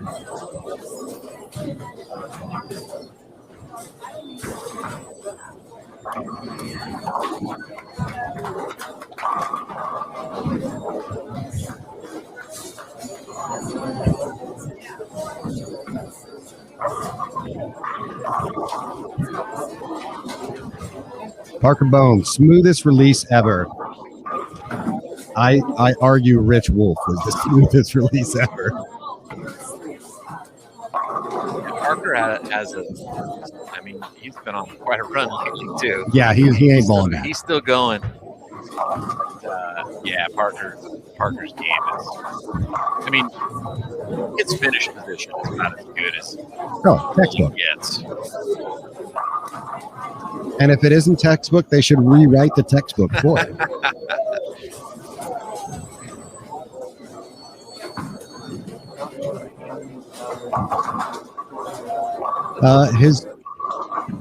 His kids ain't back. I don't know if you knew that. All three of them now. Yeah, that was fun to watch, that junior gold. That was a great match between Brandon and Edgar Burgos. And they've been going at it for a long time. I really enjoyed the sportsmanship of that, the interviews that Mike Flanagan did with Edgar. I mean, Edgar just, I loved that interview with Edgar after the match was over. It was just, I think it's what the sport is all about. Just tremendous respect for his opponent. He was happy to have been a part of it. He knew it was a great match. He knew he bowled well. Thanked all the people that helped him get where he is in his career. It was a great interview, and it was a pleasure to watch. And then Brandon, I mean, you know a little bit about this, and I do as well. Obviously, my dad wasn't a bowler, but he was very successful in business, and your dad is in the Hall of Fame. It's just intimidating having to follow in your dad's footsteps when they've been that successful at something. And 100%. And I'll tell you, there was a little moment there at the end, if you go back and watch the show, where Parker, he didn't want to have anything to do with taking the spotlight away from his son, but he wanted to be there because he was just so proud of him. Oh. And there was a moment where I think he didn't know if anybody was looking at him, and you could tell he was welling up with pride. And it was great. He told me that only one bowling moment in his career compares to watching his son win junior gold. So his personal experiences only rarely ever came as close to the pride he felt watching his children. Yeah, it was awesome. I enjoyed watching him watch his son. Tori Torgerson getting a reference here in the Bowl TV chat. Yeah, he could get a better way downtown, as Aaron Smith would say. Jada Horn still keeping it alive for you, JT. Is she going to make me move from my chair? I sure hope so. I do too.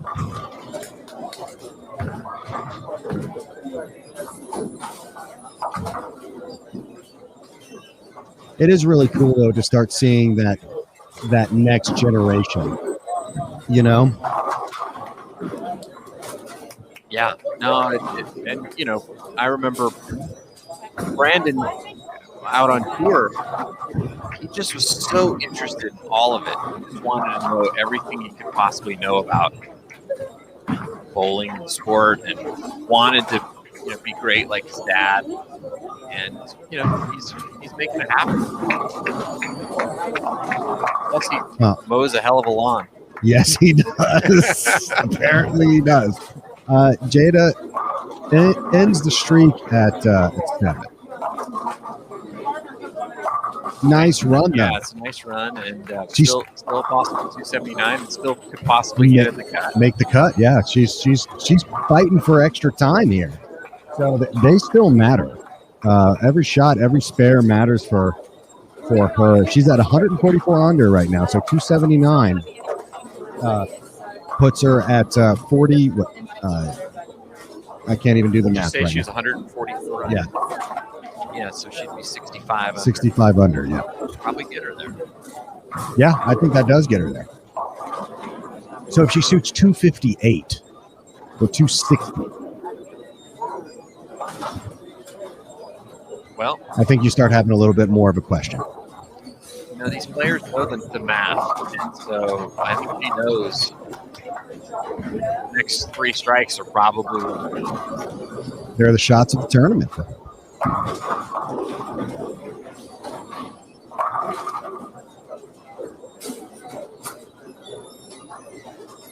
Got Brian. Got Brianna Cote. See, actually, what Brianna Cote is doing right now is important to Jada because she's close at the number. She's at 107 over and can shoot 260.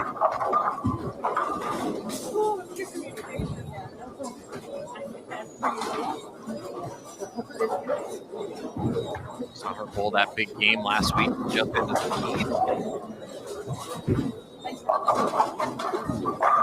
Comes in And triple 4. a little high there.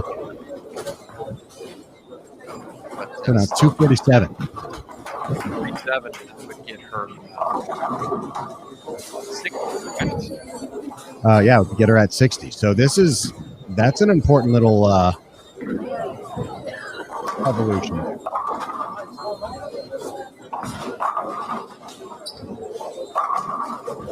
Abby Ragsdale also on that pair. Looks like she's going to invariably punch her ticket.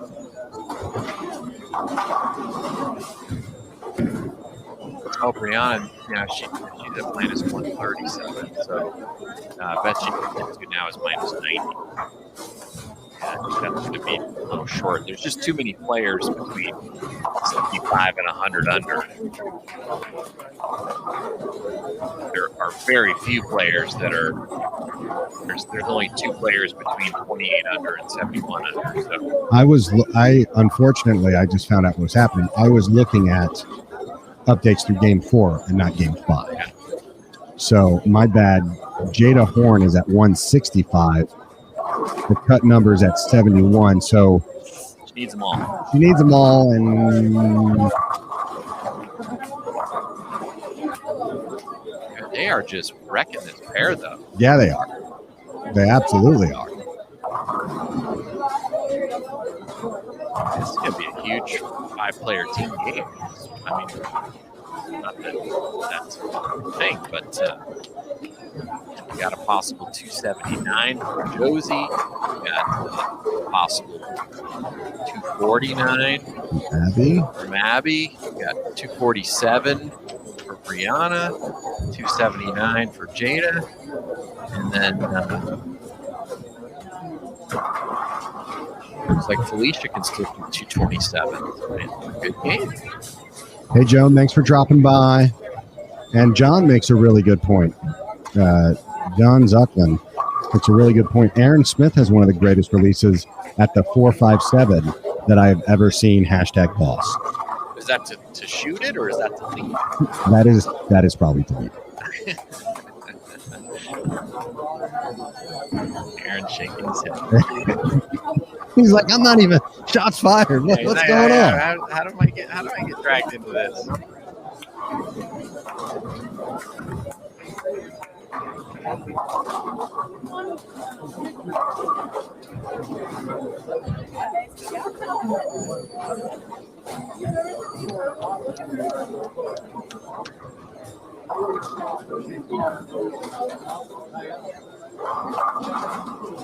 Josie's at 149 under.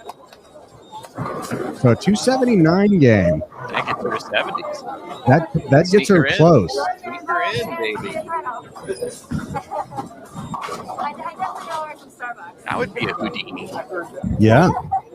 Well, by the way, that head high and seeing you guys. Yeah, that's one of the ones where you kind of cross and see your name on the sheet, and you show up tomorrow for the finals, and she's there, and you're like, What happened? Why are you here? It's like if you stopped watching the Atlanta Falcons New England Patriots Super Bowl in the third quarter, you're like, oh, they got this 28-3. They got this wrapped up. And next morning you see Tom Brady smiling on TV. It ruined the franchise because they have been awful ever since. And I'm a Saints fan, so I love every single bit of it. Yeah. I mean, that was the most improbable thing ever in sports. 100%. And I couldn't believe it as I was watching it because I'm like a probability guy. Yeah, you are. You absolutely are. So I'm looking at it and going, there's no way that they can do this. It's like a zillion to one. Yeah. It's like a 1%er. Yeah, that was. I mean, probably less than that. Way less.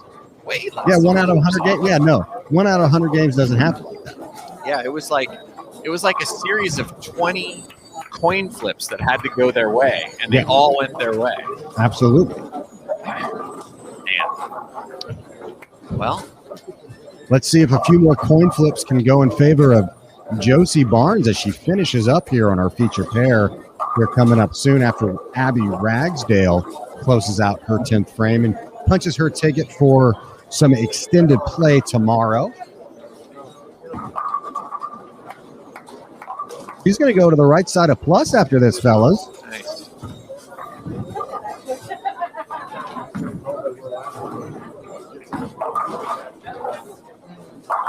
Part of the band.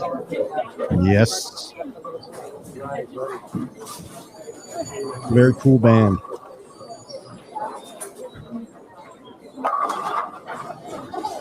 Jada, though, she's going to need them all she just got to leave it all out there, right? And let the numbers fall how they fall.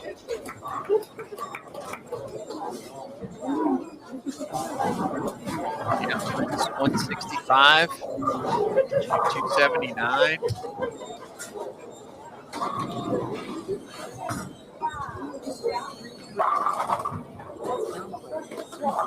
Minus 86. Those could get in there. I mean, 86. I mean, it's a long shot, but I mean, it's not out of the number. That's not out of the question. But she needs them all.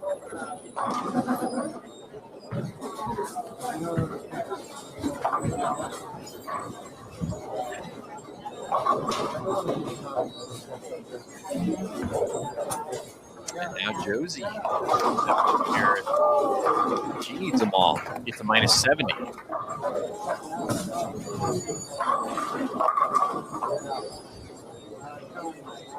Nice pair here. This is some excitement right here. All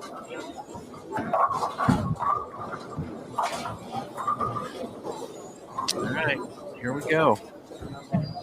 Ada with the miss. Probably going to leave her just a bit short. Yeah, I mean, you would imagine. Josie. Oh, come on. 7-pin. man. Uncooperative 7-pin there. Gonna put her 250s possible now. Yeah, and that's light. Yeah, I think that's going to do this. Really needed that one to have a chance.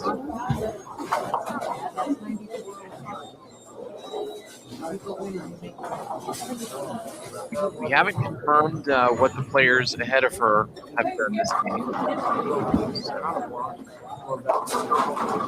Not quite over yet.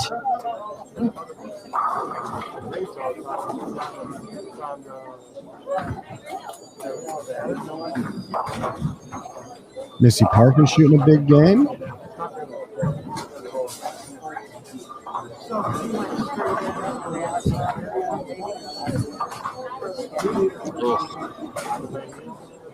Well, maybe I think now it is over. That miss. Yes, that is. And I think she, I think she knew it. I think she was she thought, hey, if I can double here, I got a chance. But that first one doesn't fall. You lose 20 pins. And It's over. she's Because she was cutting it close, even if she gets them all. right.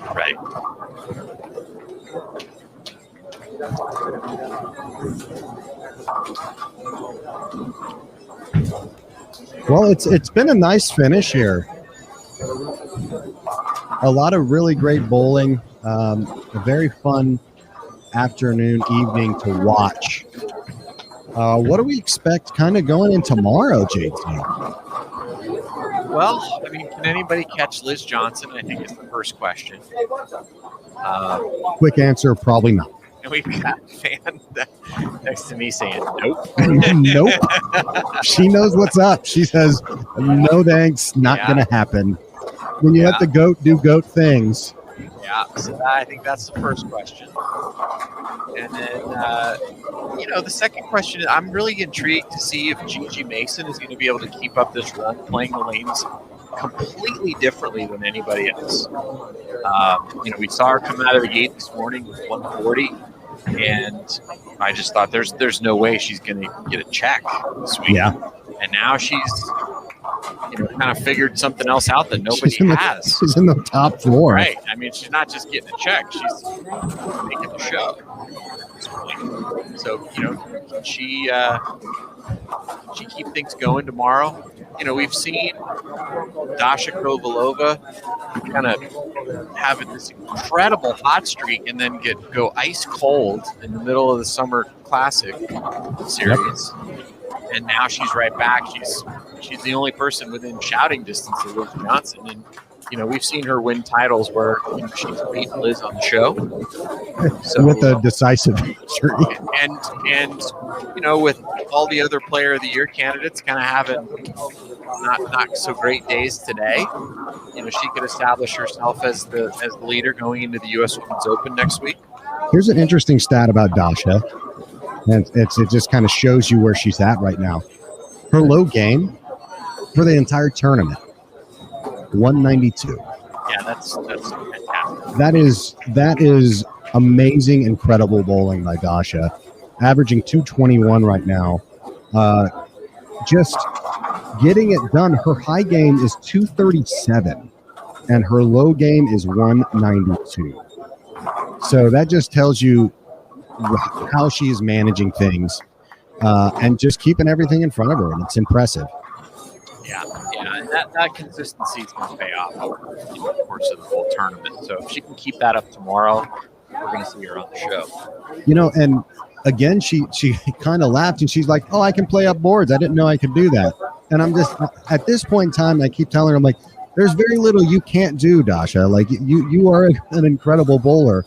And again, she credits it to her spec change.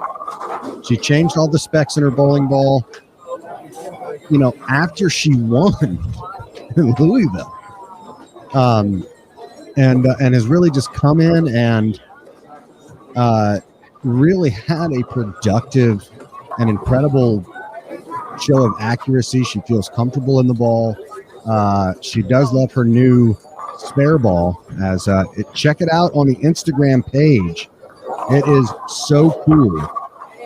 But yeah, I love seeing Dasha bowl great. And we could have another Dasha Liz Johnson television matchup. Yeah, for sure. So I think that's really what we're looking for tomorrow. Can some of the players that are hooking the ball, that have had good blocks today, tonight. Stephanie Zavala had a nice block. She's going to have a chance tomorrow. Erin McCarthy has kind of been hanging around all day, and I think she's got a good chance at it. But who's going to fill out those other two spots? I think is the question. Apparently, Misaki Mukatani shoots 266 and fulfills one of my hot takes. She's going to get to the right side of plus JT, and she's going to make that cut. And she was my player. One of my players I picked said that she was outside of the cut and was going to make a charge. And that was after she goes 170, 160, 160. And as soon as I said it, 2-0, 220, 260. So you're welcome. Yeah. Misaki. Danielle McEwen finished with 257 that game, so that's going to get her even closer to the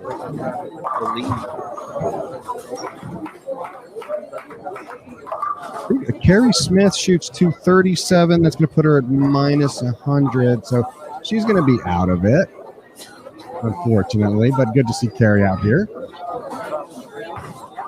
Yeah, and I'm a little surprised. I thought she might be somebody who could play pretty far to the right and just kind of yank it and have a nice ball reaction on this. But, it's not as easy as it looks. No. Sitting back here.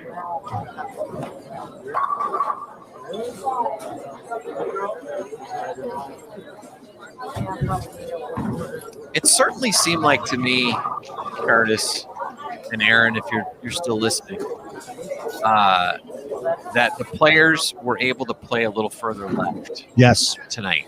Absolutely.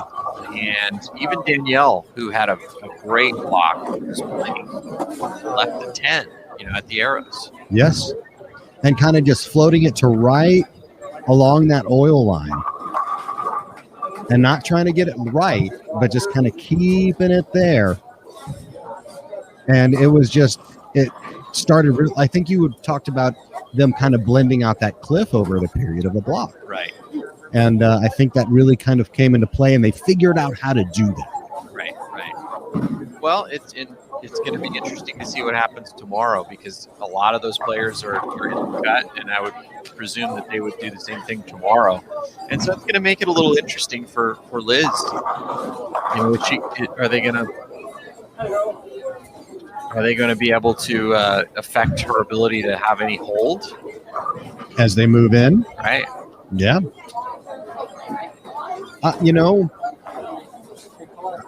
I think that's where Liz has so many tricks in her bag to keep things in play and keep things in the pocket. I think that she'll be able to, whether it's loft or angle, whatever she needs to do, I think Liz will find comfort out there still.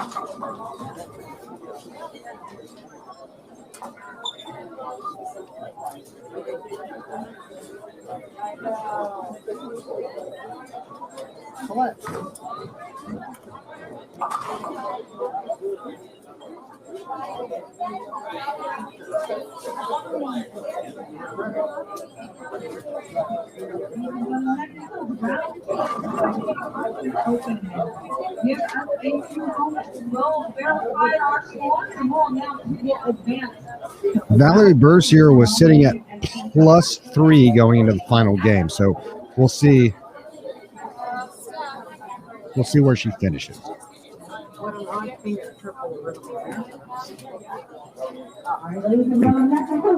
interested to see how Kayleen Folks finished. Yeah, no, that'll be a great story to watch tomorrow as well. It's a local player. It's always fun to watch when a local player makes a run at a show. She'll certainly have some hometown folks get it, cheering her on tomorrow.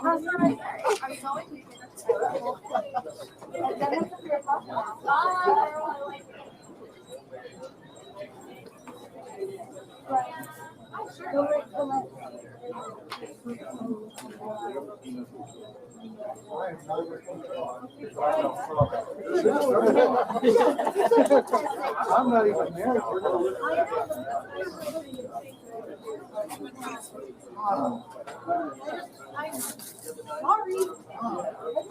Just because I'm like, I was talking a lot of that. Not me.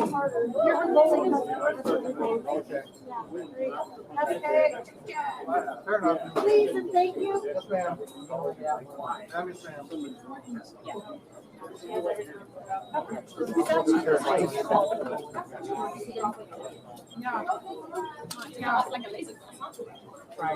You're lazy?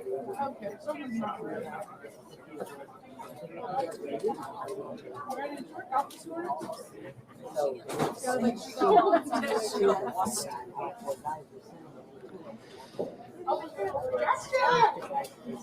All right, folks. As we wrap things up here, we will stick around.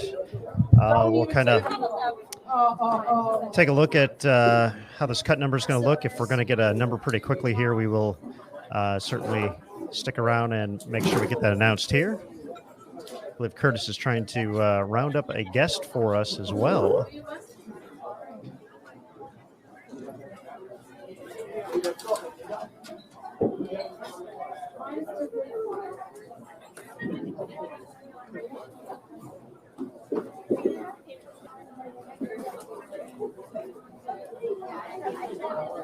Bowling fan, don't say the Jim Stefanich word.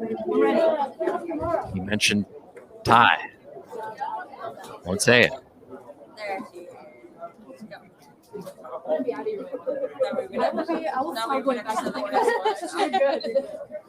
All right, folks, it looks like our guest is ready to join us here. So very excited to welcome in Danielle McCune to Bowl TV. So let's bring her in right there. Danielle, how are you doing? Great performance out there today, especially in that second round. Outside of a couple of 190s, everything else was just big scores out there for you. Talk a little bit about the differences from block 1 to block 2 and how you were able to take advantage of those big games out there. Yeah, this morning I didn't have a very good look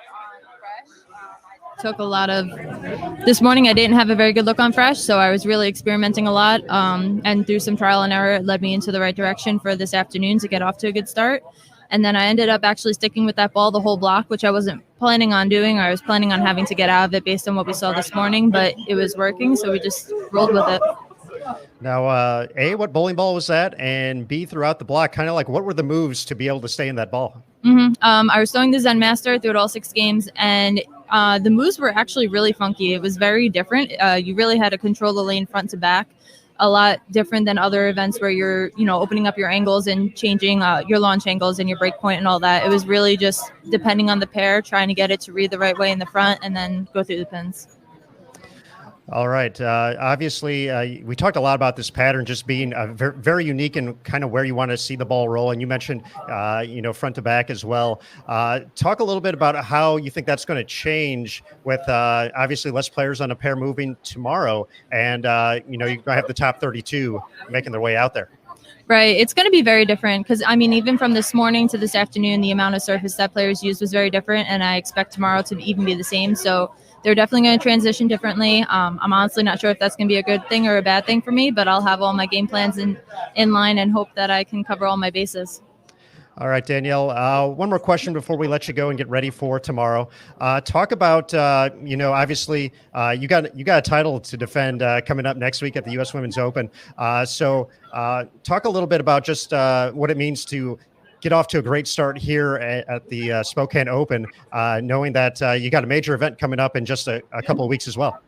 Yeah, this week, having a good, successful weekend here would be great going into the U.S. Open. I feel like the last couple of events have been going pretty well for me, so I'm just trying to keep building my game and building my confidence off of that and keep moving forward. All right, Danielle. Well, once again, a fantastic performance out there today. So we're excited to see you back on the lanes tomorrow. Great bowling. And thanks, as always, for joining us here on Bowl TV. Thank you. All right. Thanks, Danielle. All right, folks, that was Danielle McCune joining us here after a phenomenal performance out there at Lilac Lanes. We'll see if we have anybody else joining us here or if we'll be wrapping up the show. But as we're hanging out here on Bowl TV, just a reminder for the times coming up tomorrow. So you're going to see Danielle and the 31 other players who will be making their way to the Cashers round starting at 1 p.m. Eastern time. So another 6-game block, 32 top 32 players advancing onto that. Double 6 games, 18 game totals over the course of 2 days will determine the top 12. Moving on to that next round, that's going to be at 5:30 p.m. Eastern time. Another 6 games, and then 24 game pinfall totals will determine our 4 players for the stepladder finals, taking place 9 p.m. Eastern time. So once again, we're on the West Coast, so it's going to be a little different as far as, you know, the time. We're usually at 6-7 o'clock range for most of the year. Been a lot of Central and East, but we're on the West Coast now, so we're doing cool things. Staying up late here in Arlington, Texas, to bring you the action. Still waiting to see if we got a cut score perhaps on the way. We got JT lined up. Let's bring in JT. He looks ready to go. There he is, JT. Yeah, no more guests, but we are going to stick around to see what our cut score is and if we had any ties. Okay. We're praying to Jim Stefanich that we don't, but want to confirm that before we didn't see what the actual number was because we were up on the high side and there were a bunch of players that were close to the number on the low side. So want to stick around until we have our final score before we sign off. I found it funny that after as much fun as we've had here on Bold TV, that Curtis had to pull the quick duck out as he realized he was in the shop. But well, yeah, where we're stationed, we're right next to each other, but you know, the only way to get out because of the crowd is behind this chair. So I've figured it would be me that would be the one that would get caught doing it. Photo bomb. But yeah, Curtis ended up making an appearance. That's it. I ruined the show, guys. Sorry. Wow, that happened a long time ago. when I came on. We were averaging $160 way before that happened. That was about frame 3 of game 1 when I came on the show. But no, we're going to stick around and get the final cut score before we sign off. And if there is a tie, we'll cover it here for you on Bold TV. good old Jim Stefanich. That's right. I did actually, when you mentioned it earlier, I did go and watch the video. Pulled up the quick highlights. So very, very smooth style, as you said. There's Curtis right there. And but that last shot was something else. So it was fallback, baby. Trip 4. That it just caved it in, and then he caved just like the pins did. He did. It was great. And then everybody ran out, and I think he won a Mercury Cougar and $10,000. It's gonna buy a lot of gas money. Yeah, a lot of Mercury Cougar. That was the car of the year. That was the car of the year that year, guys. Hey, that's my Cliff Clavin reference of the night. Speaking of money, everybody needs to, if you want to improve your spare game, go out and buy the Dasha Kovalova spare ball. It's awesome. And you know what, JT? She gets, you're benefiting a young artist in Dasha Kovalova. Yeah, no, I totally agree. In fact, Tennille Milligan, her daughter turned 12 recently, and she commissioned a drawing of her daughter as an anime character. And that's incredible. It was her daughter's favorite birthday gift. And so my daughter's into anime as well, and so I told Dasha, I said, hey, when my daughter's birthday comes around, we're doing the Tennille gift, right? And she's like, awesome. And I was like, I'm paying you for it. I don't care what it costs. It's worth it. So yeah, I mean, you should definitely support what she's doing from an art standpoint. I'm not gonna lie, not to brag here, but I have 3 original Dashas at my apartment right now. So yeah, humble brag right there. Originals. Awesome flex. I'm for it. Yeah, it is. And she actually on Instagram has a separate page for all the artwork as well. So folks who obviously she has the bowling page as well, but also has a a page specifically for her artwork. So it really does phenomenal work. The Medusa Spare Ball is the one we were talking about. If you actually go to her pages, she gets to see it for the first time this week. So she gets to kind of see the whole ball for the first time, take it out of the box. Very cool moment. You saw the emotions of it come out, knowing that hey, that's my artwork on a bowling ball. That's super cool. Yeah, it's even got her signature on it and everything. So you made it when you get the ball after you. You have your signature series. You had the 5-star, you had the Dick Weber, you had Belmo has his own ball. And now Dasha, she has, that's rare air right there. And hers is by far the coolest. Oh, 100%. It's not even close. Sorry, Belmo. Belmo's hooks more, but hers is cooler.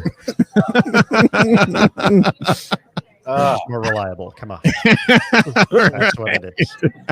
Hey, I saw her. I saw her scratch down some 10 pins that, by all accounts, she's like, I should have missed that. It's the spare ball. So. Well, and that had to be a big part of her day too, and thinking about how consistent she was. Obviously, she was finding strikes throughout the block to, pop all those 220s and 230s out there. She never had the big game. That was the crazy thing for all the players to hit a big score. She really wasn't one of them, but she was so consistent throughout the course of the block. Guess what she shot through last game? Was it 222? I think it was 223.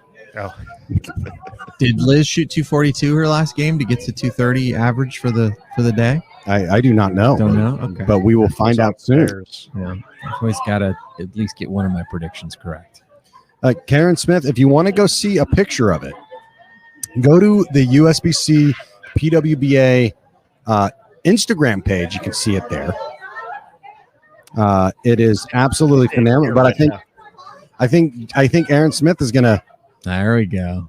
Oh, there we go. The color balance is doing things, Curtis. It hurts my eyes, Aaron. Go check it out online to see it, and it's all its real glory. Better picture.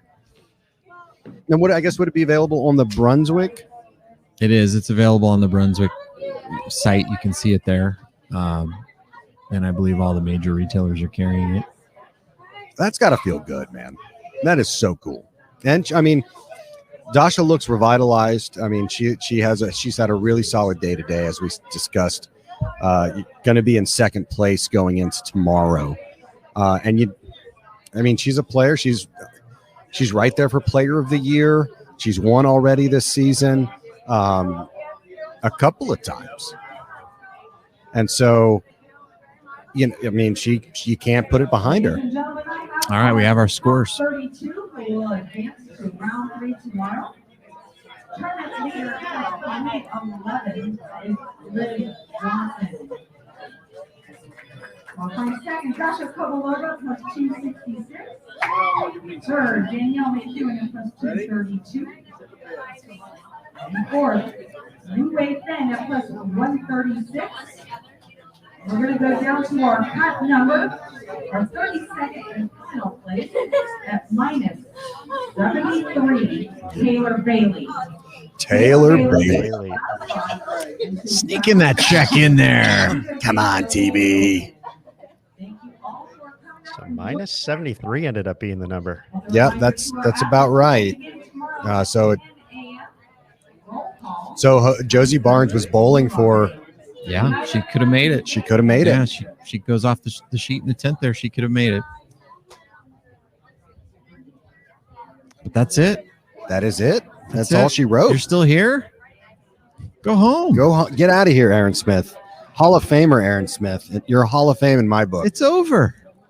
It is over. And I'm going to write a quick recap about it on PWBA.com. But if you want to find standings, as soon as we wrap up here, I'm sure it's going to be up here probably before we're even done with this broadcast. PWBA.com, the place to be to find out the final standings through 2 rounds. So we'll have that quick recap available, PWBA.com. Liz Johnson leading the way, Dasha Kovalova in second, Danielle McEwen moving to third, Taylor Bailey earning that final spot at minus 73. So with that, we're going to go ahead and give a couple thanks before we head on out. Of course, the USBC and BPAA and their board of directors for their continued support of the PWBA Tour. Kegel and Curtis. Curtis is not the official lane maintenance provider, though, the PWBA Tour. Kegel is, however, so big thanks to them. JJ out there this week doing his thing. Of course, our PWBA Tour athletes for their, continued dedication to their craft and always putting on a show, being great ambassadors for the sport of bowling. And, of course, for you folks still hanging around here, waiting for that cut number, hoping the legend of Jim Stefanich will grow even more so. But not tonight, folks. Not tonight. Maybe tomorrow. We'll see. But thank you again for being part of the Bowl TV community. We really appreciate the opportunity to bring you this coverage week in and week out on the PWBA Tour and across all USBC short duration events. So thank you for being part of the community. Finally, for the PWBA staff and the staff over at Lilac Lanes and Casino for their hospitality this week. And, of course, the support here from the IBC staff. And finally, the Bowl TV team. For Curtis Von Kruger, Jason Thomas, I'm Aaron Smith. We're signing off for tonight. We'll see you at 1 p.m. Eastern time tomorrow, round of 32, to get down to the top 12 and eventually the step ladder finals, 9 p.m. Eastern tomorrow night, right here on BowlTV.com. But, folks, we're going to call it a night. We'll see you tomorrow. Take care. And remember, as always, on Bowl TV, bowling lives here.